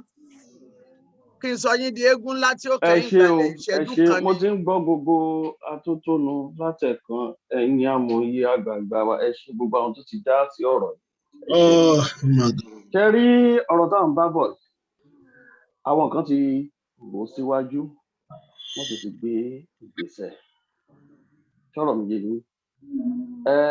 Yorùbá Nation Now movement orí kókó tá a fi gbé kalẹ̀ gan ní ọdún tó kọjá December 26 àti January 2021 tí a fi gbé kalẹ̀ òun ni wípé kí everybody kan ṣe kíni kan gbálé ẹ̀ lọ kó nílé gbálé ẹ̀ lọ tí adẹ̀gbé kalẹ̀ adẹ̀ pé gbogbo èèyàn sí àwò pé ẹgbẹ́ kan ò fẹ́gbẹ́ kan ṣe gbogbo ọmọ káàró jèrè la pèsè Ọlọ́run dẹ̀ gbà iṣẹ́ yẹn dẹ̀ bẹ̀rẹ̀ ní tòótọ́ àti lódodo gbogbo Yorùbá Nation Now tẹ́ ń gbọ́ káàkiri gbogbo ilẹ̀ káàró jèrè àwọn kan lọ́lọ́run lò láti bẹ̀rẹ̀ iṣẹ́ yẹn. Ó dá ẹrin lẹ́kẹ̀ẹ́ ṣùgbọ́n ó di ẹdúró ẹfun ẹ̀mí mi ní pẹ́ rárá nítorí mo farabalẹ̀ mo gbọ́ gbogbo tá à ń sọ pátápátá gbogbo tí kan ra ward tí kan ra street pátápátá ni wọ́n ti ṣe ètò ẹ̀ sílẹ̀ bí campaign Yorùbá Nation yìí bó ṣe máa ṣẹlẹ̀ ìgbà tá a dẹ̀ bẹ̀rẹ̀ campaign yẹn àwọn èèyàn bẹ̀rẹ̀ sí í ṣe print poster àwọn ṣe oríṣiríṣi kó tó di pé ìwà Yorùbá tún wọlé torí pé àwọn kan tó iṣẹ́ yẹn ti bẹ̀rẹ̀ ó sì ń lọ. Kí ni ká ṣe báyìí? Ohun tí mo rọ gbogbo wa ní pé kí gbogbo wa ká foríkorí ká wo bí tá a ti kọsẹ̀ because ọ̀tọ̀ ni pé ẹja ṣe báyìí ọ̀tọ̀ ni ìwà tó ń gbénú àwa Yorùbá gan tó jẹ́ pé òun ló ń dènà òun ló ń kóyà jẹ wá. Ẹ ṣe gbogbo kí wa gbogbo ìlú wa ká mú ọ̀rọ̀ yìí lọlé ká lọ fi sùn. Ẹ ṣe mo dúpẹ́ ẹ ṣeun alàgbà àtẹwọ́lógún ṣé ẹ fẹ́ béèrè ni àbẹ fẹ́ kàn sí bàbá yìí lóge torí ń tẹ́ máa ń ṣe. má máa gba àtẹwọ́lógún yìí láyè. ó jẹ́ torí pé Ìbàdàn lẹ́yìn méjèèjì. àtẹwọ́ yín mà lógún yín ẹ má gbàgbé nǹkan tẹ́ bá fọwọ́ ara yín ṣe lè máa jẹ́ o. ẹ béèrè yín. mo kàn fẹ́ kí gbogbo ìjókòó náà ni ẹ ṣé o ẹ kú gbogbo ẹ o. a máa pàdé lọ́sẹ̀ tó ń bọ̀ o. àmì o kẹlẹ́mi ọmọ gbà alàgbà Sambayo. ẹ ṣe mà mi ò ní pẹ́ mo kàn fẹ́ béèrè kan pé ṣe rí lọ́rọ̀ wọ́ọ̀dù tí bàbá Ayílóge sọ extremely very important but a need àwọn èèyàn nílé tó bá wà ní IT tí mo lè sọ ni ẹ tá bá mọ̀ èèyàn tó bá wà ní IT fẹ́ bá wọn sọ̀rọ̀ ó níṣẹ́ tí wọ́n alàgbà Sambayo yes ohun tí ẹ máa ṣe ni pé mo fẹ́ kí ẹ tẹ òǹtẹ̀ránṣẹ́ sí Yorùbá Gbòde lẹ́yìn eléyìí lẹ́yìn ìpàdé alàgbà òjíṣẹ́ ìṣẹ̀dálẹ̀ ó yá ẹ sọ̀rọ̀ àti ń pè yín náà ń bolẹ̀ lọ́ṣẹ́ lọ léṣà ní ẹ fẹsẹ̀ kan lọ léṣà. ó lọ ṣe ga òjíṣẹ́ ló gbé kínní ṣé ẹ ti rí. bẹ́ẹ̀ ni wọ́n ti ń gbé kiri mo ti ń rẹ́rìn látàárọ̀ ẹ lọ wò ó ẹni tí ò bá tì ní. iṣẹ́ òjíṣẹ́ nìyẹn. ẹ ṣeun o òjíṣẹ́ ìṣẹ̀dálẹ̀ ó yá nígbà bá ẹ wá sọ̀rọ̀. ohùn wọn ò jáde o. ohun yóò jáde o. òjíṣẹ́ kí lẹ tẹ̀ àgbọ̀ yín. fọ́tò wọn wà ń bẹ. fọ́tò wọn nìkan tiẹ̀ kó àwọn gangan bẹ́ẹ̀ àbáwòdèṣà à ń gbọ́ tẹnu yín mì àwa mọ̀ ń tẹ̀. ó dáa ẹ máa tẹ̀ kí ẹ máa dọ́gbọ́n sí evangelist Fárínú evangelist ẹ béèrè tí yín. ẹ kálẹ́ o. ó bàbá onífá. àbọrúbọ yìí o. gbogbo àtọ. ọwúrẹ́ ìwòwò fún. ìbéèrè mi náà kò lọ títí ìlú ìta ló ń bíbá ilé mi wà tí mo ti ń ṣe wẹ ní Italy. ẹ ǹlẹ́ o ẹ má bá káwọn èèyàn wá bẹ̀ o. wàá gbọ́ o ṣé ọ̀rọ̀ tí a sọ lálẹ́ yìí ó wú mi lórí first time tí máa participate lélẹ́yìí. ẹ tẹ nọ́mbà yín ránṣẹ́ sí Yorùbá Gbòde sí ní alẹ́ yìí kí ẹ lè bá a máa gbọ́ àwọn nǹkan tá a bá tún ń ṣe. ìbéèrè tí mo fẹ́ béèrè báwo ni mo ṣe lè máa tẹ̀lé yín lóòrèkóòrè. ẹ máa tẹ̀lé wa gbogbo èkínní ni pé ẹ tẹ nọ́mbà yín lórí òǹtẹ̀ yìí ẹ wá orúkọ mi kó má jẹ́ pé gbogbo ayé tẹ̀fẹ̀ orí ní orí. ló máa rí. èkejì tún ni pé gbogbo ọjọ́ Sunday ní àsìkò tẹ wọlé náà lẹ lè wọlé aago mẹ́ta New York. mi ò mọ ẹni tó sọ̀rọ̀ ó late wọlé aago mẹ́ta ni. aago mẹ́ta New York. ok á jẹ́ bí aago mẹ́sàn-án alẹ́ lọ́dọ̀ wa ń bí.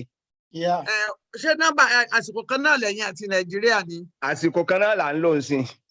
ó dáa ṣùgbọ́n kí ẹ lè bá a máa gbọ́ kí ẹ lè bá a láǹfààní àti tẹ̀lé wa dáadáa ẹ tẹ nọ́mbà yín ẹ wá orúkọ mi Ṣọlá Yusuf kẹ tẹ nọ́mbà yín sí kẹ tó lọ ẹ máa gbọ́ ìkéde níta bá máa ṣe ní gbogbo ọ̀sẹ̀ kó tó di ọjọ́ Sunday. ní lọ́sẹ̀. gbogbo Sunday là ń ṣe. ok ẹ ṣe torí mo kàn lọ sórí fọ́rọ̀mù kan Samuel Dada ní ọ̀dọ̀ wa ń bí mo kàn rí kí náà ṣe ń bẹ̀ òkè mi náà tiẹ̀ lọ wọ́n ní àbáwọn sí ń bẹ̀rẹ̀ àbáwọn dá sí. orí yín pé ń gbọ́ jẹ́ pé babaláwo ni yín. evangelist mò ń jẹ́ ajíhìnrere Ifá àṣẹ̀mọye ẹ̀ṣẹ̀ jáde ni. èmi náà rí i àwa náà níléeṣẹ́ Yorùbá Gbòde àti bá baba kéré finú ṣọgbọ́n pín orúkọ jẹ́ akọ́mọlọ́ràn bí iye kan ẹni ẹ ṣeun. ẹ ṣé o ọwọ́. Òjíṣẹ́. ṣé ń gbọ́ mi nísìnyí. Àti ń gbọ́ yín nísìnyí. Ọ̀dà mi ò mọ ohun tó ṣe. Wọ́n fẹ́ kó jíṣẹ́ ni. Àgbọ̀ ẹ mọ̀. Ẹ bá ti máa sọ lọ ẹ tún ti ta ṣe àgẹ̀rẹ̀ ní ìsìn ẹ bá ti rọra dákẹ́ mọ́ sọ̀rọ̀ yín lọ. Bákan tí ẹ̀ mú wá fún ọ̀pọ̀lọpọ̀ àwọn tá ń bọ̀ lẹ́yìn àwọn bàbá wa tó wà wájú. Ó ní pé kí gbogbo wa lọ kọ́ ẹ̀kọ́ kí ẹ̀kọ́ wáyé kóró. Ẹnu tó ti bàbá Bánjí tí wọ́n sọ nípa bí àwọn èèyàn ṣe lè gbáradì kí wọ́n fẹ́ra wọn sí ipò. Ṣùgbọ́n pé ẹ̀ bá wà tó ń fi rẹ̀ sípò. Ó lé pé ìpìlẹ̀ tó ń tọ̀ ń pè jáde kò ń ṣe ìpìlẹ̀ tó mú ọpọlọ wá. Ó máa ṣòro fún irú wọn láti ní èrò lẹ́yìn. Ọ̀pọ̀lọpọ̀ Yorùbá ìgbàlódé ni wọn ò mọ ìṣẹ̀dálẹ̀ Yorùbá. Bá àbádẹ́ mọ ìṣẹ̀dálẹ̀ Yorùbá, irú ẹ̀kọ́ wo lẹni tó fẹ́ fi rẹ̀ sí ipò aṣíwájú ló fẹ́ kọ́ àwọn tó ń bọ̀ lẹ́yìn. Mo ní àǹfààní láti kọ́ra mi ní ẹ̀kọ́ láti fi ìlú pẹ̀lú àwọn àgbàlagbà tó fẹ́ bá àgbà jẹun. Nítorí náà mo lè fi ara mi sí ipò ẹni tí mo wọ́wẹ́. Ìmọ̀ràn tí ìbá ní fún àwọn àtàbọ̀ lẹ́yìn ni pé kí á tẹ́tẹ́ ra abẹ̀lẹ̀ jẹ́ ká kọ́ ẹ̀kọ́ nítorí ìgbà tá a bá wà ní ipò tá a fẹ́ fi ra wa sí ipò aṣíwájú a máa ní àwọn èrò lẹ́yìn. Ẹ ṣeun. Ẹ ṣeun o òjíṣẹ́ ẹ ṣeun adúpẹ́ ohun yóò ní bàjẹ́ ọgbọ́n yóò ní dópè. Ẹ rí ẹ̀yin èèyàn wa àwọn èèyàn wo ló tún wà ní ó dàbẹ̀ ni pé gbogbo wa náà láti sọ̀rọ̀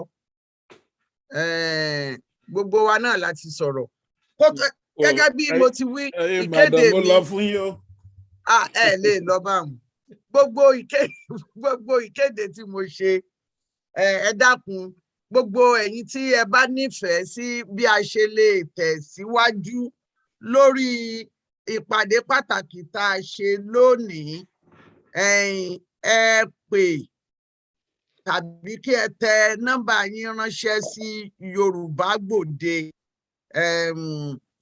ẹ dákun ó ṣe pàtàkì. Èkejì ohun tún ni wípé ẹ má gbàgbé ẹ dákun nípa ilé ẹ̀kọ́ Yorùbá Gbòde níbi tí a ti ń kọ́mọ bí a ti máa sọ ojúlówó èdè Yorùbá kò sí ní tó yọdẹ bíi pé kó pa ẹran wálé o ẹ bá a bá ń ṣe léyìí tọmọ wa ò bá gbédè ọ̀lẹ ẹ̀dí wa o kò sì yẹ kó rí bẹ́ẹ̀ ẹ dákun ẹ jẹ́ kí àwọn ọmọ yín kí wọ́n wá kọ́ ẹ̀kọ́ bí a ti sọ Yorùbá nílé ẹ̀kọ́ Yorùbá Gbòde a ti parí símẹ́stà kan láìpẹ́ yìí símẹ́stà míì yóò bẹ̀rẹ̀ ní January 5 ọ̀nà tí ẹ ó gbà ní pé ẹ tẹ nọ́mbà mi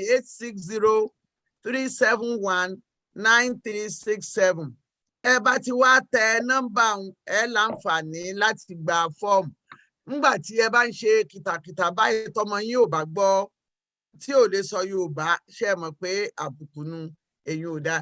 Èkejì owó ni kẹ̀kẹ́ ìrere ojoojúmọ́ là ń pariwo gbogbo ẹ̀yin èèyàn tí ẹ ràn wá lọ́wọ́ à ń dúpẹ́ ẹ̀yin yòókù tí ẹ sì ń ronú pé ẹ ṣe bẹ́ẹ̀ ẹ dákun ẹ ṣe bẹ́ẹ̀ torí wípé tí ẹ bá ràn wá lọ́wọ́ á tún lè tẹ̀síwájú lára ohun tí Yorùbá Gbòde ń gbìyànjú láti ṣe ó ní pé a fẹ́ láǹfààní láti lè jẹ́ kí wọ́n máa gbọ́ wa ẹ̀yẹ́ gbogbo ọ̀rọ̀ tẹ́ ẹ sọ lónìí àwọn tó wà Nàìjíríà wọn ò gbọ́ àfàwọn tó lówó àwọn tó wà ní Nàìjíríà ń darapọ̀ mọ́ wa ṣùgbọ́n ẹni tó bá ní àǹfààní láti lọ sí ojú ọpọ́n èèyàn mélòó ló láǹfààní láti lọ sórí Zoom ṣùgbọ́n tẹ́ ẹ bá ṣe ìrànlọ́wọ́ tó bá débi tí à ń fẹ́ ẹ láǹfààní dáadáa láti jẹ́ kí àwọn èèyàn yín ó máa gbọ́ ìwọ̀nba ní public enlightenment tí à ń sọ èyí táwọn èèyàn bá ń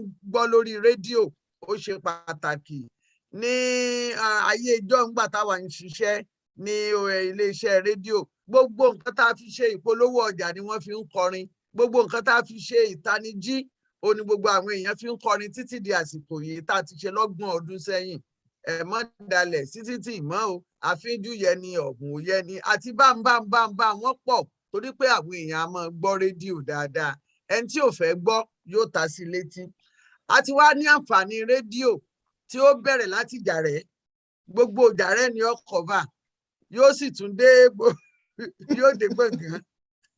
tó bá ṣáàtì dé yàrá mi ò bìkítà bí ò tiẹ̀ dé gbọ̀ngàn. ẹ jọ ṣé Nàìjíríà nìjà rẹ wà ni. Ta ló sọ yẹn? Ta ló sọ nínú èyí? Evangelist ni èmi ọmọ. Evangelist. Bàbá Àgìdìbàlàjà àwo Ilé-Ifẹ̀. Ẹ lè sọ nǹkan kan mọ́. Àgìdìbàlàjà ni àwo Ilé-Ifẹ̀, àwo onígbà onígbọ̀wọ́. Ọ̀yọ́ Aláàfin lè ní òjò pàṣẹkẹrẹ ọmọ àti bàbá. Lọ́wọ́ máa sọ yìí tó sọ yẹn. Ìdí mo fẹ́ béèrè ni pé ṣé ilẹ̀ Yorùbá ló wà, mo ṣe mistake tí mo pe Nàìjíríà ni.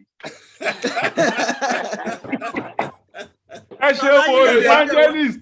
Èmi ò gbọ́ bí mo ṣe fẹ́ àwo olórawo mi ò ní sọ̀rọ̀ débẹ̀ àwo ẹgbẹ́ Àkúrẹ́ ló wà, kò sí àwo kankan tó ráwo kankan, ẹgbẹ́ Àkúrẹ́ ló wà. Evangelist ẹ bá mi tẹ nọ́mbà yín lẹ́ẹ̀kan sí ẹ dákun. Mo ti tẹ ránṣẹ́ sí yín o. Mi ò rí o, mi ò rí, mo ń gbìyànjú, mo ti tẹ mi ò rí kó jáde. Màá tẹ sórí general wa anybody tó bá fẹ́ rí. Mi ń ṣàwo òkùnkùn, àwo mímọ́ ń tèmi o. Ó yé mi, èmi náà ti rí bẹ́ẹ̀, ẹ ṣe wọn lọ́gbọ́n orí ọmọ Yorùbá. Ó lè jẹ́ gbọ̀ngàn làwọn náà ti wá. Òun náà nǹkan tí mo fẹ́ sọ nìyẹn. Ọ̀rọ̀ wọn dàbí àwo gbọ̀ngàn ni. Ẹgbẹ́ta nìkan ṣiṣẹ́ ń bẹ̀ irúgbọ̀n àwo yẹn gan dàbí Ọlátórè Ègún ní gbọ̀ngàn. Ṣiṣẹ́ ń gbọ̀ngàn ni sà. Wọ́n ní ọ̀tẹ̀ nọ́mbà ọ̀rọ̀ ló ń sọ. Wọ́n ní ọ̀tẹ̀ nọ́mbà. Ẹ máa gbọ́. Irùngbọ̀n àwo evangelist irùngbọ̀n ẹ̀ àti irun orí Professor Adébóyè wọ́n jọra wọn.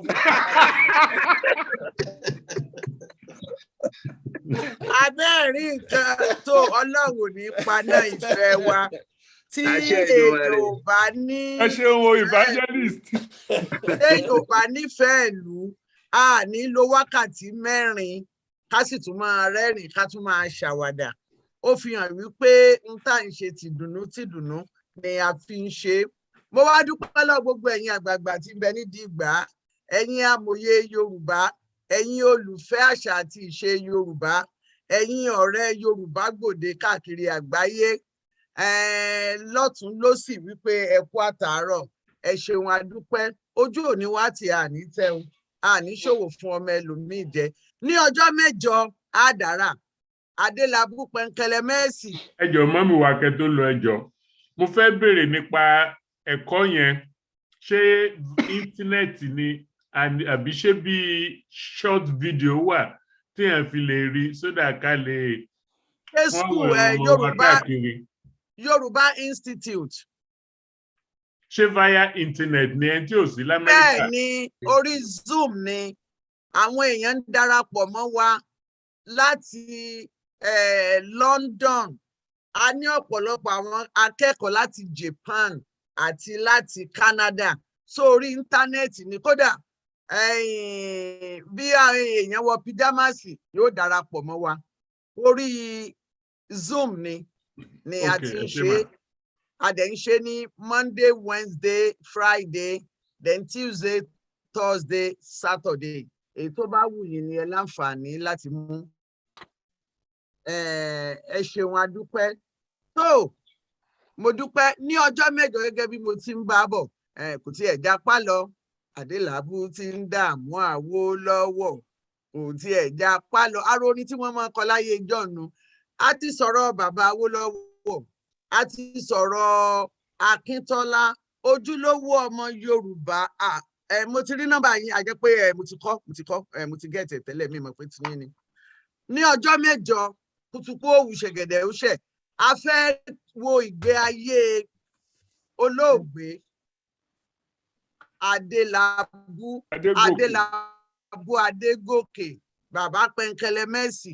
A fẹ́ wo kí ni lẹ́gẹ́sì wọn, a fẹ́ wo kí ni akitiyan wọn, gbogbo iṣẹ́ tí wọ́n ṣe, ta ni ọ̀rẹ́ wọn nígbà òṣèlú, ta ni wọn ò fi bẹ́ẹ̀ bá ṣọ̀rẹ́ nígbà òṣèlú, kí ni ohun tó jẹ́ òpó táwọn ń dìmú lórí ọ̀rọ̀ òṣèlú gbogbo ẹ̀ ní àmúwá àwọn amòye ọ̀dẹ̀ òde ni wọ́n wọn ò yí bẹ́ wọ́n ti wà níkàlẹ̀ ẹ̀yin náà ẹ mú ọgbọ́n wá ẹ mú ọgbọ́n méjì wá kẹ́ wá gba méje lórí ètò Yorùbá Gbòde ẹ jẹ́ kí a pèpàdé sí ọjọ́ mẹ́jọ mo dúpẹ́ lọ́wọ́ àwọn amòye mi o bàbá Adéníran Adébóyè bàbá Bánjí Ayílóge bàbá Akínṣíkù ọpẹ́lọpẹ́ irú yín tó jẹ́ kí irú wo lè máa sọ bíi ti kúlú sọ gbogbo ẹ̀yin tẹ́ darapọ̀ mọ́ wa lónìí ẹ ṣeun ẹ ní rí gbé sọnù bí ò ṣe bí ọmọ láṣẹ Ẹlẹ́dàá mo dúpẹ́ lọ́wọ́ ẹnjìníà mi tí ń bẹ nínú ilé Ayọ̀tẹ́jú Adékúnbi Àlàkẹ́ ọkọ yẹ ẹ mo dúpẹ́ púpọ̀ gbogbo yòókù di ọjọ́ mẹ́jọ bí ẹlẹ́mìí ò bá gbà bí èmi tí máa wí mo dúpẹ́ lọ́wọ́ yèyé mi o